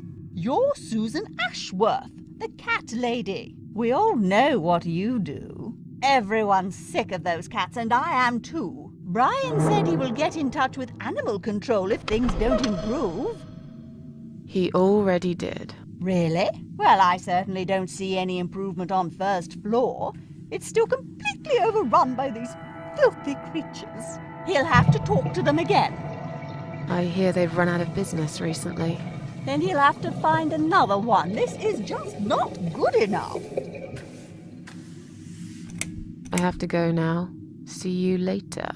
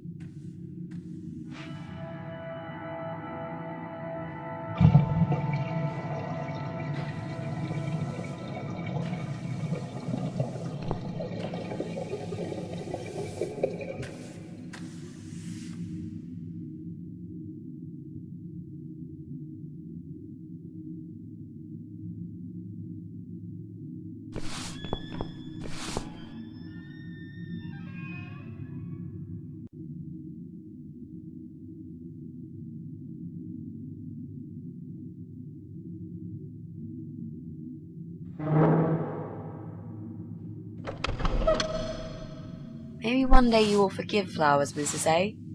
Maybe. Or maybe not.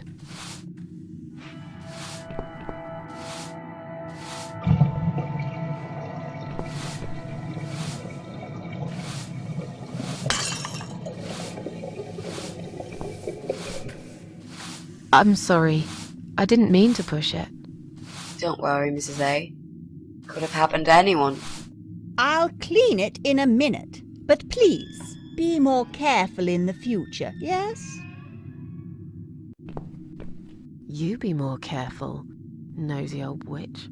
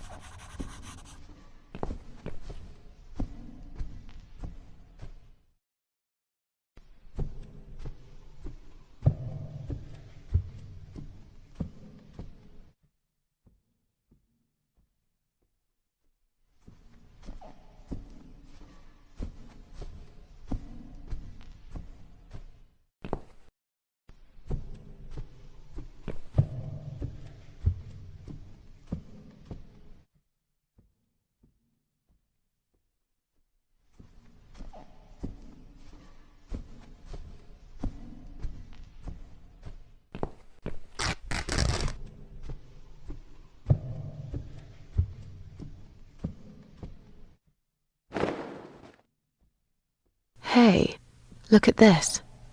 Valerian root extract. Cats love it. It has the same effect on them as catnip. They go absolutely crazy for it. You found it inside that sofa? Yes. I wonder how it got there. Maybe the Morrisons wanted to leave a goodbye gift for that woman and her dog? Yes. Well, they would. I always thought they were reasonable people. Oh, what a shame they moved out.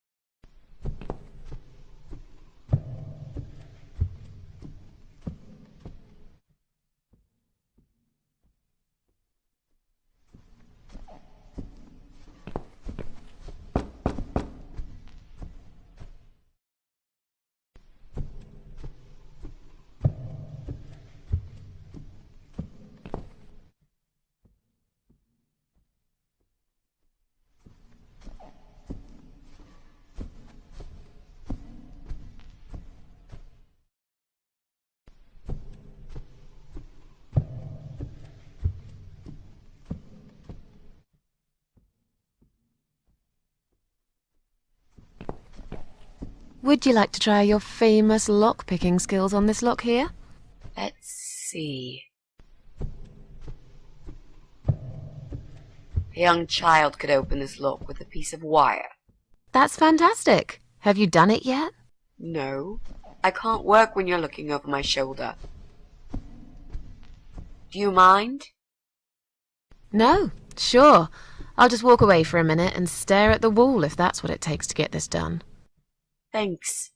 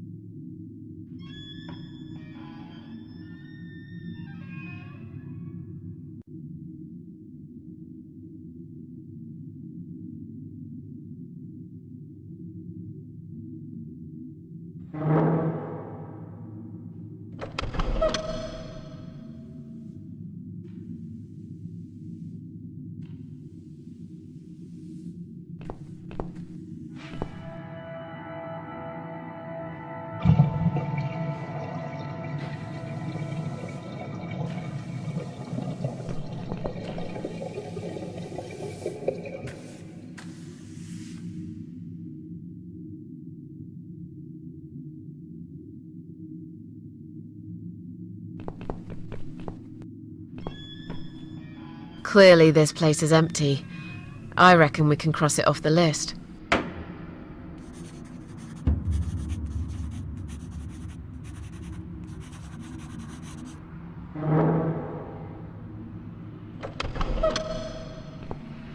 Mrs. A, what does depression feel like? Well, it feels like all I want is to die, but I have to live. That's funny. Most of the time I feel like I want to live, but I have to die.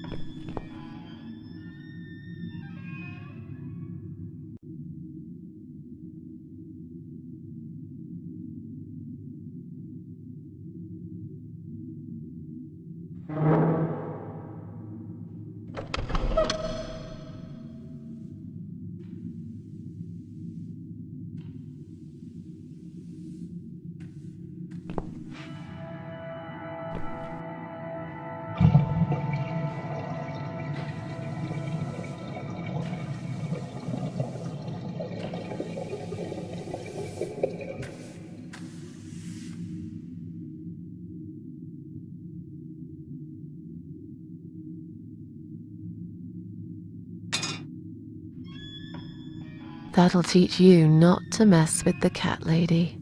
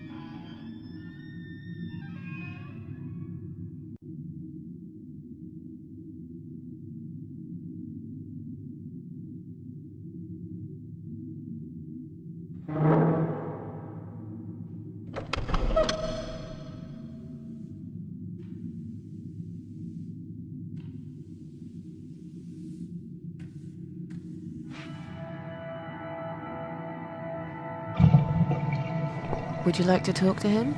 Sure. I'll pretend I'm doing one of those customer surveys. Old people usually have time to answer lots of stupid questions. They just want some attention, MItzi.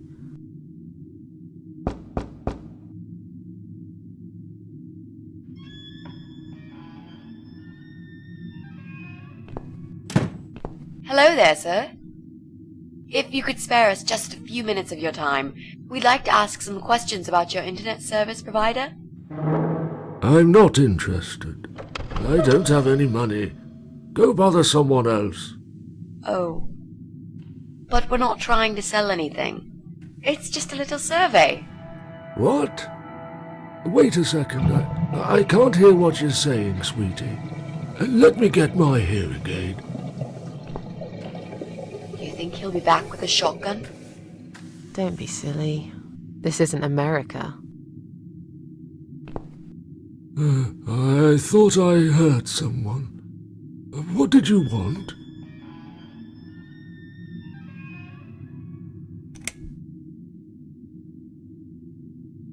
Do you live alone? When you're an old man like me, you end up watching all your friends and family die. I'll be 85 this year, but I can still cook my dinner, and I make my bed every morning, all by myself. So, you do live alone then? Look, young lady, I don't need any help. I've told them already. I can manage just fine. I can still cook my dinner, and I make my bed every morning, all by myself. And not that it's any of your business, but when I die, I'll die in my own home, in my own bed. I'm honestly not trying to take that away from you. We're just here to ask about... I will not have anyone washing me, or dressing me, or feeding me. I can manage. I've done it all my life, and it'll stay this way. I can still cook my bed, and I make my dinner every morning, all by myself.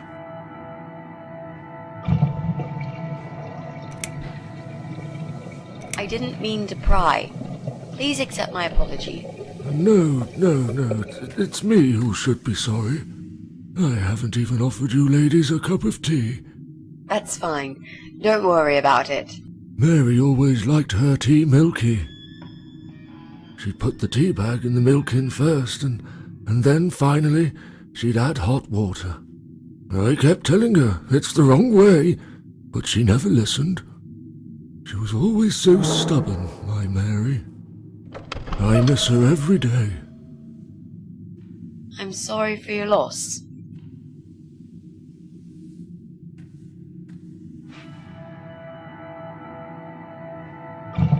Do you own a computer connected to the internet? Say again? Right. Okay. Do you... I can't hear you very well, dear. You'll have to speak up. I'm an old man, you know. I'll be 85 this year. Do you have a computer? There's no need to shout.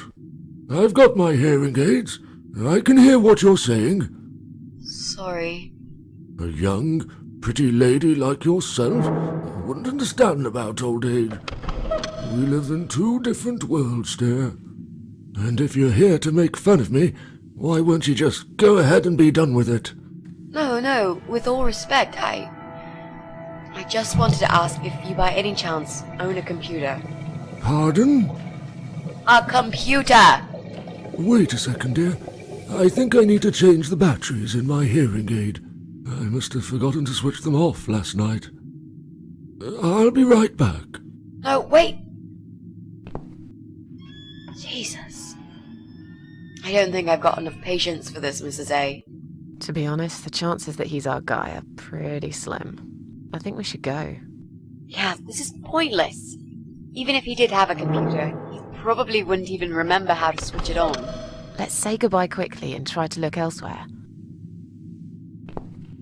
Can I help you? Not really. We were just going. What? I don't want to buy anything. I told you before, I'm not interested. I don't have any money. Go bother someone else. Sorry to have bothered you, sir. We'll go now. I'll see you later, ladies. Next time I'll do the talking, yeah? He's tough. Wouldn't answer a single question. But he can't possibly be an internet whiz. Yep, he's just a lonely old man. Let's cross him off the list.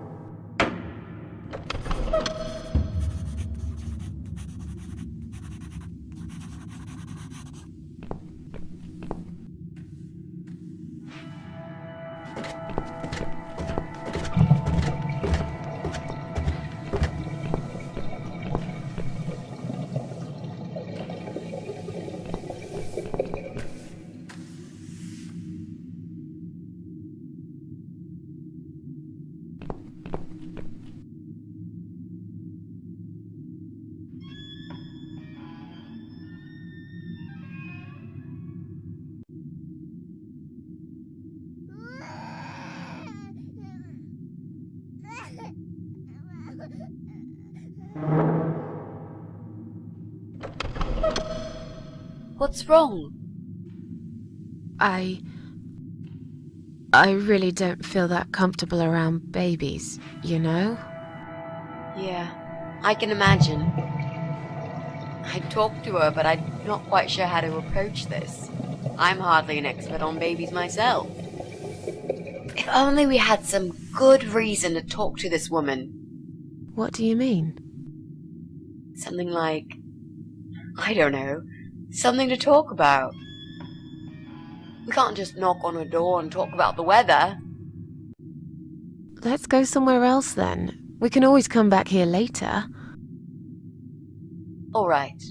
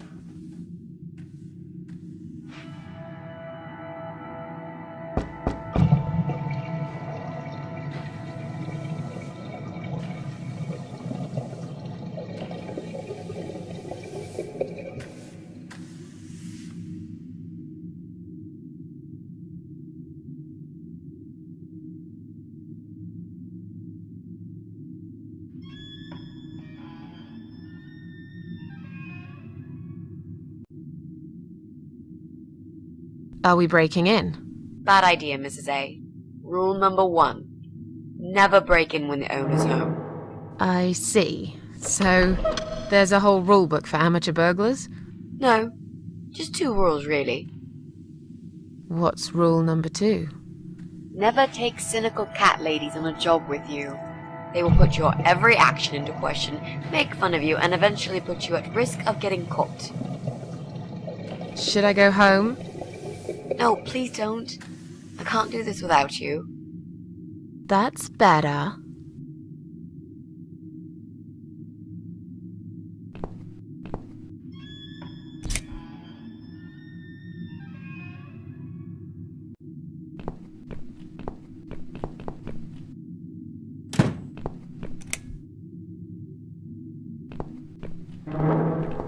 It's just a tripped fuse, don't worry. I'll just flip this switch, and we're back on.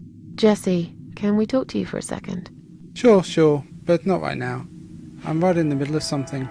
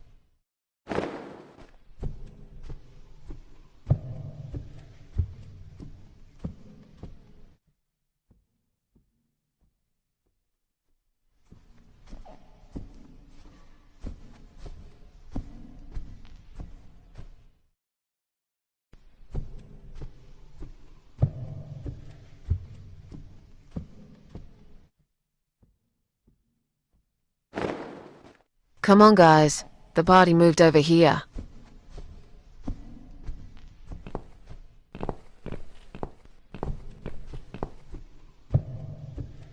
Where are they? Mrs. A.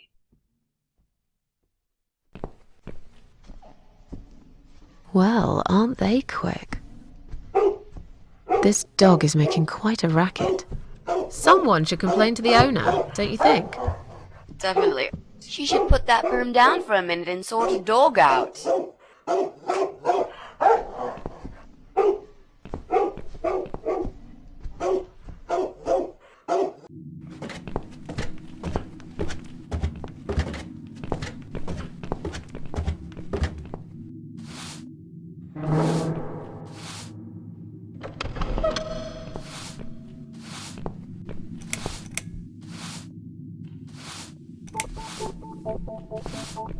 Your dog is making horrible noise. Can't you do something? It's probably because your wretched cat's upset him again. Poor William. I'd better check on him.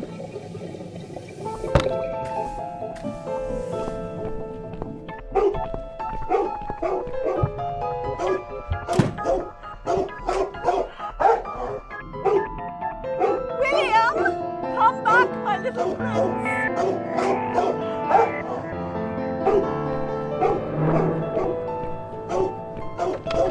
Are you sure the cat'll be all right? Please. These cats can easily outrun some old mutt.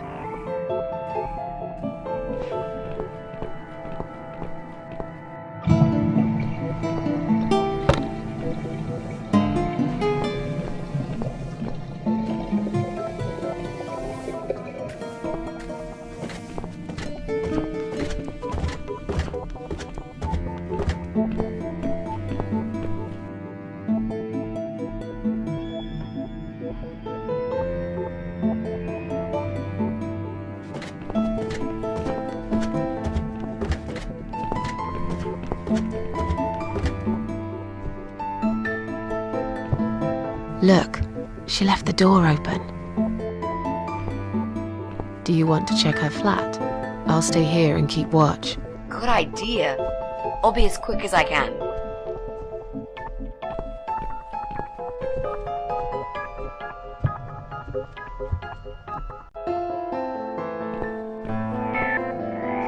It's not her. I didn't find anything.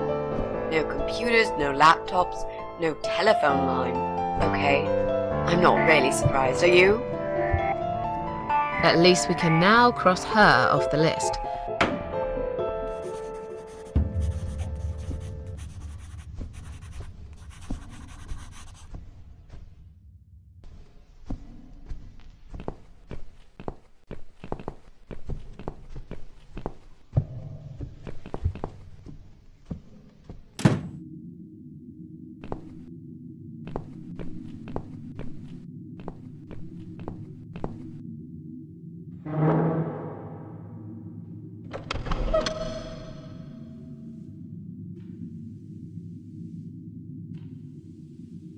I'll try to catch that thing for you, alright?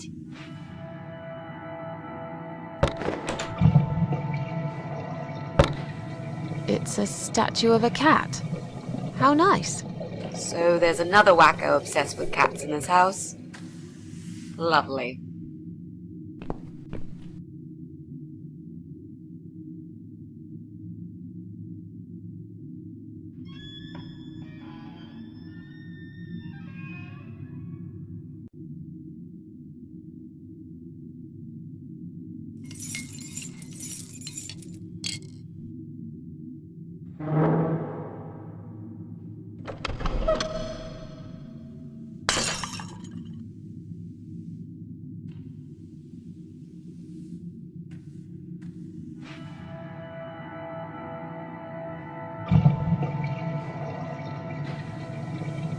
I see I caught this statue only so you could smash it to pieces. Thanks. I don't remember asking you to catch anything.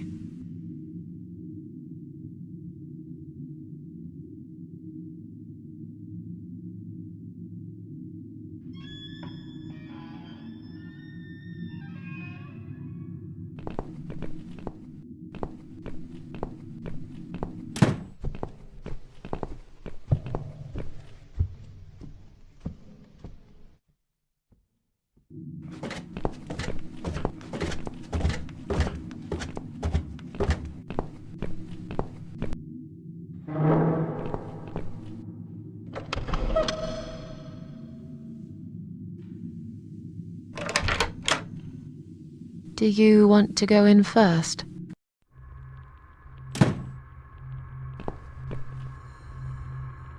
Come on in. The place seems empty.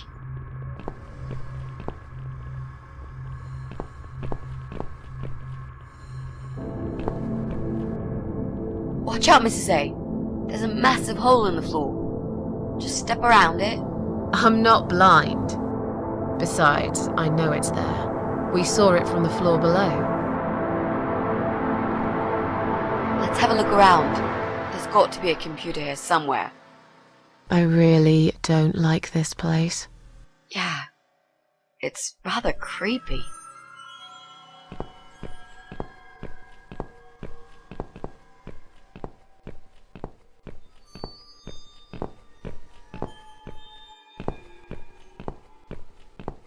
Bingo!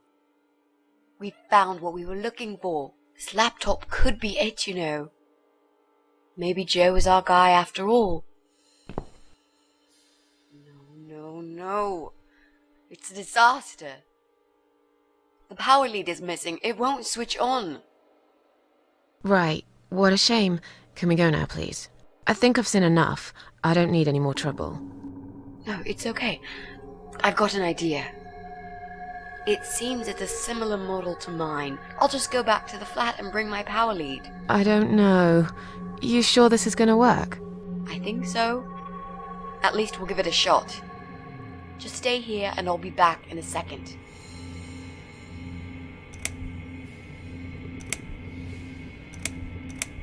What? You want me to stay here alone? Did you, by any chance, miss the door over there with 3 6s written all over it in blood? Well, no, I saw it. It's not blood, it's just paint. Did you forget the hole in the middle of the room? The rotten food on the table? You said you haven't seen this guy for ages. He probably doesn't even live here anymore. Relax. Nothing's gonna happen. I'll be back before you know it.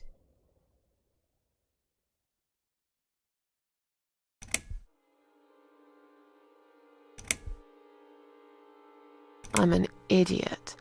But fine, I'll wait here. While I'm gone, think of a vegetable. What? Why? To keep yourself busy. I bet I can guess which vegetable you were thinking of when I come back. So you're a mind reader now? No.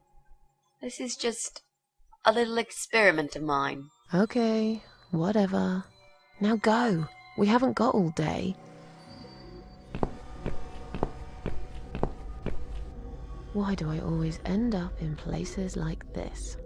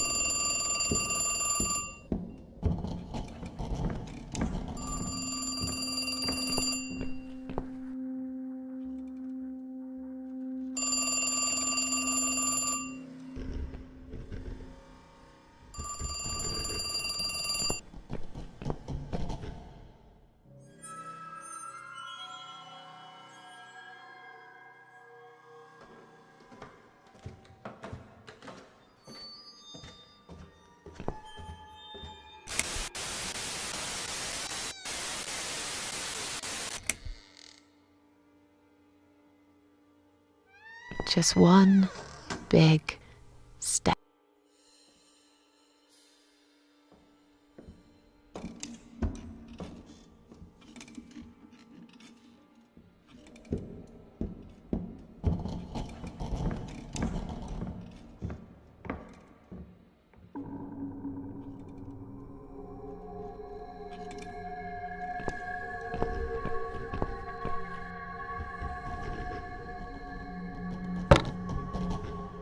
Damn, the door handle just came off in my hand. How am I going to get out of here now?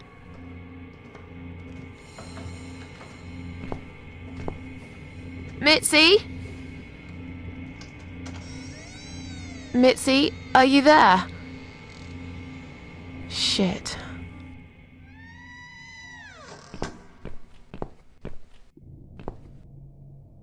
Just one big step.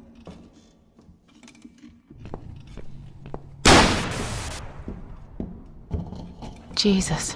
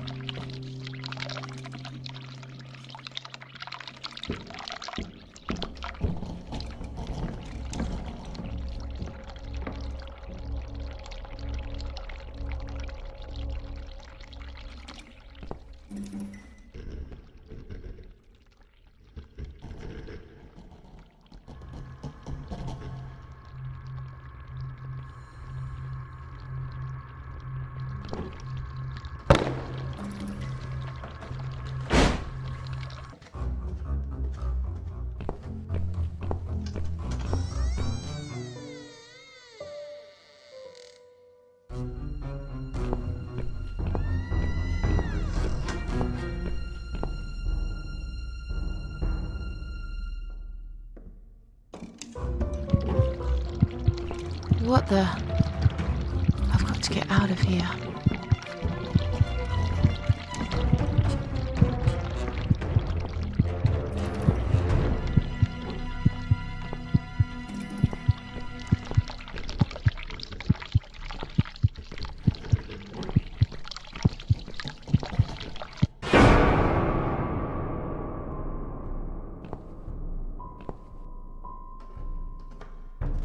What?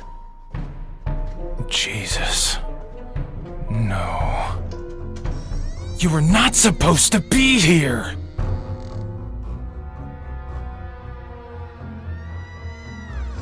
Why did you have to ruin everything? What have you done, you stupid, evil bitch? Who are you?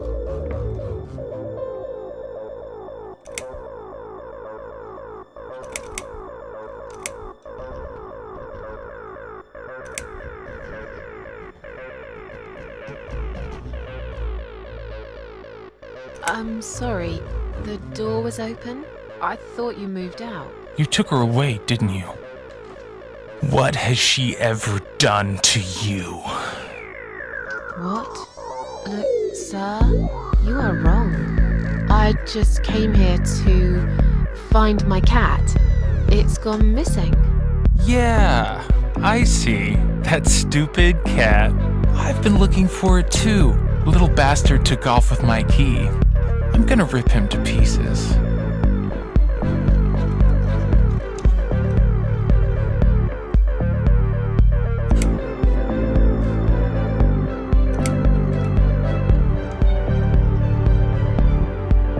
My friend knows that I'm here, and she will call the police. And I've got a gun. I can shoot you right there in your heart. It's not worth it, Joe. I've done you no harm. Of course you haven't got a heart. Isn't that right? I have no idea what you're talking about. I'll just leave. Very slowly. I won't cause you any trouble at all, okay?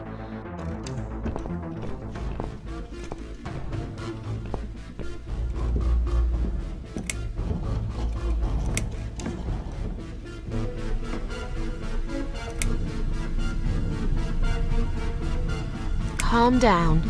I'll go now, and we'll forget all about this. There's nowhere to go. It's all wrong. No matter what I do. Damn it! Get back here right now and give me that blasted key! Please, don't get angry. I don't have any keys. Just sit down and take a deep breath while I make my way out, all right?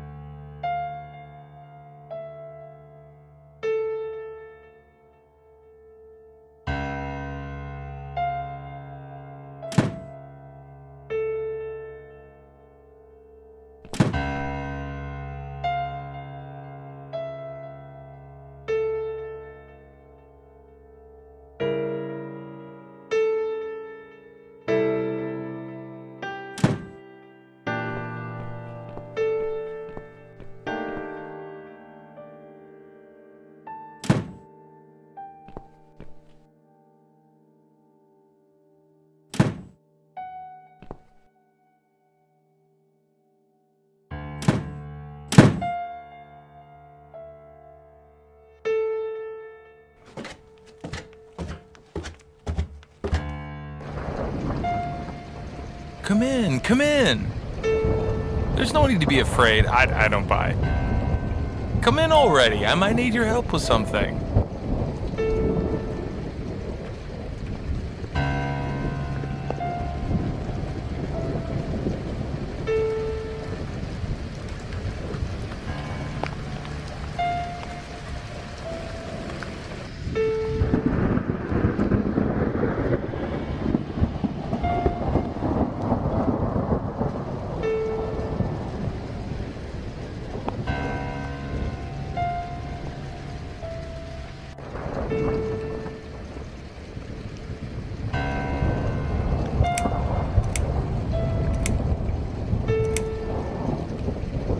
You need my help.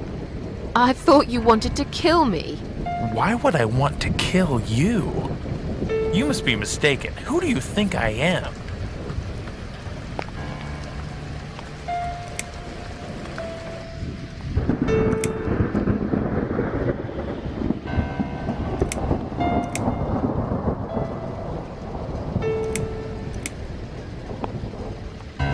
self-obsessed, schizophrenic wife killer. What? You thought I... No. No! No! I never hurt my wife. All this time I've been trying to save her. Well, fine. Let's say I believe you. Why wouldn't you? Look around you. This is not normal, okay?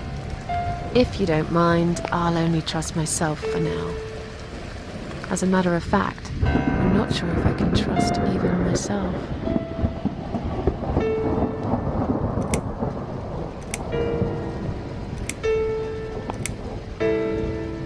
Where are we? I really can't remember the name of this town, but I'm pretty sure the hotel is called Quiet Haven.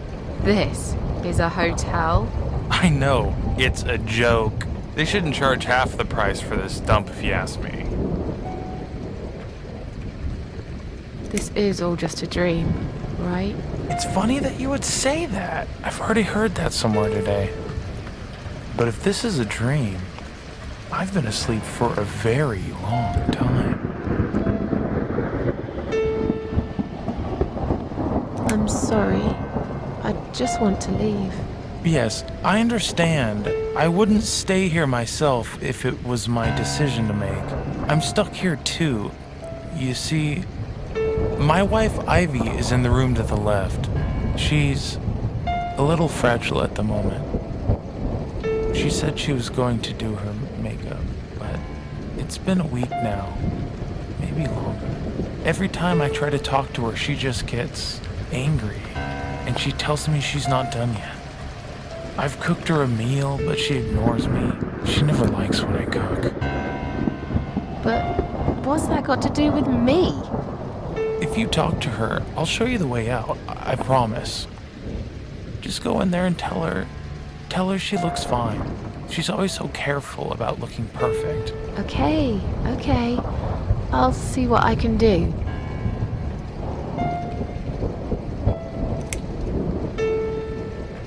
So, your wife's been in that room for a week?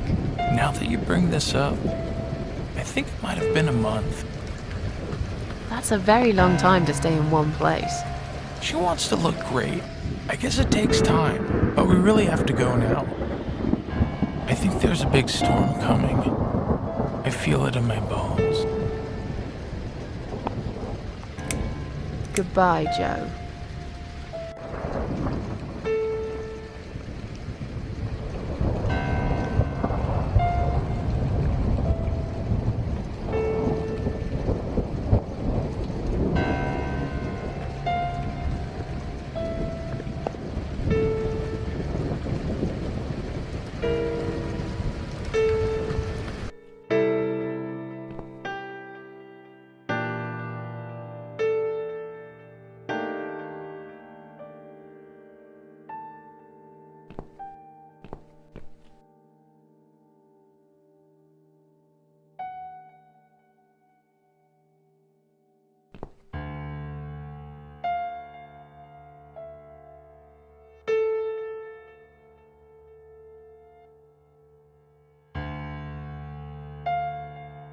Hello?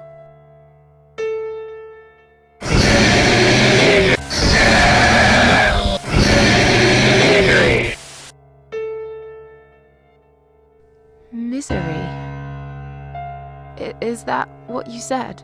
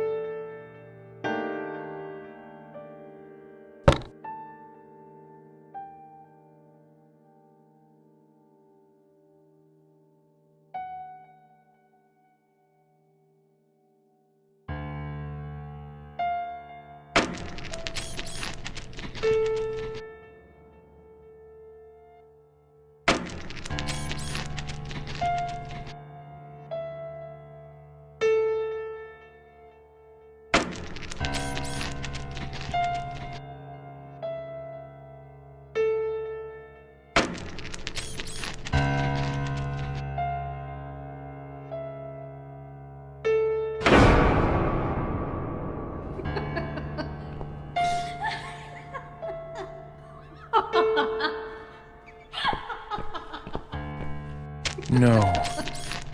No. No. No! This isn't Ivy! This isn't my wife! It's the monster. It followed me here. It always follows me. No matter what I do. Look, I'm sorry. You must kill it. What? Why me? You still got that power lead, haven't you? The one you stole from me? How do you even know about it? You must use it to kill her. To strangle her. You're out of your mind. Do it. Strangle the goddamn creature so it never follows me again, or I'll shoot you right here, right now!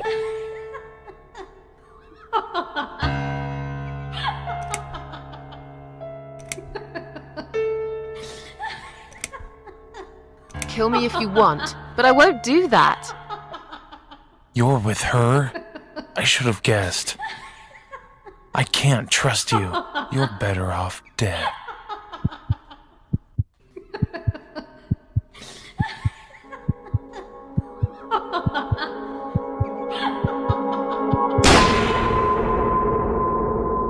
Are you alright, Mrs. A? You look like you've seen a ghost. Something strange happened. Maybe I am mad after all. Don't be silly. I was gone for less than 1 minute. Really? Somehow it felt longer than that. Time drags when you've got nothing to do, I guess. I see you found the laptop cable. That's good news, because I don't think mine will be any good. Let's see what's on this hard drive, shall we? Well, that was a waste of time. Never mind. At least now we're sure it's not him. Let's just go. I don't want to spend another minute in this place. Hey, did you think of a vegetable? What? I'd asked you to think of a vegetable while I was gone. So, did you? Yeah, sure. Great. Now don't tell me, was it carrot?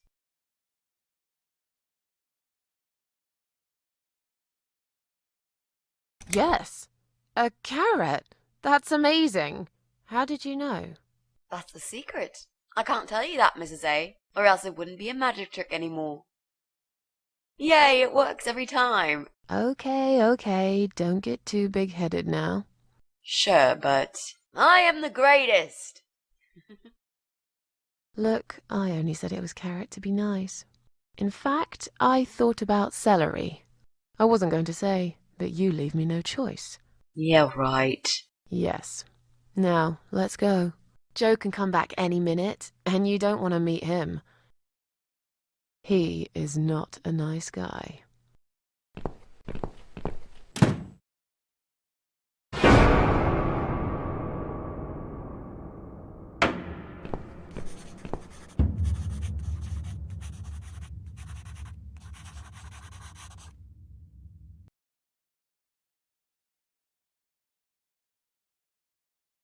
So, what next?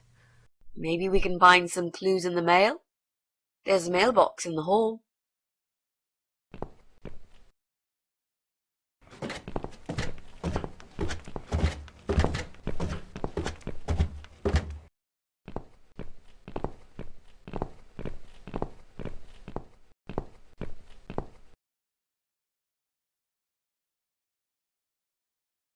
Do you think you can unlock this mailbox? I think I can most certainly unlock this mailbox. Then do it quickly. Someone can come in any minute. A little room for the master locksmith. Really? Could you step away towards the stairs and turn around? Please?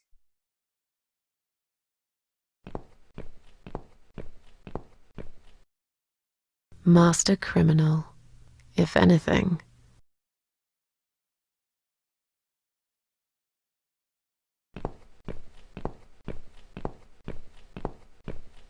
Done. Here's all the mail. Hide it in your pockets and let's get out of here. It was mostly junk mail and leaflets. I threw those away.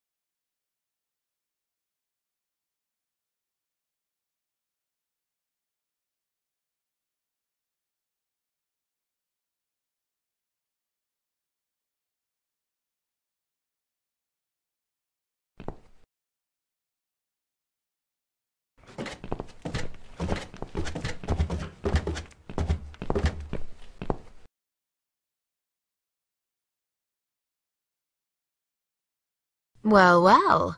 Looks like Pauline is looking for a babysitter. This letter says she's supposed to interview an agency nanny later today. Great. I could be a nanny.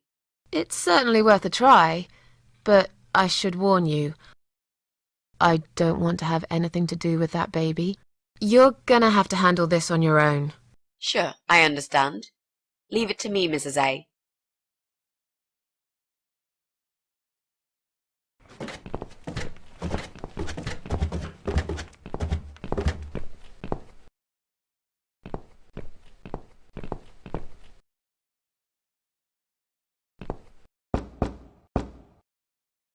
Coming!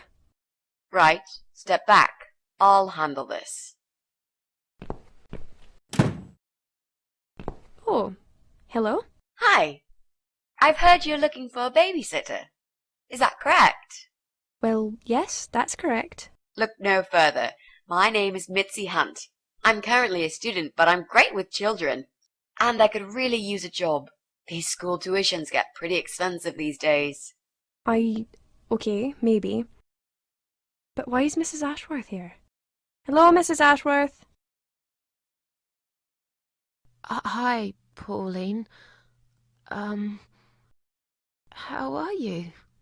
I'm great, thanks. I haven't seen you for ages. Are you here to apply for a job as well? No, of course not.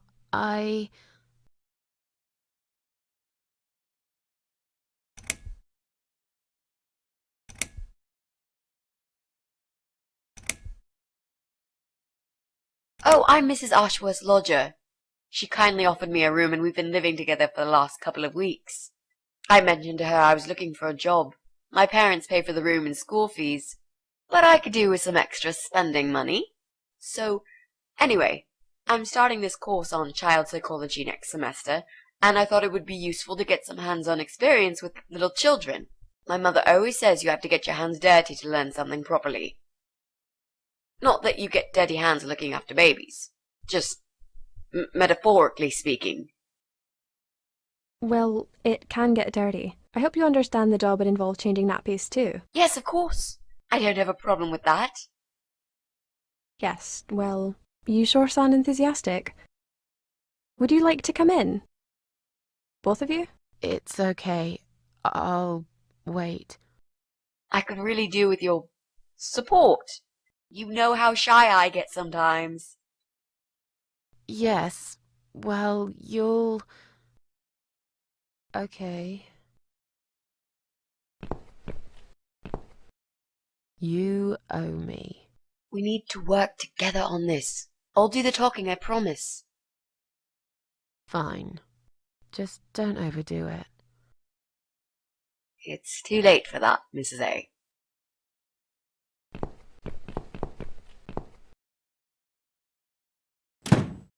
What a nice flat! I love the wallpaper. Very retro. Thanks. I decorated it myself just before Alyssa was born. Please follow me. We can talk in the living room. I'll need you to drag her away. How the hell am I supposed to do that? I don't know. I'm sure you can think of something. Why don't you think of something? I told you I don't do babies. I feel so uncomfortable here. I gladly blend with this cheesy wallpaper that you like so much and disappear. I know. So do I. Do you think I know anything about babies? No. But I'm trying to fake it, and so far she's buying it. Look, I need you to stay cool and come up with something that'll make her leave the room. Got it? But that's where the problem is. I can't think of anything. Just play it by ear, yeah?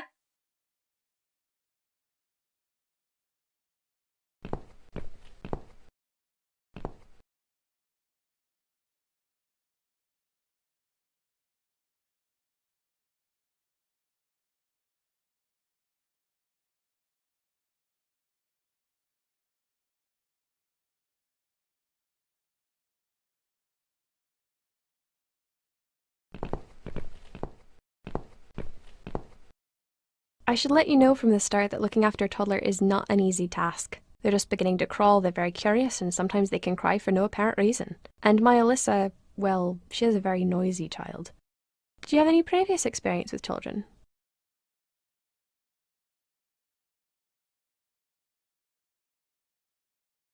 Yes, I used to babysit my neighbour's kids. Excellent. I know we all have to start somewhere, but it helps if you at least know the basics. I'd like to get back to work soon, you see, just part-time for now. That's why I need someone to stay with her. I'm not going to find it easy to be apart from Alyssa, but my career has always been important to me as well. They won't wait for me forever. If I don't do this now, they'll just replace me.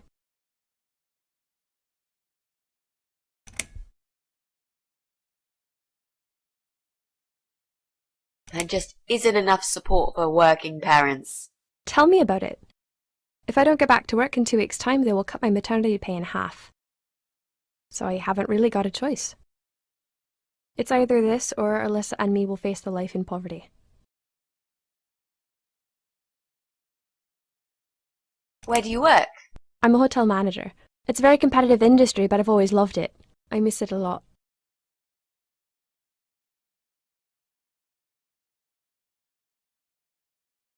Where's Alyssa's dad? Do you mind me asking? I'd rather not talk about it. It's personal. As far as I'm concerned, Alyssa hasn't got a father. I'm sorry, I shouldn't have asked. No, it's alright, but I just don't like talking about it. I'm sure you'll understand. I have a great connection with kids. I'm sure I can manage with Alyssa. Okay, I don't doubt that. How about, would you like to hold Alyssa for a minute? We should probably see if she likes you first. Yes, definitely. But I ought to wash my hands first. Your hands? My hands. I must have touched a million things on my way here. As much as I want to hold her, I just don't think it's safe, you know? Really? What have you been touching? Oh, you know, just ordinary things, this and that. You look pretty clean. I'm sure it'll be okay. Well, if you must know, I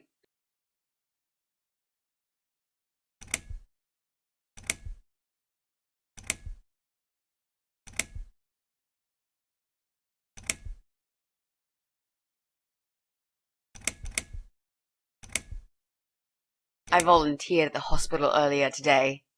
Oh, I'm impressed. You don't see many young people doing that these days. But you're right. As nice as that is of you, there's all sorts of bugs you can pick up in a hospital. It won't hurt to be extra careful. I'll show you to the bathroom. Would you mind answering the door for me? Sure, no problem. It's probably just my friend Kate. Just let her in, please. Is that okay? The bathroom's this way. Follow me. Your turn, Mrs. A. Seriously? Do something. Anything. Fine. Make sure you scrub those dirty hands really well. I need a bit of time.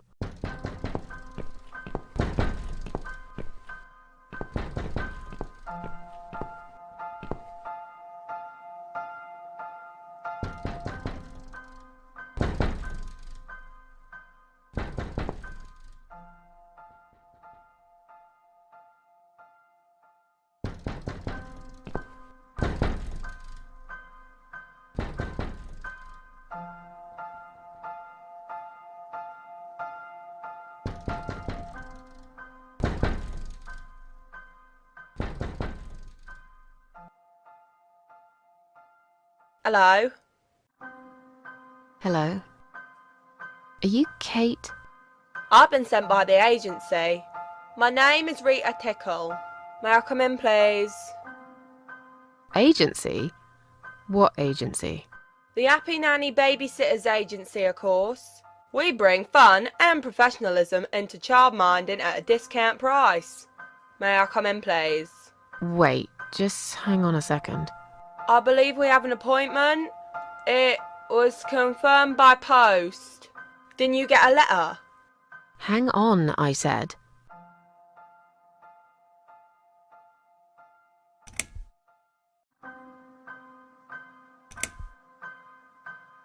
I'm sorry.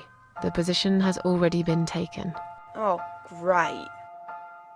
Are you sure? Yes, I'm sure. Thanks for your time. See ya. Wait. There must have been some kind of mix-up. No, there wasn't a mix-up. You're just too late. Bye. I'd better call the office and find out what happened.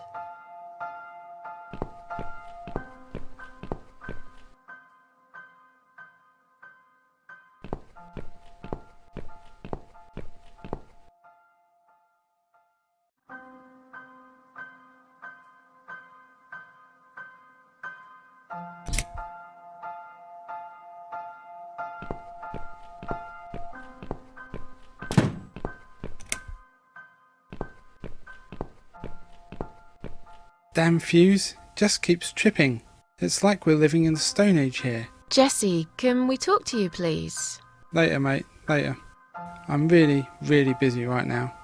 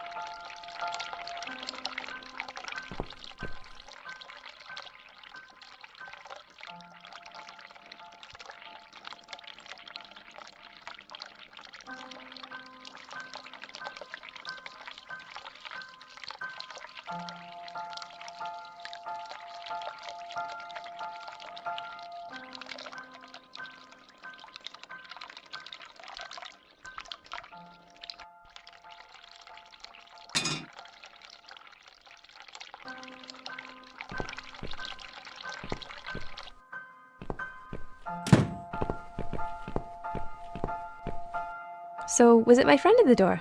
No, just some door-to-door salesman. Well, I hope you told him to go to hell. I honestly don't know what these people are thinking. Yeah, me neither. I'm sure it's Kate this time. I'll let her in if you'll excuse me for a minute. Wait!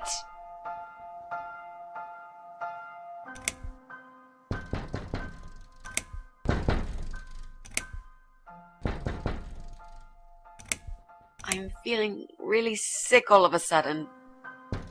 Oh. Do you think you're actually going to throw up? Yes, definitely. Oh, yes. Quickly go back to the bathroom. I don't mean to be rude, but this is a very expensive carpet. Will you come with me? Please? What if I faint? I'm scared. Everything's just spinning around. Can Mrs. Ashworth go with you for a change? It's okay. I'll answer the door and let your friend in, yeah? Well... fine. I'll put Alyssa in her bed for a minute and I'll come with you. You must have got some bug in the hospital after all.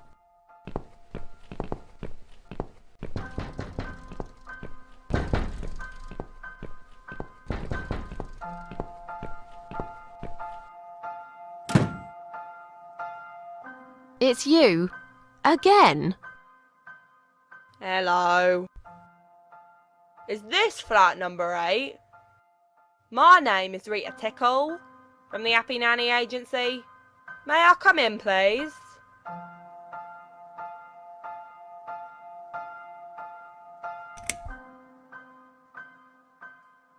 Look, sweetheart, I'm sorry, I can't help you.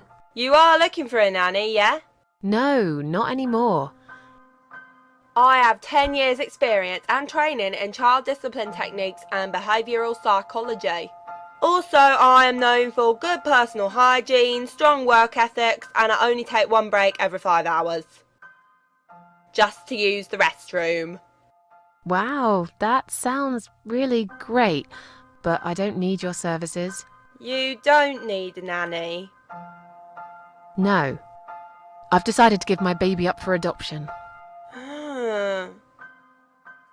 You're an evil person. You'll go to hell for doing that to your baby. Yeah, I'm evil. But you're thick.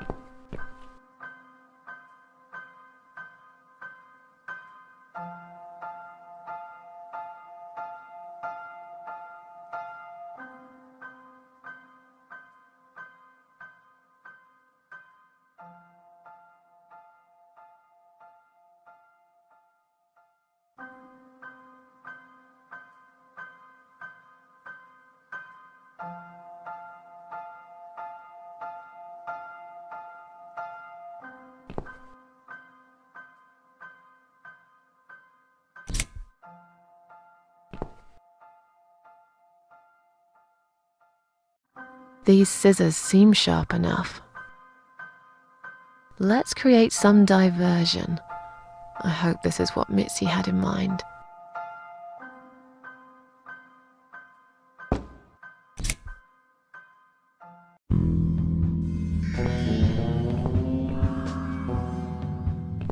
Oh, not that again. What happened to the lights? I'm terrified of the dark. I can't move. Oh God, can't breathe. Calm down, it's alright. Probably just that stupid meter. It must have ran out of money again. It's not even that dark. Please, you got to do something about it. I think I'm going to faint. Fine, just stay in my bedroom. There'll still be plenty of sunlight there at this time of the day. I'll go outside and put some money on the meter. It'll only take a minute.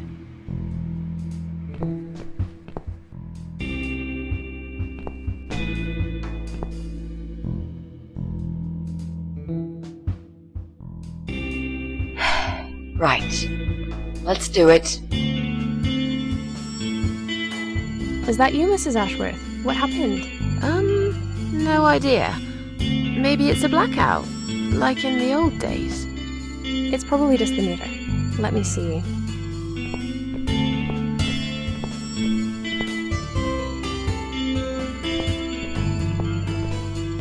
So it's not her either. What a waste of time. It's time to leave. This interview is over.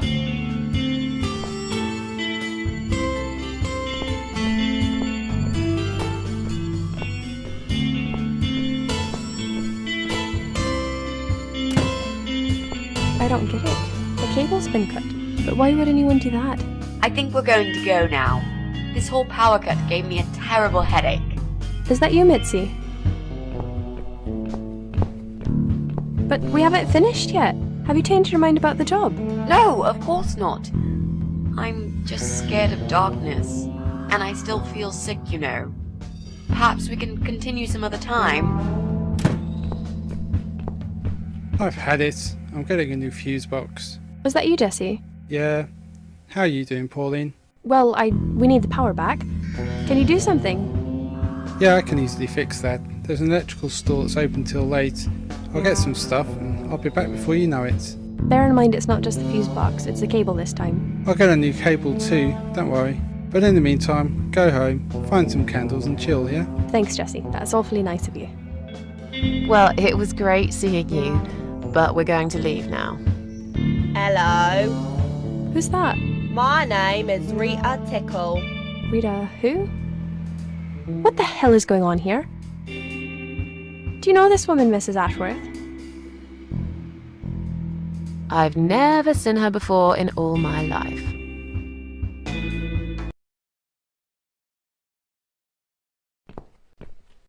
Now she'll think we are absolutely crazy. I wouldn't worry too much. You're not exactly the most popular neighbor in the house, anyway. Thanks. What? You don't actually care what those idiots think, do you? No, of course not. It's just that Pauline seems all right. I'm not too proud of causing her all this trouble. It'll get fixed soon. Look, Jesse's gone out. We can now get inside flat 7 and see what he's been up to. Okay, yeah, that sounds good. We can also cross Pauline off the list. I've searched through her internet history, and needless to say, there's nothing exciting there.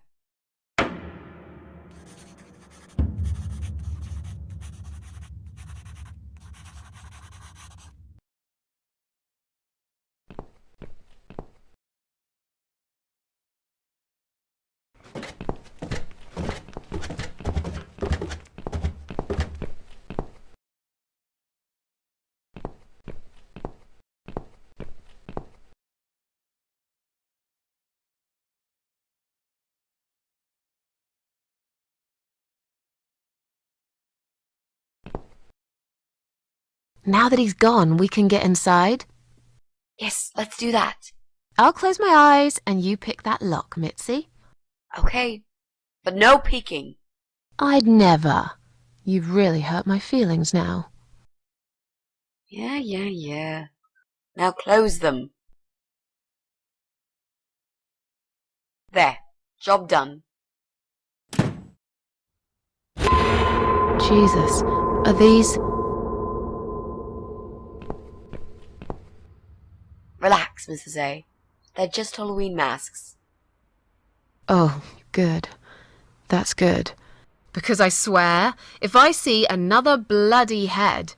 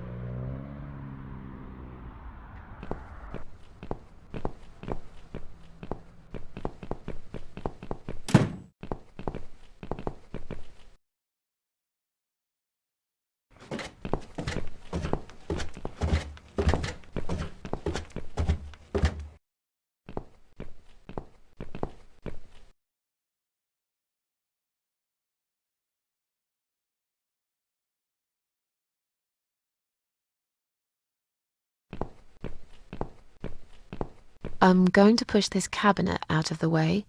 I remember there was a door behind it. It's too heavy.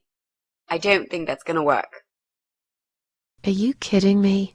I'll show you how it's done. Stand back.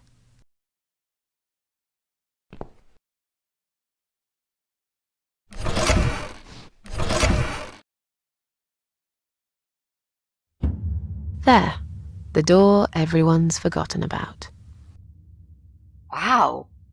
You're stronger than you look, Mrs. A. Yeah, perhaps I am.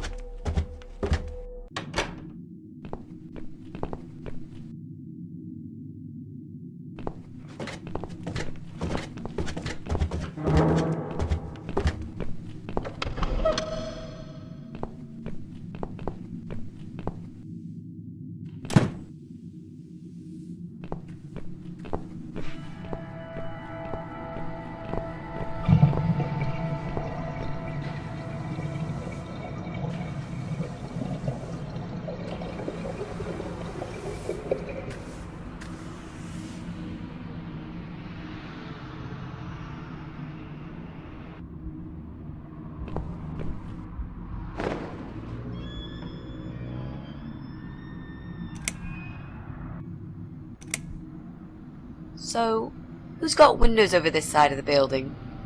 Well, Joe Davis lives right below. But I'm not going there again. I want to make that clear. I guess we could also check one flat below Joe's. I just hope the cable's long enough. Let's find out, shall we?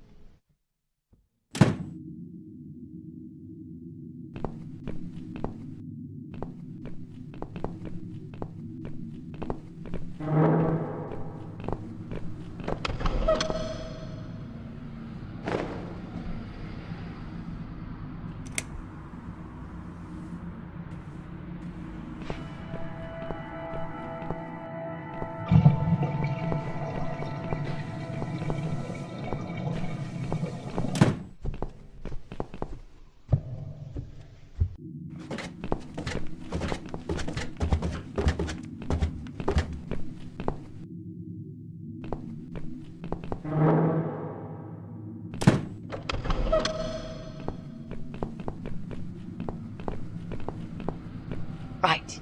I should be able to use that computer now. Could you give me 5 minutes, Mrs. A? Sure. Why not? I'll keep an eye on the door.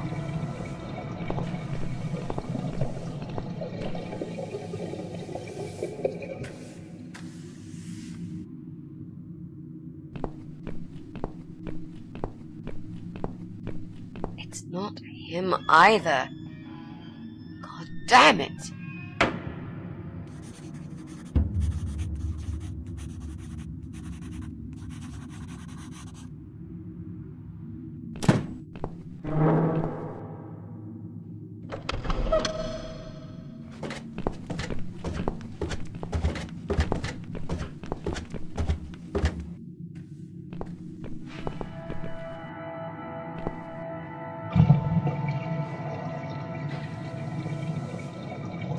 So, what next?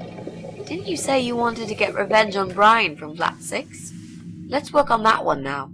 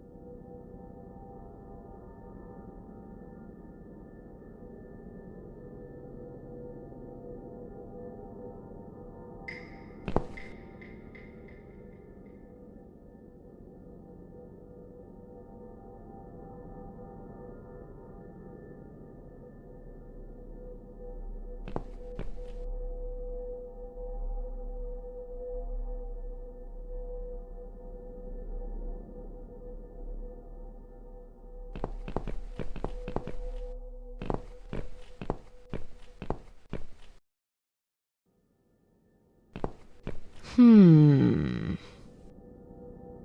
think I've got an idea. I know how I could pay Brian back for all that he's done to me and the cats. Brian. The guy from Flat 6, right?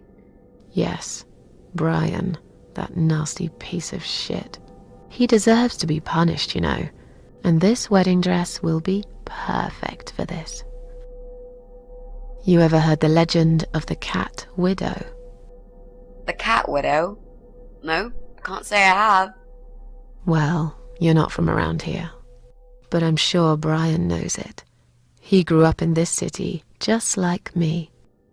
So, what's it about? It's an old story about a ghost cat who takes a human form to haunt her killer. Wow, that's pretty crazy, Mrs. A. Do you really think we can pull it off? Yes. Yes, of course. We just need to prepare. A good costume will do the job. This dress, we can alter it. We'll need some red paint too. Are you sure about that? I promise this will work. And it will give us a chance to check his computer. If he's got one. Okay, so what do we need? Well, basically, we need 3 things. Red paint. There's a tin here. We could use that. The dress will make a great costume. We just need it in black. Also, it should look damaged. That's important. Cat Widow is a ghost after all. I'll need some scissors for that. This mask I took from Jesse's flat will do the job nicely.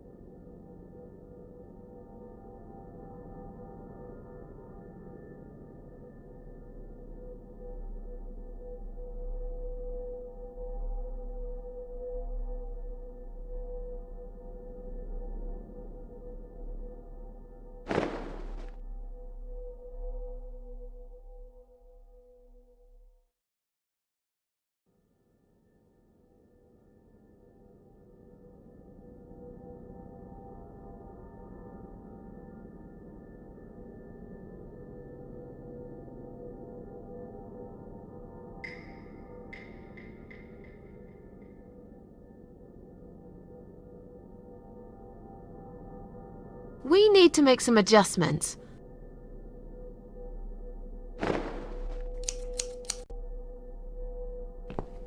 Now this is a dress worthy of the cat widow. Why don't you admit it was too small for you? Ha ha, bloody ha. Why don't you just shut up? Whoever wore this dress probably hadn't eaten in years. You'd struggle to get a skeleton into it. This is it. We've got all we need. Great! Are you going to tell me about the cat widow now? Yes, it's story time, MItzi. The legend says there was once a bad man who hated cats. He hated his neighbors too, and his job. And when it rained, he'd curse and smash things. He hated his bald head and his weak, ugly body. He probably hated himself the most, although he would never admit it. I think I see where this is going.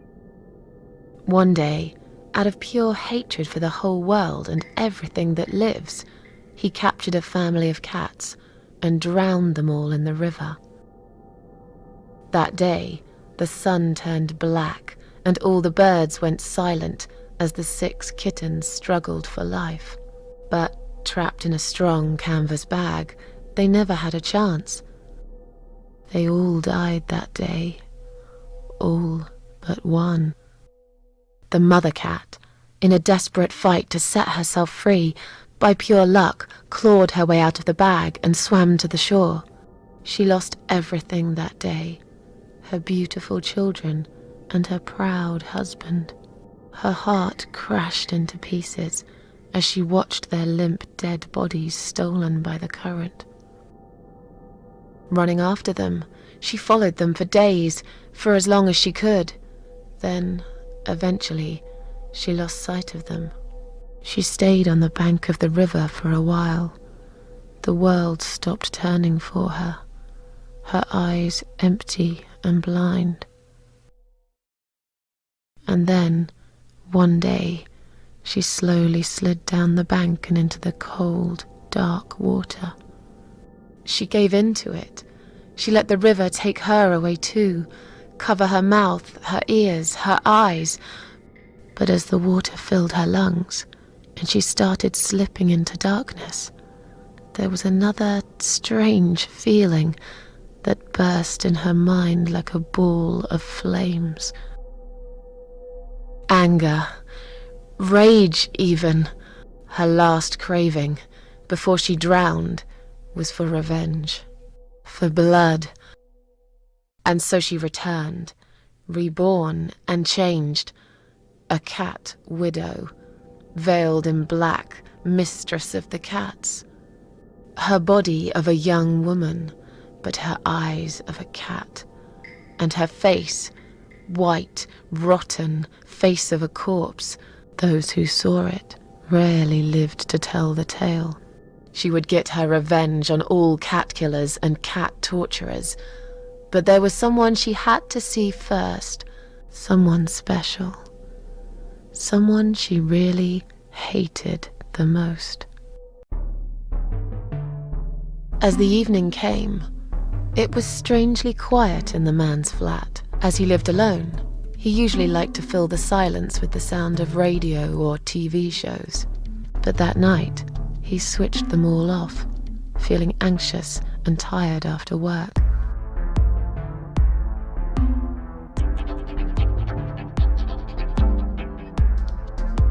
He tried to sleep, but couldn't. And for once, there wasn't anyone there he could blame for it. As he stared through the window, he kept thinking about how much he hated that view. He liked it once, a long time ago, when his wife was still there and they were happy together. Suddenly, he heard knocking on the door. Some part of him was glad, because that meant he could take it out on whoever decided to bother him.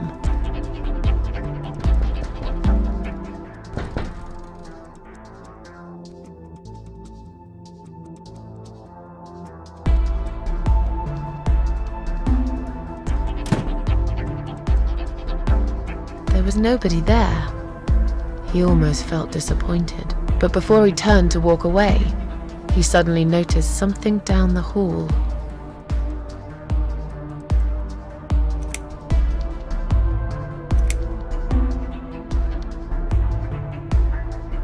The dead body of a disemboweled cat hung on the radiator.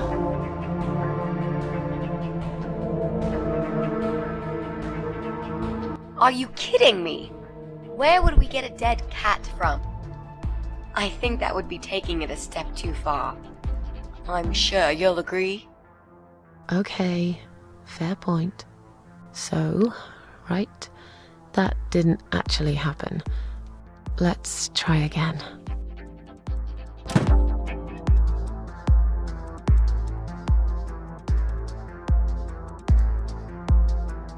He noticed a shadow of a cloaked figure standing ahead.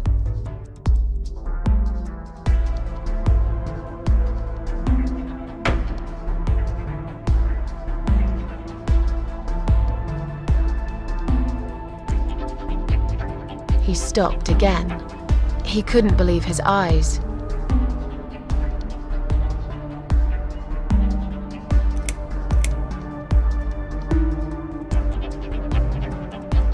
Someone wrote "asshole" on his door.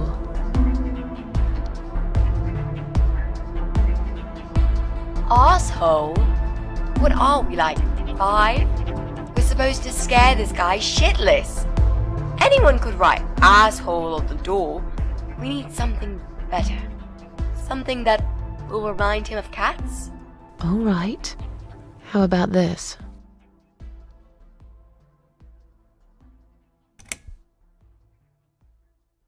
Someone wrote "cat killer" on his door.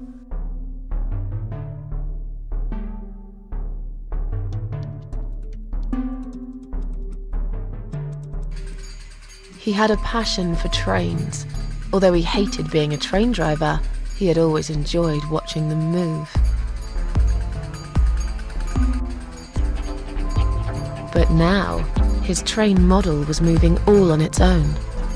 He was absolutely certain he'd left it switched off.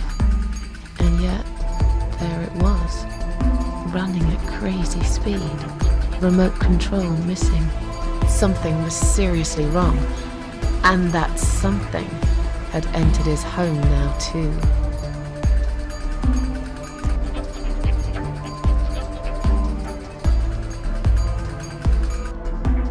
He hoped he was just imagining things, tired as he was. But there was another surprise waiting for him in his bedroom.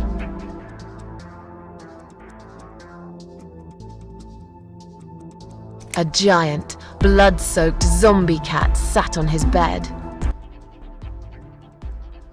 Now that's really stupid. Fair enough. That didn't really happen. Everyone knows there's no such thing as giant zombie cats, right? What really happened was this. "Cat Widow is here," was written all over the wall.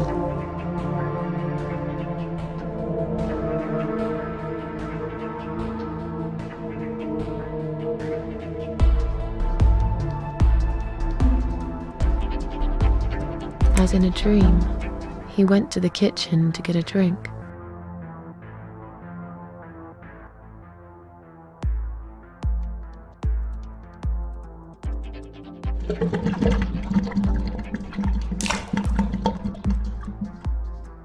There was no water.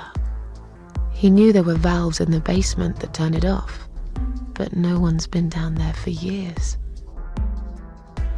He felt sick. None of this made any sense. And yet, deep down, he knew what he did to the cats was wrong. There was a part of him that almost wanted to be punished. The part he tried so hard to hide. He thought he'd heard something in the corridor. Was there someone there with him?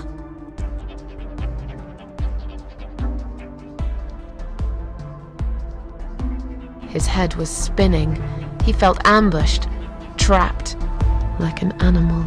He had to get out of there.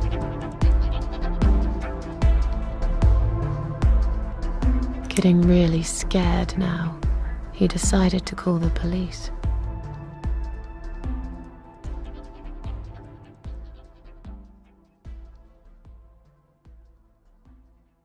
His phone was of no use.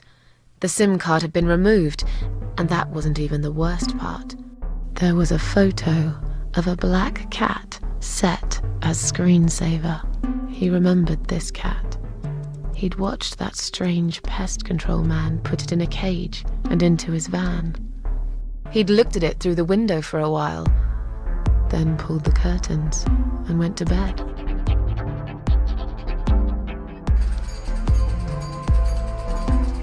He stopped, paralyzed. He'd heard something right in front of him. A whisper, more like a purr. She was there, in the dark corner of his living room, waiting. Black veil covering that pale, dead face, and yet he could almost feel Cat Widow's eyes piercing through him.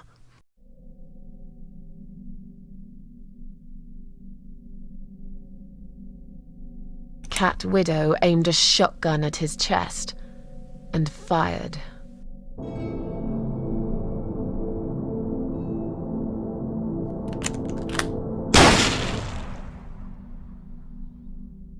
Really? Your sick imagination is running wild again, Mrs. A. Right, so that never really happened either.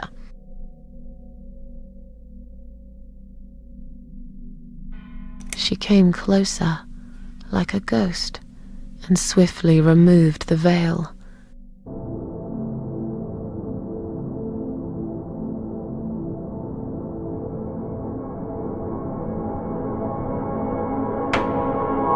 She came back for him, to take him to the river, to make him pay for what he'd done. As he looked into her eyes, he could feel the world spinning around him, his knees go weak, his pants suddenly wet around his crotch. As much as he hated life, he didn't want to die either. Inside, he was just a big, stinking coward.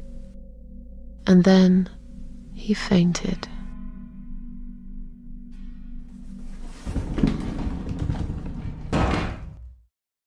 Ha ha ha! Did you see his face? I knew he'd fall for this. Yeah, we scared the living shit out of him. Now that's teamwork. Are you sure he won't know it was you, though? Oh, he probably will, once he's had time to think about what happened. But he's too proud to ever admit he's been beaten by a woman. I know him just about enough to know that. Let's hope so. I don't want you to get in trouble because of me. No. That was something I had to do for myself. And I feel much better for it. The only problem now is that we still haven't found Eye of Adam. Because it definitely isn't Brian. I've searched through his laptop and all I found was a load of porn. Let's cross him off the list.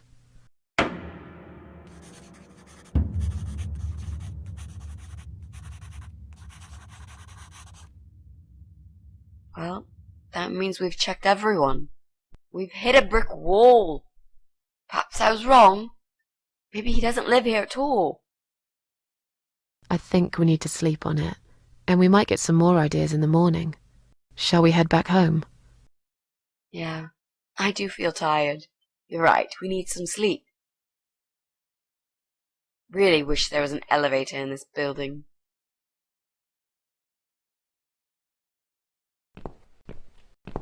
What's that? A note? What does it say, Mrs. A? You will not believe it. Meet me at midnight, both of you. I will wait. Flat 5. Door will be open. Do not fear. Eye of Adam. Flat 5? That's the old guy. Can't be. It can't be him. I guess we'll find out. At midnight. We've got a few hours until then. Let's get some coffee.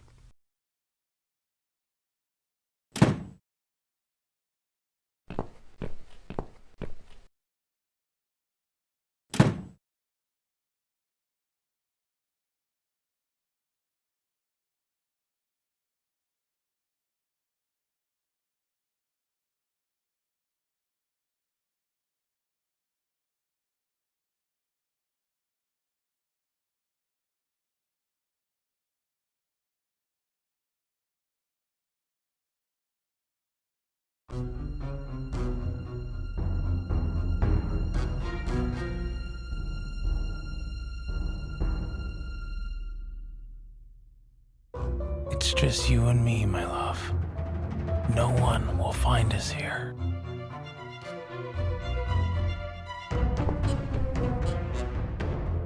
Stop worrying, Ivy. It will be all right. I will always love you. You know that. I'm gonna make you all better.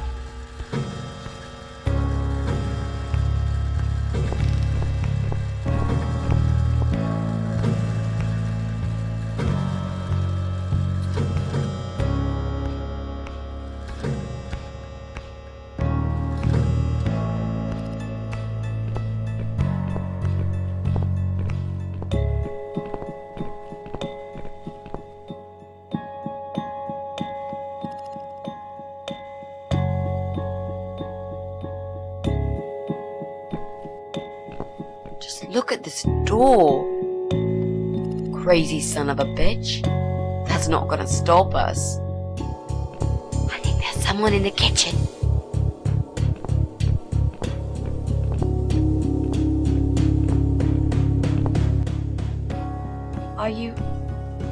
Are you Adam?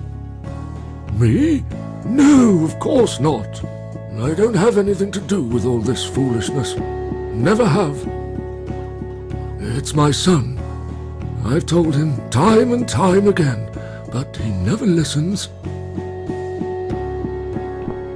I've done my best to protect that boy, you know.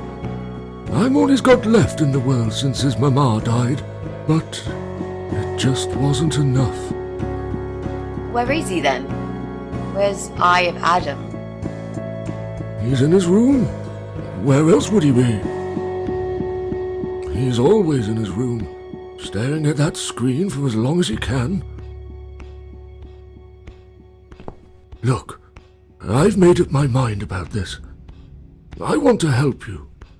This mess he's in, it's gone too far. I can't be part of this. What are you talking about? Oh, you don't understand. He's watching us. Right now, he can see us on his camera. He's very clever with this stuff. I never got my head around it. Just as much as I needed to, I guess. But not a lot. Give us the key to his room. I want to talk to him. Look, it's a trap. He knows why you're here, and he will kill you. Both of you. But he will not kill me. He won't dare. All these years, I've looked after him well. He owes me everything. It breaks my heart to do this now. What choice do I have? He left me this. I was supposed to keep it for myself, but I want you to take it. He won't dare to kill his own father. I won't let 2 innocent lives be lost because of him. What is it? Just take the damn thing. There's not much time. Didn't you hear me?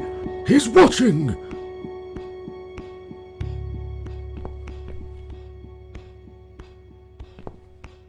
What is it, Mrs. A? It's a shoebox. Take it away. Get rid of it. He must see that I don't have it anymore. Shall we open it?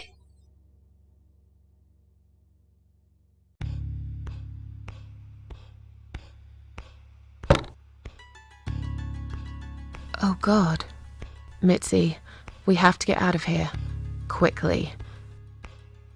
It's a gas mask. He's going to poison us.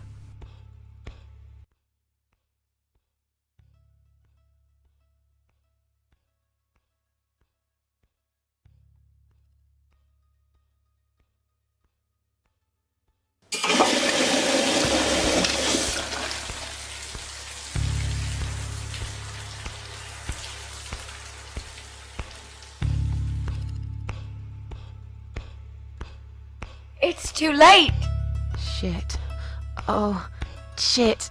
Shit. Shit. No! Stop that, Adam! You're going to kill your father! We'll never make it to the door. That room is filling up with gas too quickly. Put the mask on, Mrs. A. What about you? No, I can't. You've got to. This is your only chance. No, I can't let you die. Not like this. It's my fault that you're here. I'm dying anyway. And you've got to live, Mrs. A. You'll live and you'll be happy again. You've been a great friend, Mrs. A.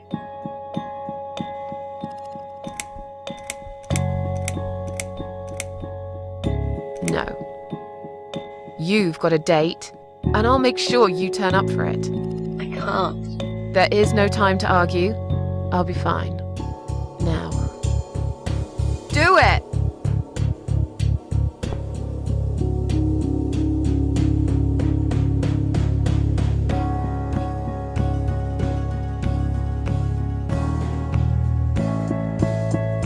MItzi, think of a vegetable while I'm gone.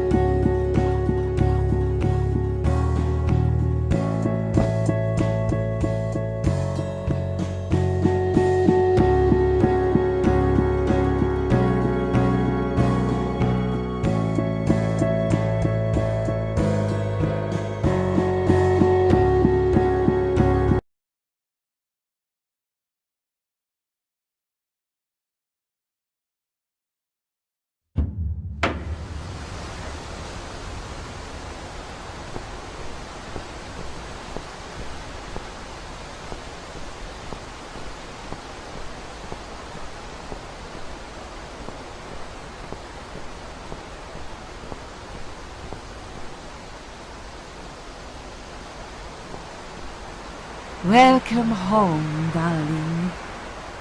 I've been waiting for you. What took you so long? Say what you've got to say and let's finish this. I'm tired of you. Tired of all this madness. I just need to get back. Very well. I'm not planning to keep you long. Let's go inside. I have one last job for you. There are still 2 candles left, Susan. You know how this works. A soul for a soul. And that's it. I blow out the last candle, and I'll never have to see you again. Only if you blow out the right one. I'll never bother you again. Isn't that what you want? But if you choose wrong, it will be your life extinguished forever. Just take a deep breath and do it. But how should I know which one's right? That's the thing, Susan. You can't know that. In life, you can't always know the consequences before you make a decision. Haven't you learned that yet? That's not fair. Nothing is fair. You opened your heart talking to that doctor, and he butchered you like an animal. Then those disgusting cannibals, they chop you up and cook you for dinner if you'd let them. And what about the man with the flowers? All that he wanted was to hear you play before he split your skull open. The way your husband treated you, the way your neighbors laughed at you for years, just for being different. You did not deserve all that, and yet it happened. Am I forgetting something? Oh, yes. Of course. Most of all, was it fair that... Shut up! Just shut up, you ugly bitch! Now I know who you really are. All those feelings I had in me for years. That bitter guilt and self-pity. That hatred for myself and everyone else. You are that miserable illness that's consumed my heart all these years. You, always there, always. Every day I looked at you in the mirror, like a dark cloud I couldn't see through. I let you take control of my life. I believed it was right to feel like this. But not any longer. This ends here. Then blow out the candle.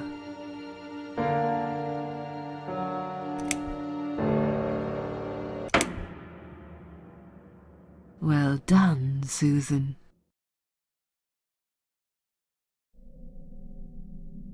Tomato. You were thinking about a tomato, right?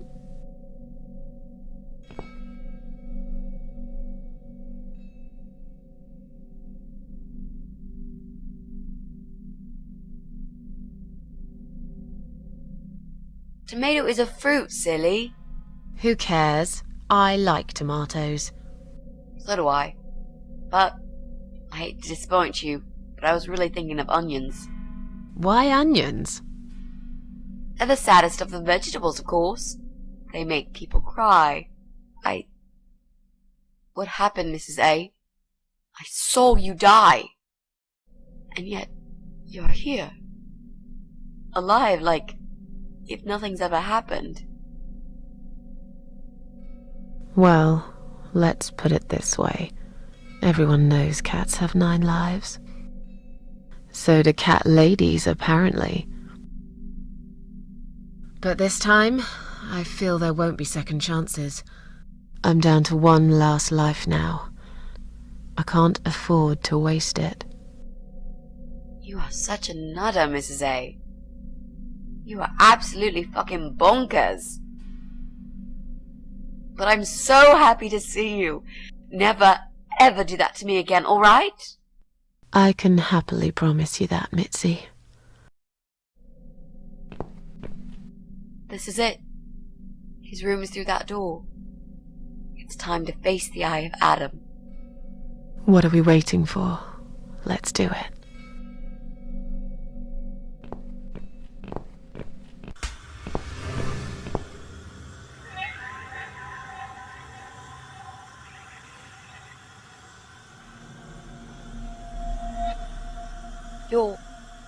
You're the eye of Adam?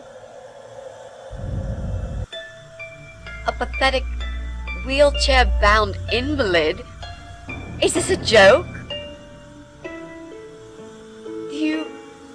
Do you know who I am? Do you know what you've done to me? You fucking murderer! Tonight it's your turn to die.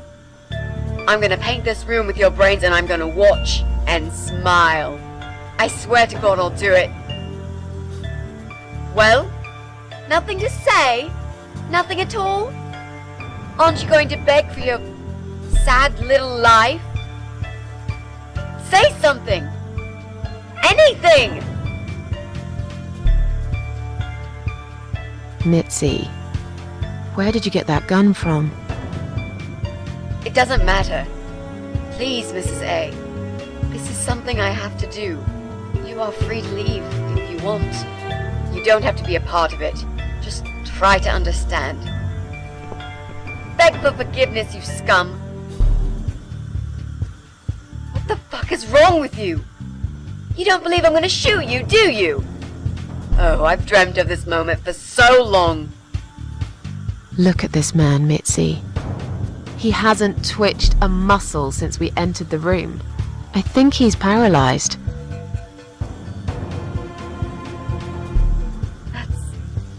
That's impossible. He's lying to us. He's faking it. Do something. Talk, for God's sake! I need you to answer me. I need to know. He won't answer you. He can't talk. Then, how did he post all that stuff online? What the?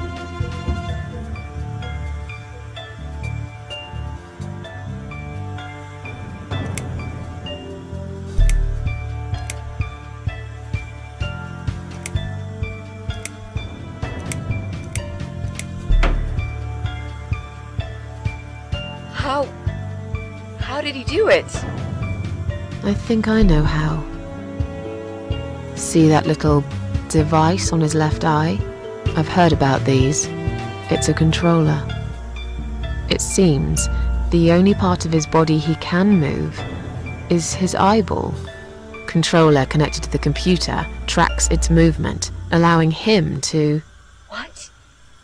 That's ridiculous. How do you even know such things? I'm a nurse? I've seen these before.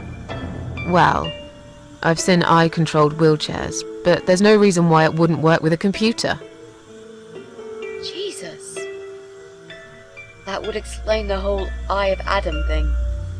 He really is just the eye. But no, that doesn't change anything. He must die. He deserves nothing more.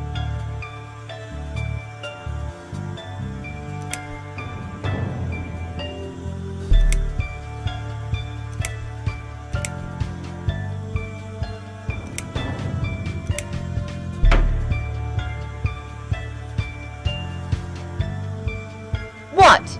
You arrogant shit! I will fucking do it! Just tell me one thing. One thing. Why? Why did you make Jack kill himself?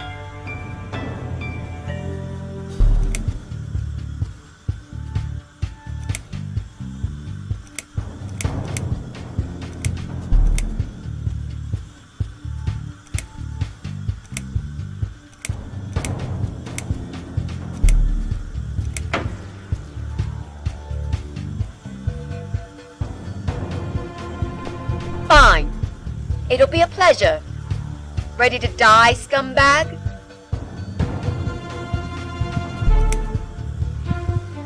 You lied to me. You never said you wanted to kill him. Now, wasn't that quite obvious? What did you think I wanted to do? Have a coffee with him? Chat about the weather or politics?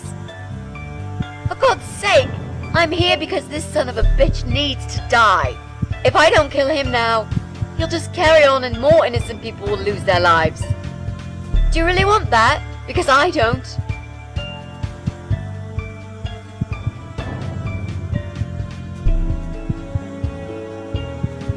Look at these oxygen tanks. I don't think it's a good idea. What? Why not? I'm the one holding a gun here. And I will blow this bastard's brain out as soon as he looks at me. You hear me? Look at me. I want you to see what you've done. The pain you've caused me. MItzi, that's not what I meant. Just put the gun down for a second. No! No. I can't do that, Mrs. A. I'm sorry. This is something I have to do. I have to. Can't you hear that hissing sound? These cylinders are clearly leaking gas. Please stay out of it. You'll make a whole room blow up. I don't care. Just leave me alone.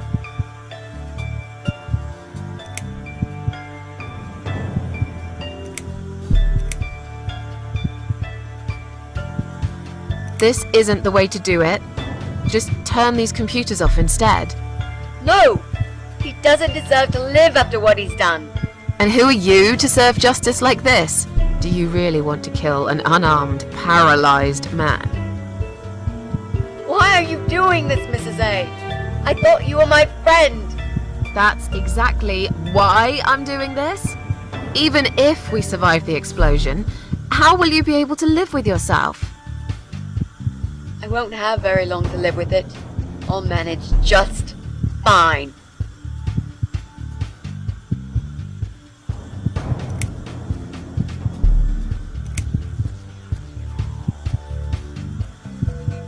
Without his father, he's harmless.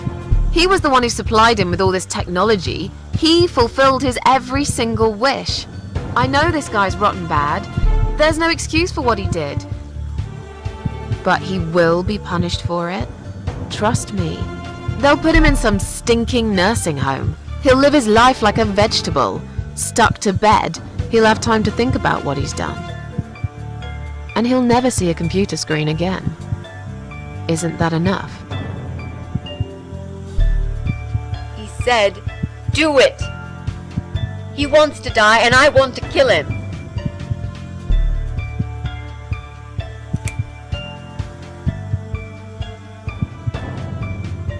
Think about it for a second. Would Jack really want this? This bastard messed with Jack's head. He tricked him. That's what he does. He fucking tricked him. But would Jack really want you to become a murderer? No. He wouldn't. He wasn't violent at all. He was the kindest, sweetest guy I ever knew. Exactly. Now, put that gun down already.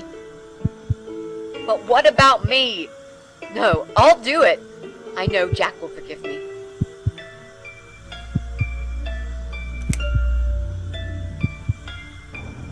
He wants us all to die. Can't you see that? Isn't that what he's been preaching? A joint suicide. That's why he wants you to shoot him. So we can all get blown to pieces. His final act. The work of his life. Are you really going to give him that satisfaction? Remember what you said about feeding the troll? That's exactly what you're going to do if you kill him now. No. Maybe you're right. You should leave, Mrs. A. I'd never want you to get hurt. But I'm not going away without this fucker dead. Even if that means I die too. MItzi, have you lost your mind? You're going to sacrifice your life for this scum? He's a parasite! A worthless, evil piece of shit! It's not like I've got anyone to live for, is it? What? What about your mother? Your family? She's dead!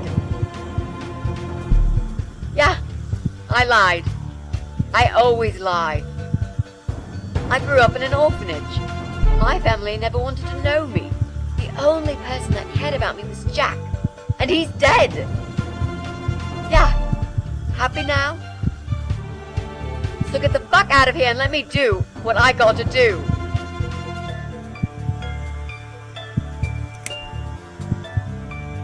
I care about you.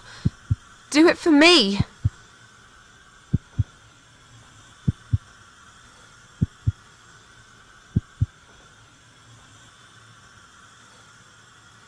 Come on, mate. It's been a long day. Let's go home. We've won. Have we really? Trust me. I know we have. How? I'm the cat lady. From now on, I win every single day.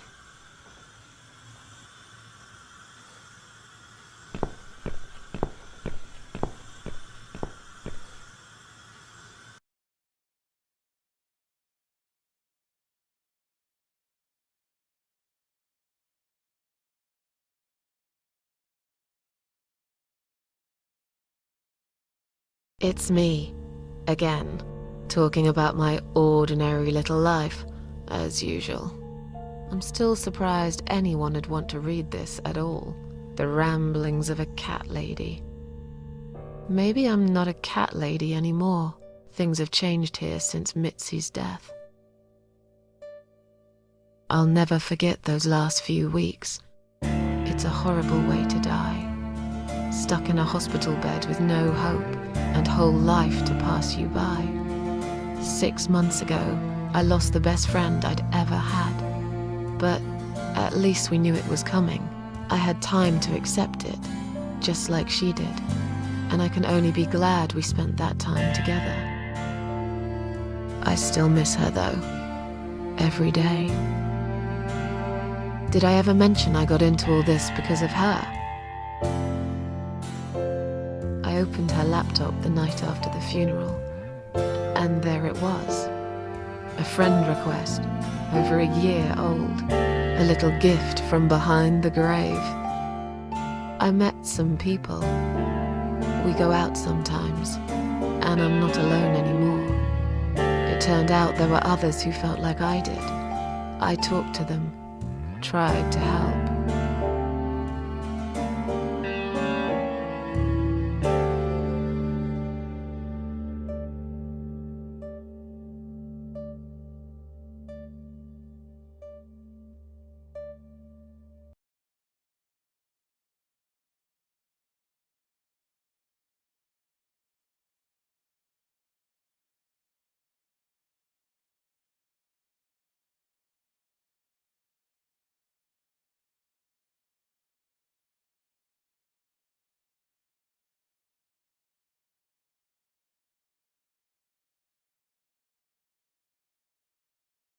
And now I'm writing this blog. I must confess, yesterday was bad. It was one of those days when you feel like you're back in the past, and all the good stuff that happened was just a dream.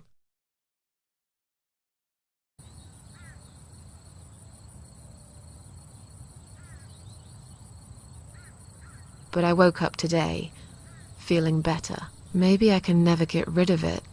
This invisible illness. Maybe it will always be living somewhere deep inside me, asleep, waiting. And when it'll hit me hard.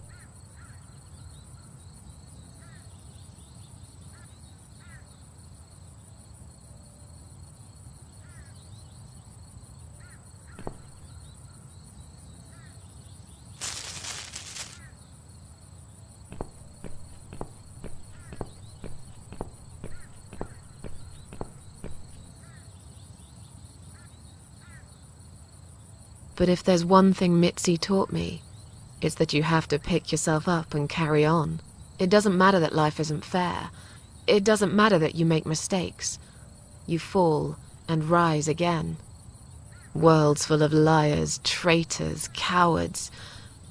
But every now and then, you meet someone like MItzi, who will just smile at it all. Now, I've forgiven the world and myself too. I teach myself to smile again. One day I'll get there. I know I will. Even if it takes me not 9, but 900 lives.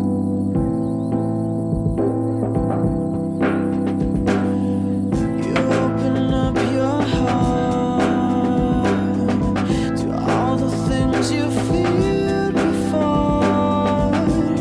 You're keeping him alive.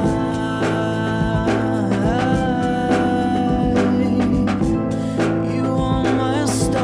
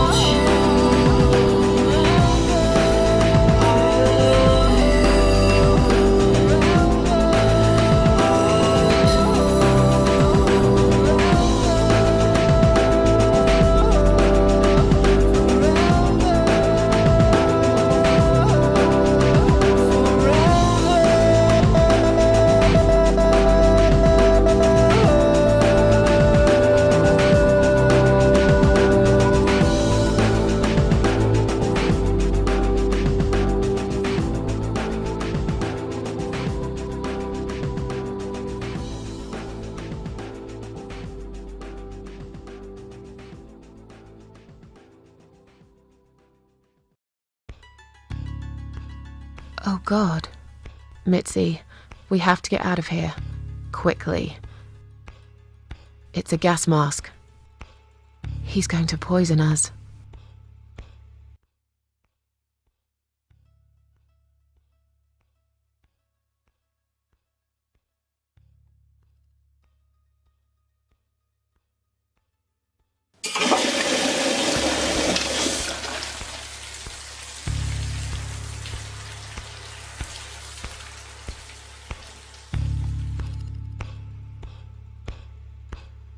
It's too late! Shit. Oh, shit. Shit. Shit. No! Stop that, Adam! You're going to kill your father! We'll never make it to the door. That room is filling up with gas too quickly. Put the mask on, Mrs. A. What about you? No, I can't. You've got to. This is your only chance. No, I can't let you die. Not like this. It's my fault that you're here. I'm dying anyway. And you've got to live, Mrs. A. You'll live and you'll be happy again. You've been a great friend, Mrs. A.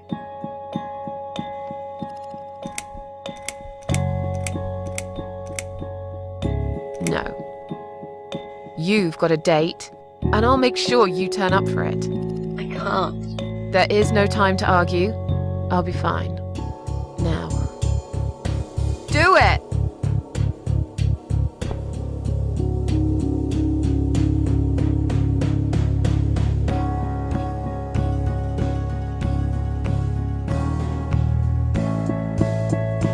MItzi, think of a vegetable while I'm gone.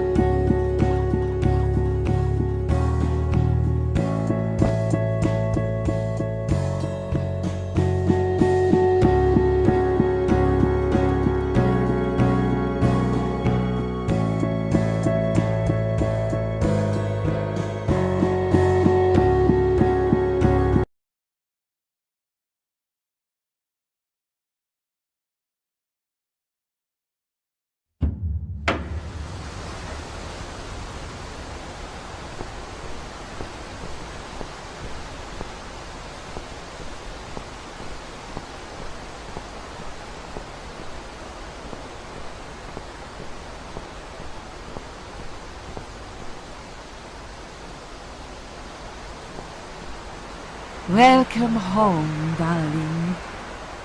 I've been waiting for you. What took you so long? Say what you've got to say and let's finish this. I'm tired of you. Tired of all this madness. I just need to get back. Very well. I'm not planning to keep you long. Let's go inside. I have one last job for you. There are still 2 candles left, Susan. You know how this works. A soul for a soul. And that's it. I blow out the last candle, and I'll never have to see you again.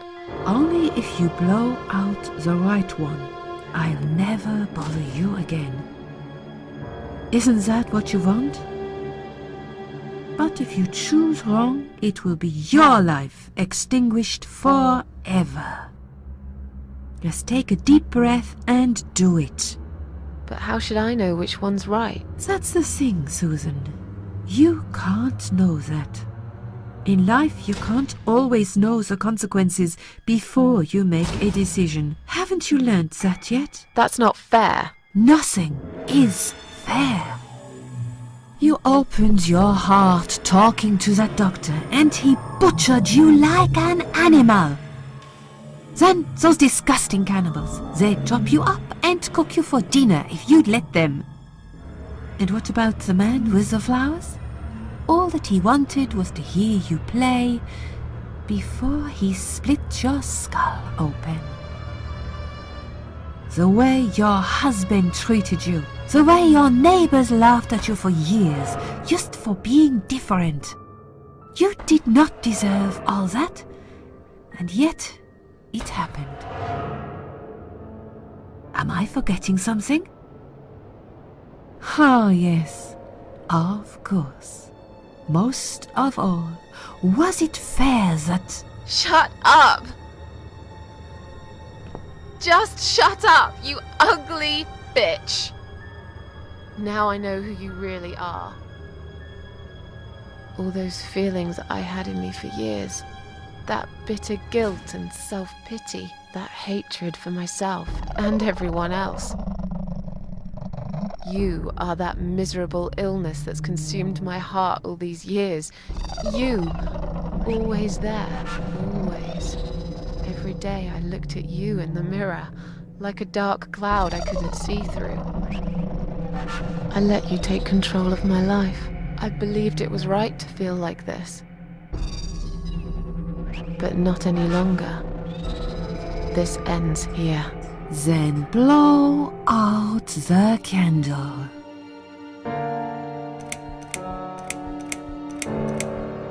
No, I won't.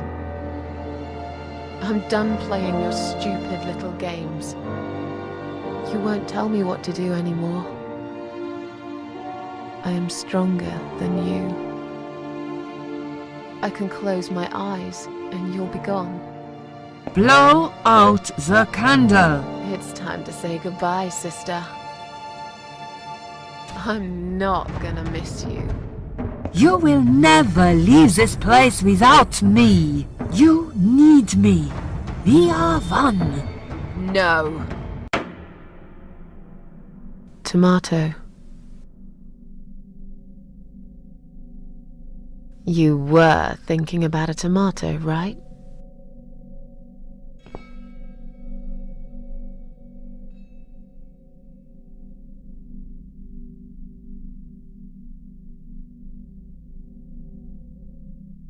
Tomato is a fruit, silly. Who cares? I like tomatoes. So do I. But I hate to disappoint you, but I was really thinking of onions. Why onions? They're the saddest of the vegetables, of course.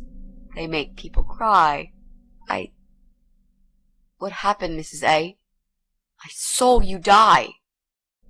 And yet, you're here. Alive, like if nothing's ever happened. Well, let's put it this way. Everyone knows cats have 9 lives. So do cat ladies, apparently. But this time, I feel there won't be second chances. I'm down to one last life now. I can't afford to waste it. You are such a nutter, Mrs. A. You are absolutely fucking bonkers. But I'm so happy to see you. Never, ever do that to me again, alright? I can happily promise you that, MItzi. This is it. His room is through that door. It's time to face the eye of Adam. What are we waiting for? Let's do it.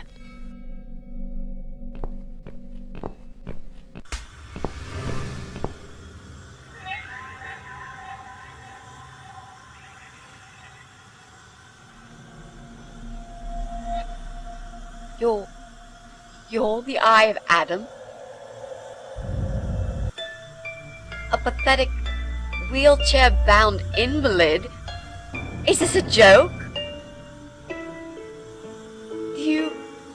Do you know who I am? Do you know what you've done to me? You fucking murderer! Tonight it's your turn to die. I'm gonna paint this room with your brains and I'm gonna watch and smile. I swear to God I'll do it. Well? Nothing to say? Nothing at all? Aren't you going to beg for your sad little life? Say something! Anything! MItzi, where did you get that gun from? It doesn't matter. Please, Mrs. A. This is something I have to do. You are free to leave if you want. You don't have to be a part of it. Just try to understand. Beg for forgiveness, you scum. heck is wrong with you? You don't believe I'm gonna shoot you, do you? Oh, I've dreamt of this moment for so long.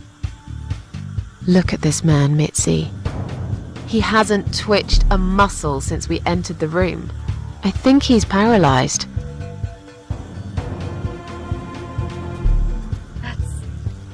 That's impossible. He's lying to us. He's faking it. Do something. Talk for God's sake.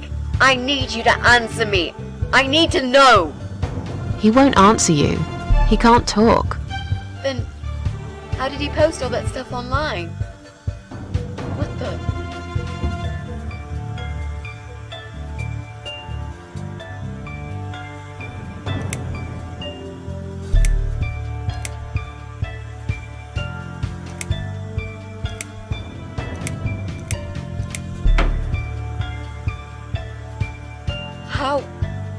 How did he do it?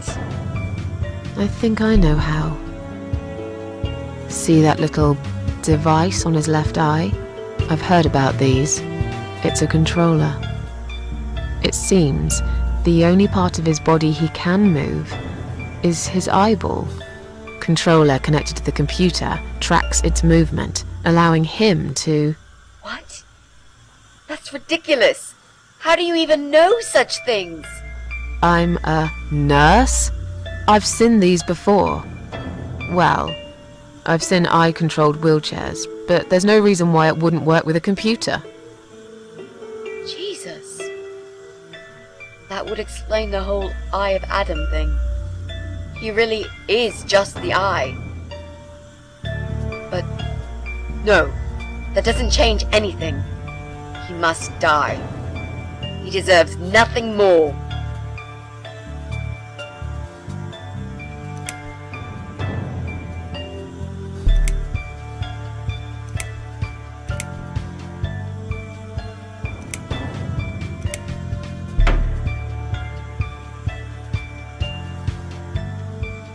What? You arrogant shit! I will fucking do it! Just tell me one thing. One thing. Why? Why did you make Jack kill himself?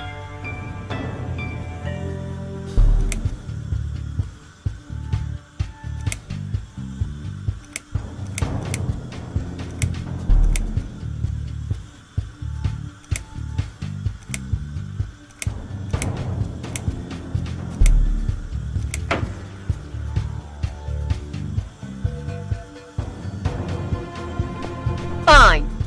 It'll be a pleasure. Ready to die, scumbag?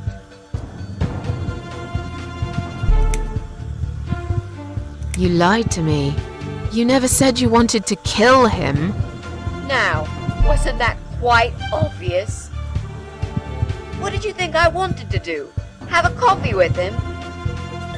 Chat about the weather or politics? For God's sake, I'm here because this son of a bitch needs to die. If I don't kill him now, he'll just carry on and more innocent people will lose their lives. Do you really want that? Because I don't.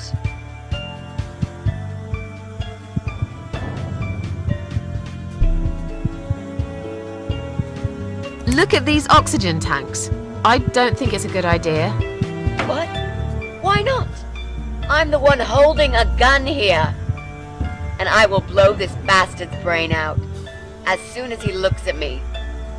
You hear me? Look at me. I want you to see what you've done. The pain you've caused me. MItzi, that's not what I meant. Just put the gun down for a second. No! No. I can't do that, Mrs. A. I'm sorry. This is something I have to do. I have to. Can't you hear that hissing sound? These cylinders are clearly leaking gas. Please stay out of it. You'll make a whole room blow up. I don't care. Just leave me alone.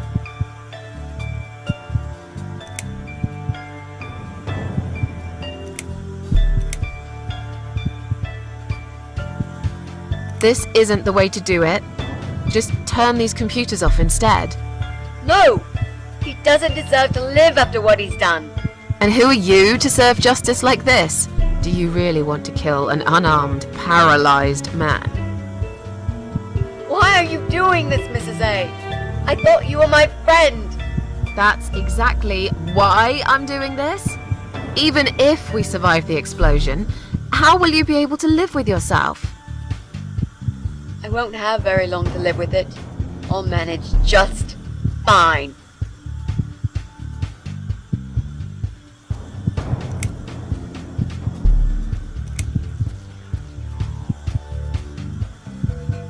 Without his father, he's harmless. He was the one who supplied him with all this technology. He fulfilled his every single wish. I know this guy's rotten bad. There's no excuse for what he did. But he will be punished for it. Trust me. They'll put him in some stinking nursing home. He'll live his life like a vegetable. Stuck to bed, he'll have time to think about what he's done. And he'll never see a computer screen again. Isn't that enough? He said, do it! He wants to die and I want to kill him.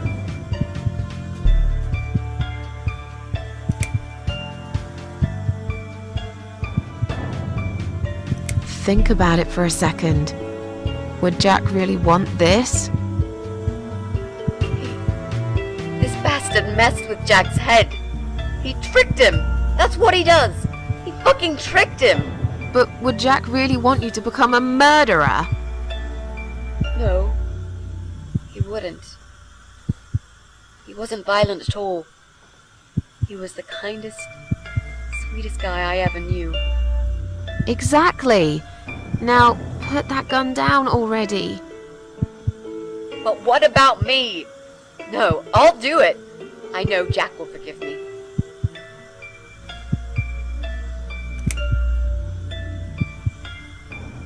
He wants us all to die.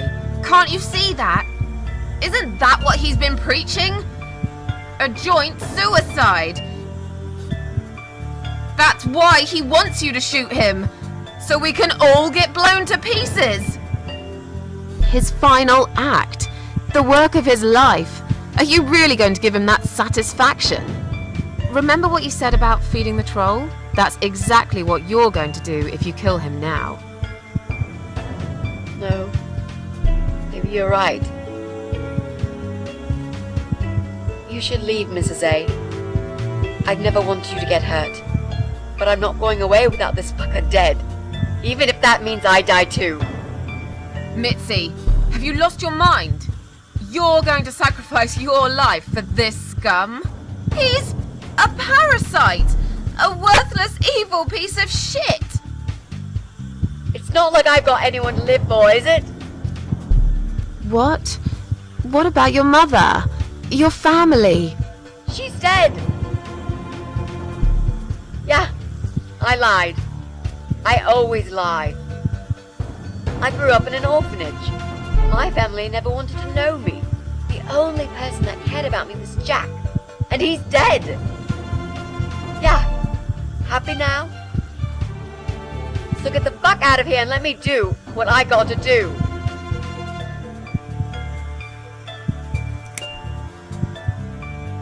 I care about you. Do it for me.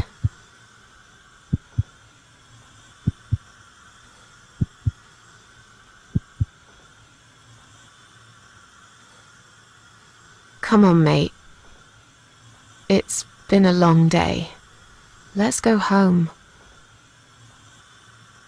We've won. Have we really? Trust me. I know we have. How? I'm the cat lady. From now on, I win every single day.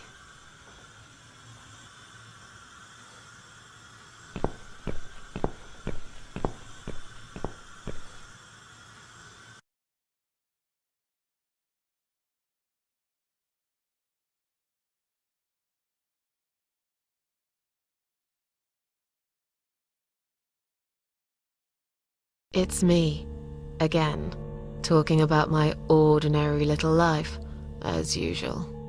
I'm still surprised anyone would want to read this at all. The ramblings of a cat lady.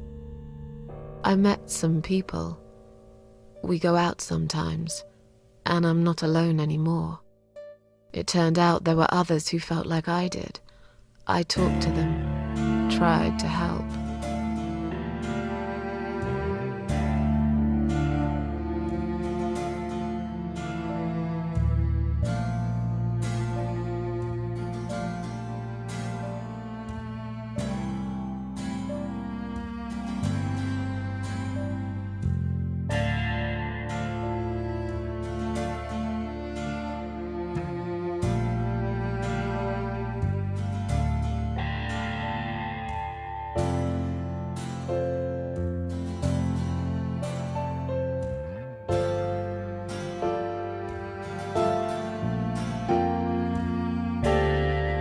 And now, I'm writing this blog. I must confess, yesterday was bad. It was one of those days when you feel like you're back in the past, and all the good stuff that happened was just a dream.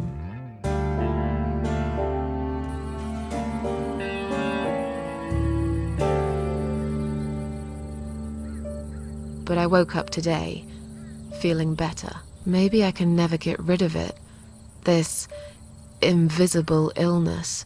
Maybe it will always be living somewhere deep inside me, asleep, waiting, and when it'll hit me hard.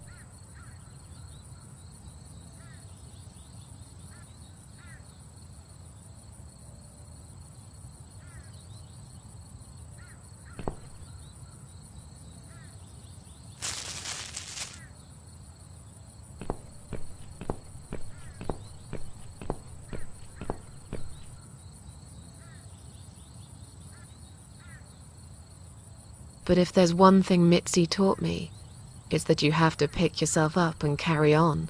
It doesn't matter that life isn't fair. It doesn't matter that you make mistakes. You fall and rise again. And speaking of MItzi, well, I don't know what happened. I guess I never will. But against all odds, she just got better. Maybe it's because of that last candle. Or some other things I did that year. I don't really care. She's still here. That's all that matters to me. Every time I visit my daughter's grave, she comes too. We don't have to talk. It's just nice to have somebody there with me. Worlds full of liars, traitors, cowards. But every now and then, you meet someone like MItzi, who will just smile at it all. Now, I've forgiven the world and myself too. I teach myself to smile again. One day I'll get there. I know I will.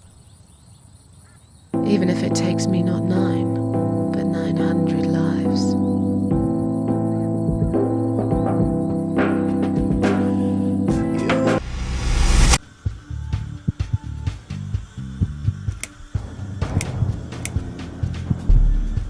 I care about you. Do it for me.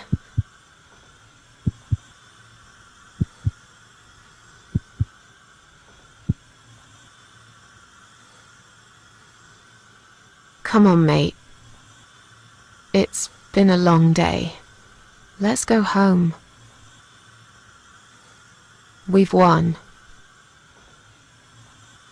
Have we really? Trust me. I know we have. How? I'm the cat lady. From now on, I win every single day.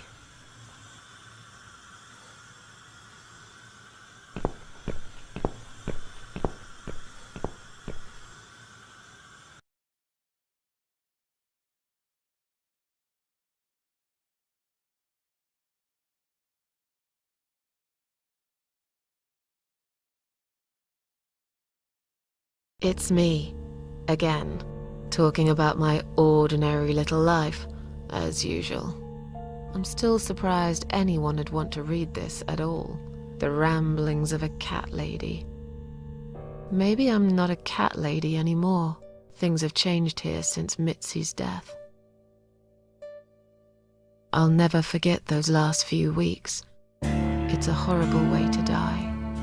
stuck in a hospital bed with no hope and whole life to pass you by. 6 months ago, I lost the best friend I'd ever had. But at least we knew it was coming.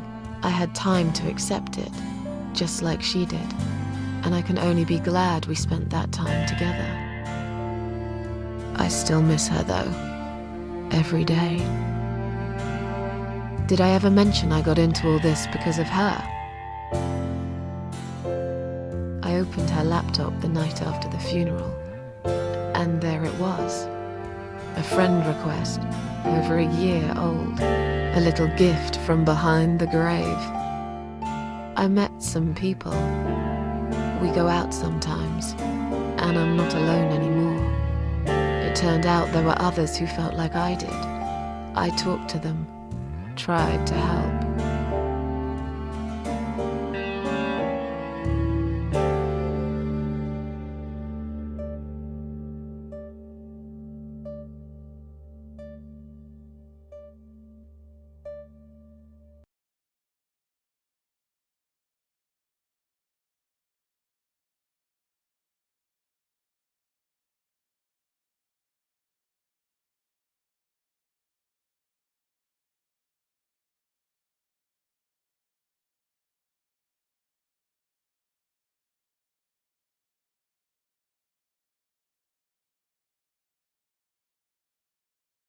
And now, I'm writing this blog. I must confess, yesterday was bad.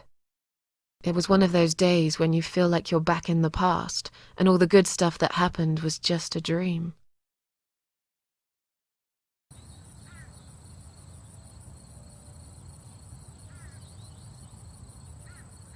But I woke up today, feeling better. Maybe I can never get rid of it.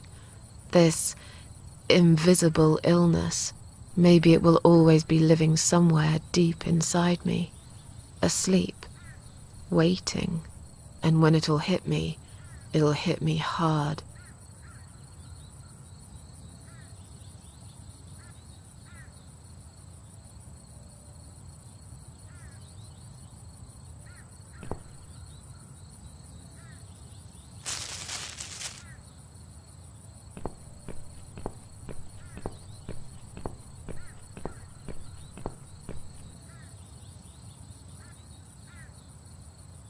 But if there's one thing MItzi taught me, it's that you have to pick yourself up and carry on. It doesn't matter that life isn't fair. It doesn't matter that you make mistakes. You fall and rise again. Worlds full of liars, traitors, cowards. But every now and then, you meet someone like MItzi, who will just smile at it all. Now, I've forgiven the world and myself too. I teach myself to smile again. One day I'll get there. I know I will. Even if it takes me not 9, but 900 lives.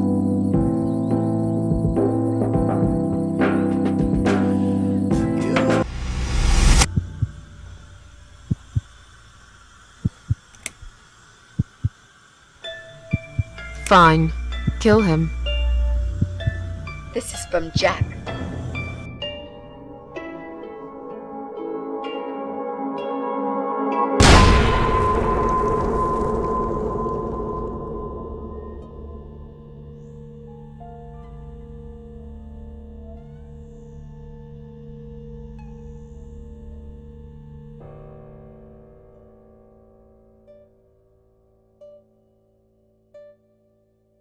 It's me, again. Talking about my ordinary little life, as usual. I'm still surprised anyone would want to read this at all. The ramblings of a cat lady. Maybe I'm not a cat lady anymore. Things have changed here since MItzi's death.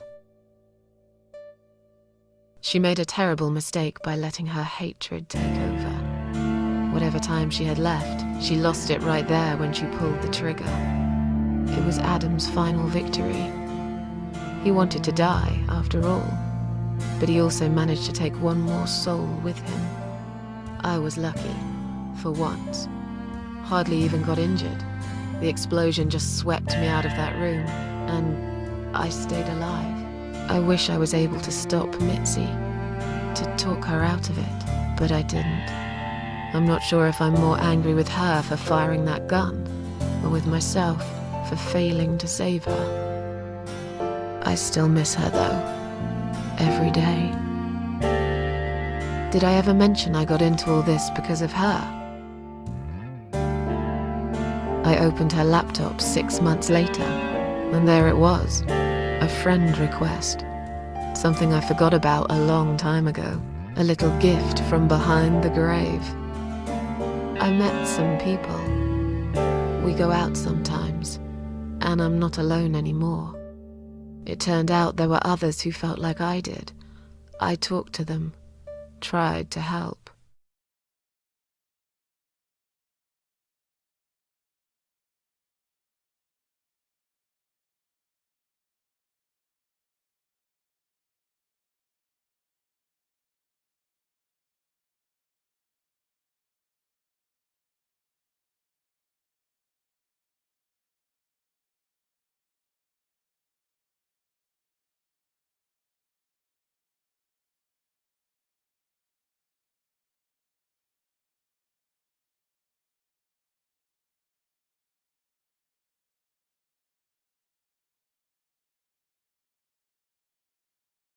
And now, I'm writing this blog.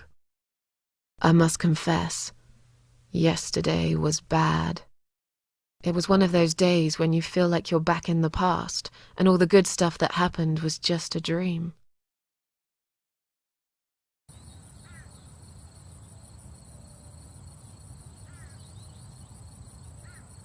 But I woke up today, feeling better. Maybe I can never get rid of it. This invisible illness. Maybe it will always be living somewhere deep inside me, asleep, waiting, and when it'll hit me hard.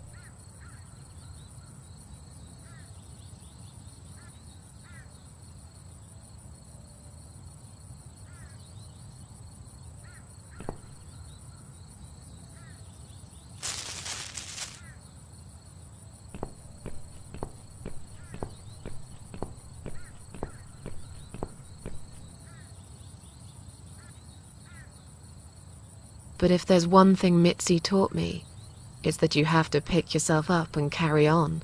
It doesn't matter that life isn't fair. It doesn't matter that you make mistakes. You fall and rise again. Worlds full of liars, traitors, cowards. But every now and then, you meet someone like MItzi, who will just smile at it all. Now, I've forgiven the world and myself too. I teach myself to smile again. One day I'll get there. I know I will. Even if it takes me not 9, but 900 lives.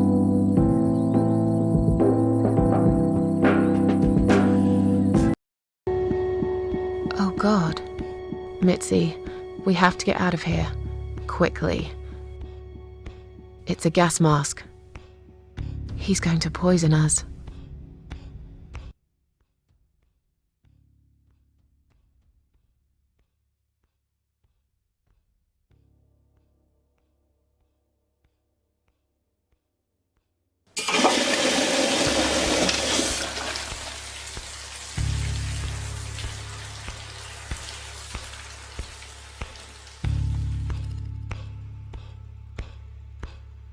It's too late! Shit. Oh, shit. Shit. No! Stop that, Adam! You're going to kill your father! We'll never make it to the door. That room is filling up with gas too quickly. Put the mask on, Mrs. A. What about you? No, I can't. You've got to. This is your only chance. No, I can't let you die. Not like this. It's my fault that you're here. I'm dying anyway. And you've got to live, Mrs. A. You'll live and you'll be happy again.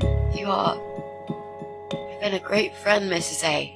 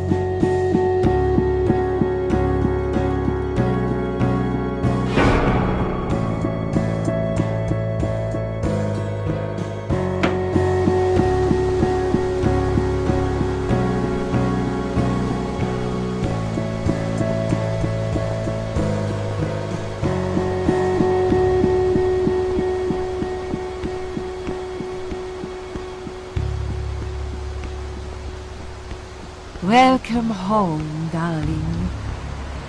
I've been waiting for you. What took you so long? Say what you've got to say and let's finish this. I'm tired of you. Tired of all this madness. I just need to get back. Very well. I'm not planning to keep you long. Let's go inside. I have one last job for you. There are still 2 candles left, Susan. You know how this works. A soul for a soul. And that's it. I blow out the last candle, and I'll never have to see you again. Only if you blow out the right one. I'll never bother you again. Isn't that what you want? But if you choose wrong, it will be your life extinguished forever. Just take a deep breath and do it. But how should I know which one's right? That's the thing, Susan. You can't know that. In life, you can't always know the consequences before you make a decision. Haven't you learned that yet? That's not fair. Nothing is fair. You opened your heart talking to that doctor, and he butchered you like an animal. Then those disgusting cannibals, they chop you up and cook you for dinner if you'd let them. And what about the man with the flowers?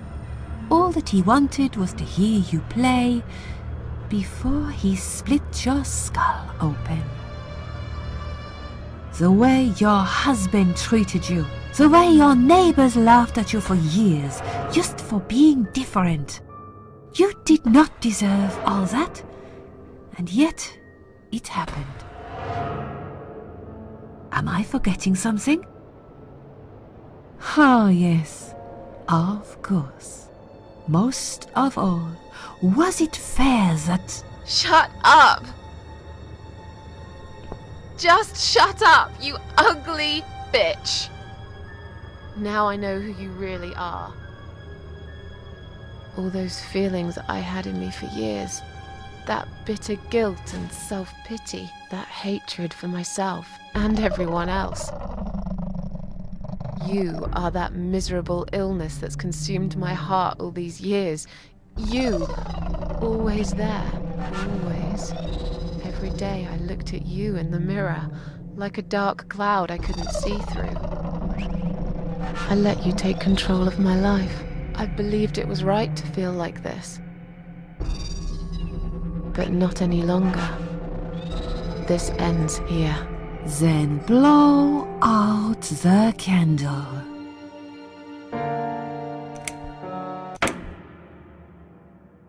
Well done, Susan.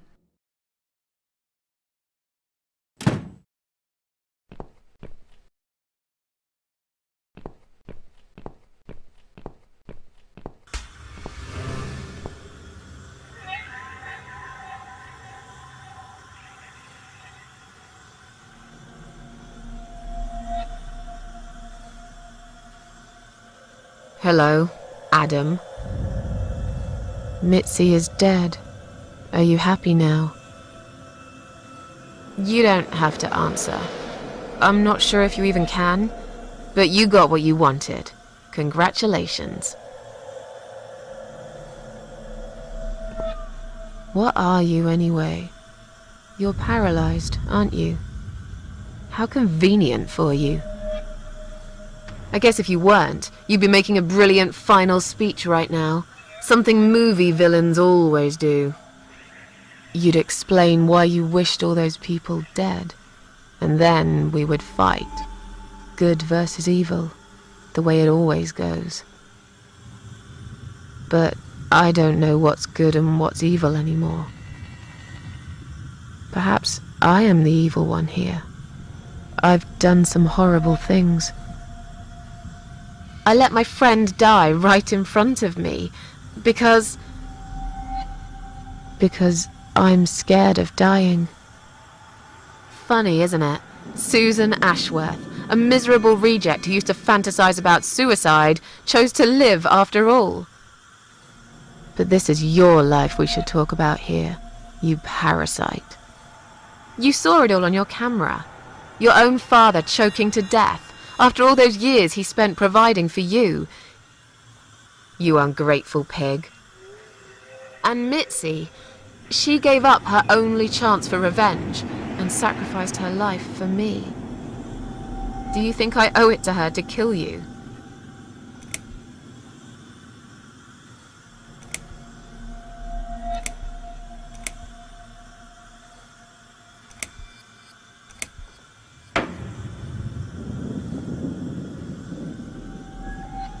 How clever.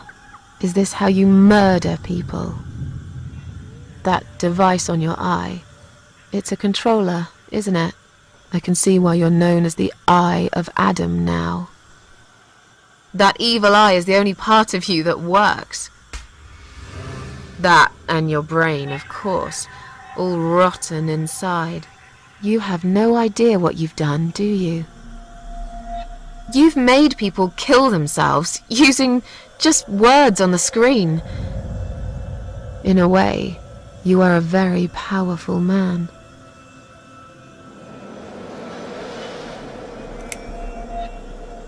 No. This would be exactly what you want. I'm not going to make it so easy for you.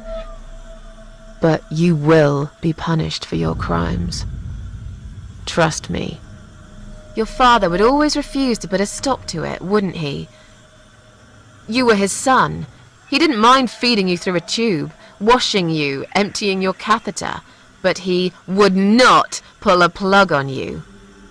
Now that your father's dead, they'll put you in some stinking nursing home. They'll keep you alive for a long time, even though you'll wish for death every day. And the best part is that no one will even know about it. Because I'll make sure you'll never see a computer screen again.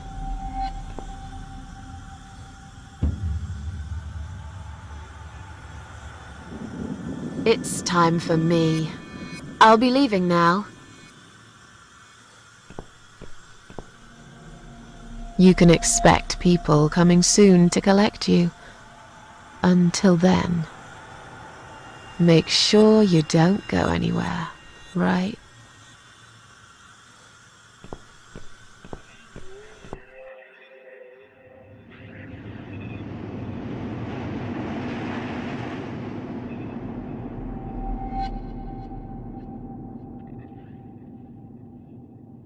It's me, again, talking about my ordinary little life, as usual. I'm still surprised anyone would want to read this at all. The ramblings of a cat lady. Maybe I'm not a cat lady anymore. Things have changed here since MItzi's death. It was her decision to sacrifice her own life for the sake of mine. A decision that made me realize that people can still care about me, while her life was almost over anyway. She gave up on one thing that was most important to her. Revenge, and she did it for me. But if I really did become immortal for that short time in my life, wasn't it unnecessary for MItzi to die before her time, poisoned like a rat? I still miss her though, every day. Did I ever mention I got into all this because of her? A little gift from behind the grave. I met some people. We go out sometimes, and I'm not alone anymore. It turned out there were others who felt like I did. I talked to them, tried to help.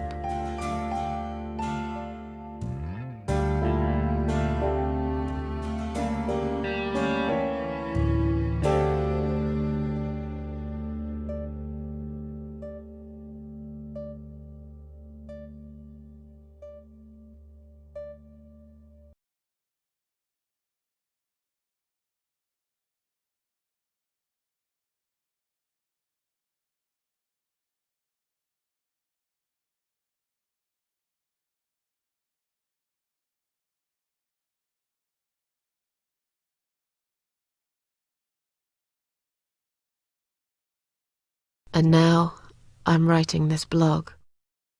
I must confess, yesterday was bad. It was one of those days when you feel like you're back in the past, and all the good stuff that happened was just a dream.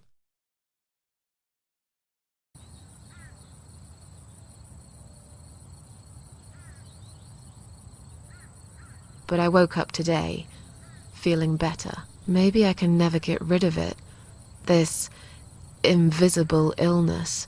Maybe it will always be living somewhere deep inside me, asleep, waiting. And when it'll hit me hard.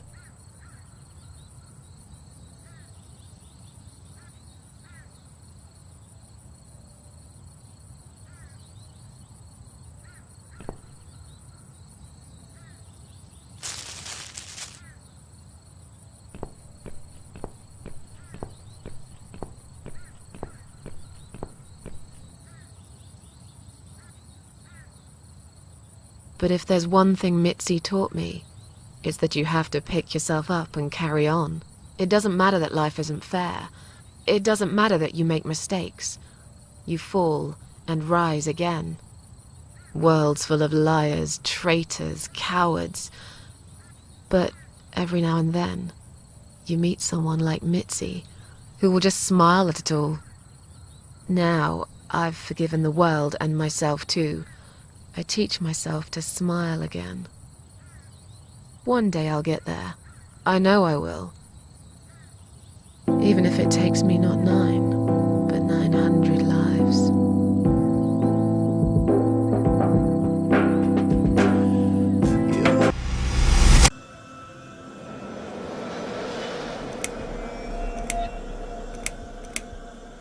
Your wish shall be granted.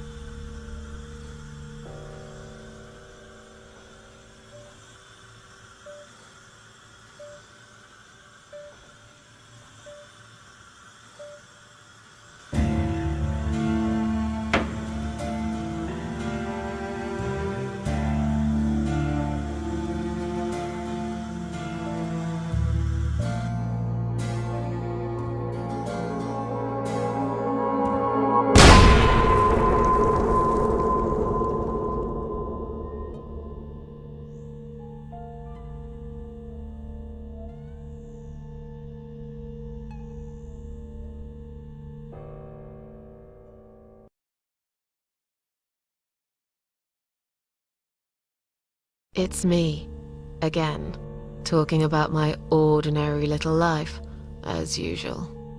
I'm still surprised anyone would want to read this at all. The ramblings of a cat lady. Maybe I'm not a cat lady anymore. Things have changed here since MItzi's death. It was her decision to sacrifice her own life for the sake of mine. A decision that made me realize that people can still care about me. While her life was almost over anyway, she gave up on one thing that was most important to her. Revenge. And she did it for me. But if I really did become immortal for that short time in my life, wasn't it unnecessary for MItzi to die before her time, poisoned like a rat? Well, one thing's for sure. I made that fucker pay for it. I still miss her though, every day. Did I ever mention I got into all this because of her? A little gift from behind the grave. I met some people. We go out sometimes, and I'm not alone anymore. It turned out there were others who felt like I did. I talked to them, tried to help.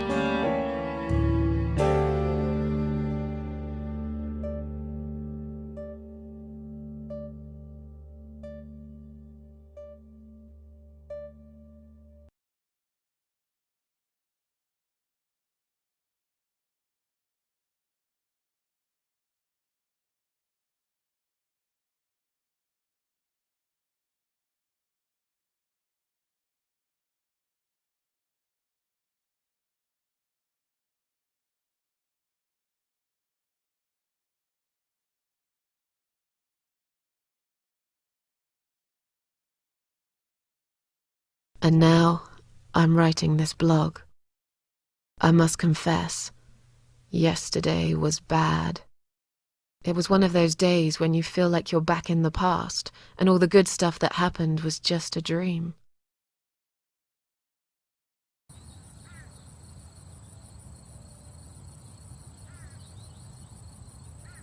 But I woke up today, feeling better. Maybe I can never get rid of it.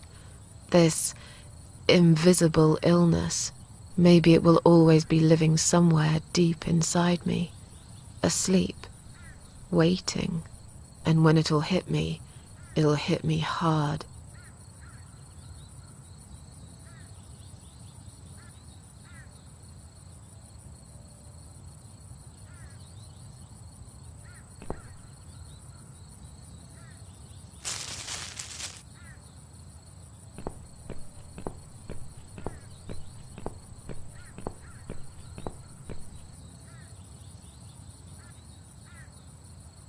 But if there's one thing MItzi taught me, it's that you have to pick yourself up and carry on.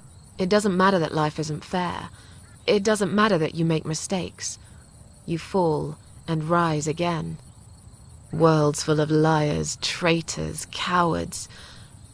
But every now and then, you meet someone like MItzi, who will just smile at it all. Now, I've forgiven the world and myself too. I teach myself to smile again. One day I'll get there.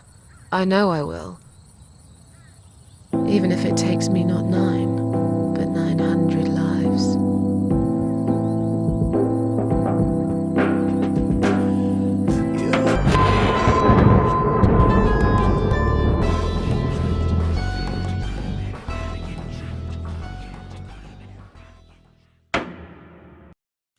Bien, pues hasta aquí el vídeo de hoy. Espero que les haya gustado, que les haya sido útil, interesante.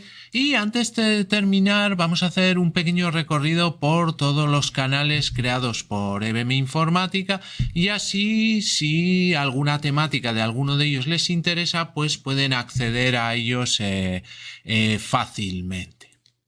Bien, el primero y el canal más grande es el canal de EBM Informática, donde tenemos tutoriales de todo tipo de actividades del mundo de la informática. Tenemos cursos completos como de Word, Excel, Access, Photoshop, trucos y diversas explicaciones de aplicaciones normalmente de PC que les pueden ser muy interesantes. Y luego tenemos el canal de Brumas del Pasado, donde lo dedicamos a temas culturales. Por ejemplo, nos especializamos en vídeos de biografías de ficción, donde elegimos personajes ficticios y hacemos una cronología, una biografía, una vida y hechos como si hubiera existido realmente, y elegimos personajes de películas, series de televisión, de cómics, de videojuegos y de libros. También tenemos la sección de lugares ficticios, que es parecida a la anterior, pero cogiendo pues esos lugares que no han existido, y otra que sería la de biografías reales. Aparte tenemos secciones como secretos de la historia, una sección dedicada a los pioneros del cine que la llamamos en blanco y negro, y otra sección que se llama pequeña gran pantalla, que nos centramos más en el cine de hoy en día, rankings también de series de televisión, etcétera. Entonces un canal muy completo donde van a encontrar diversos contenidos culturales muy interesantes. Para finalizar tenemos el canal Just Surrender, donde tenemos curiosidades de videojuegos, historias de videojuegos y gameplays o walkthroughs, soluciones completas en un solo vídeo de algunos de videojuegos que más me gustan, sobre todo del tema de aventura gráfica. Pues muy bien, muchas gracias y hasta el próximo vídeo.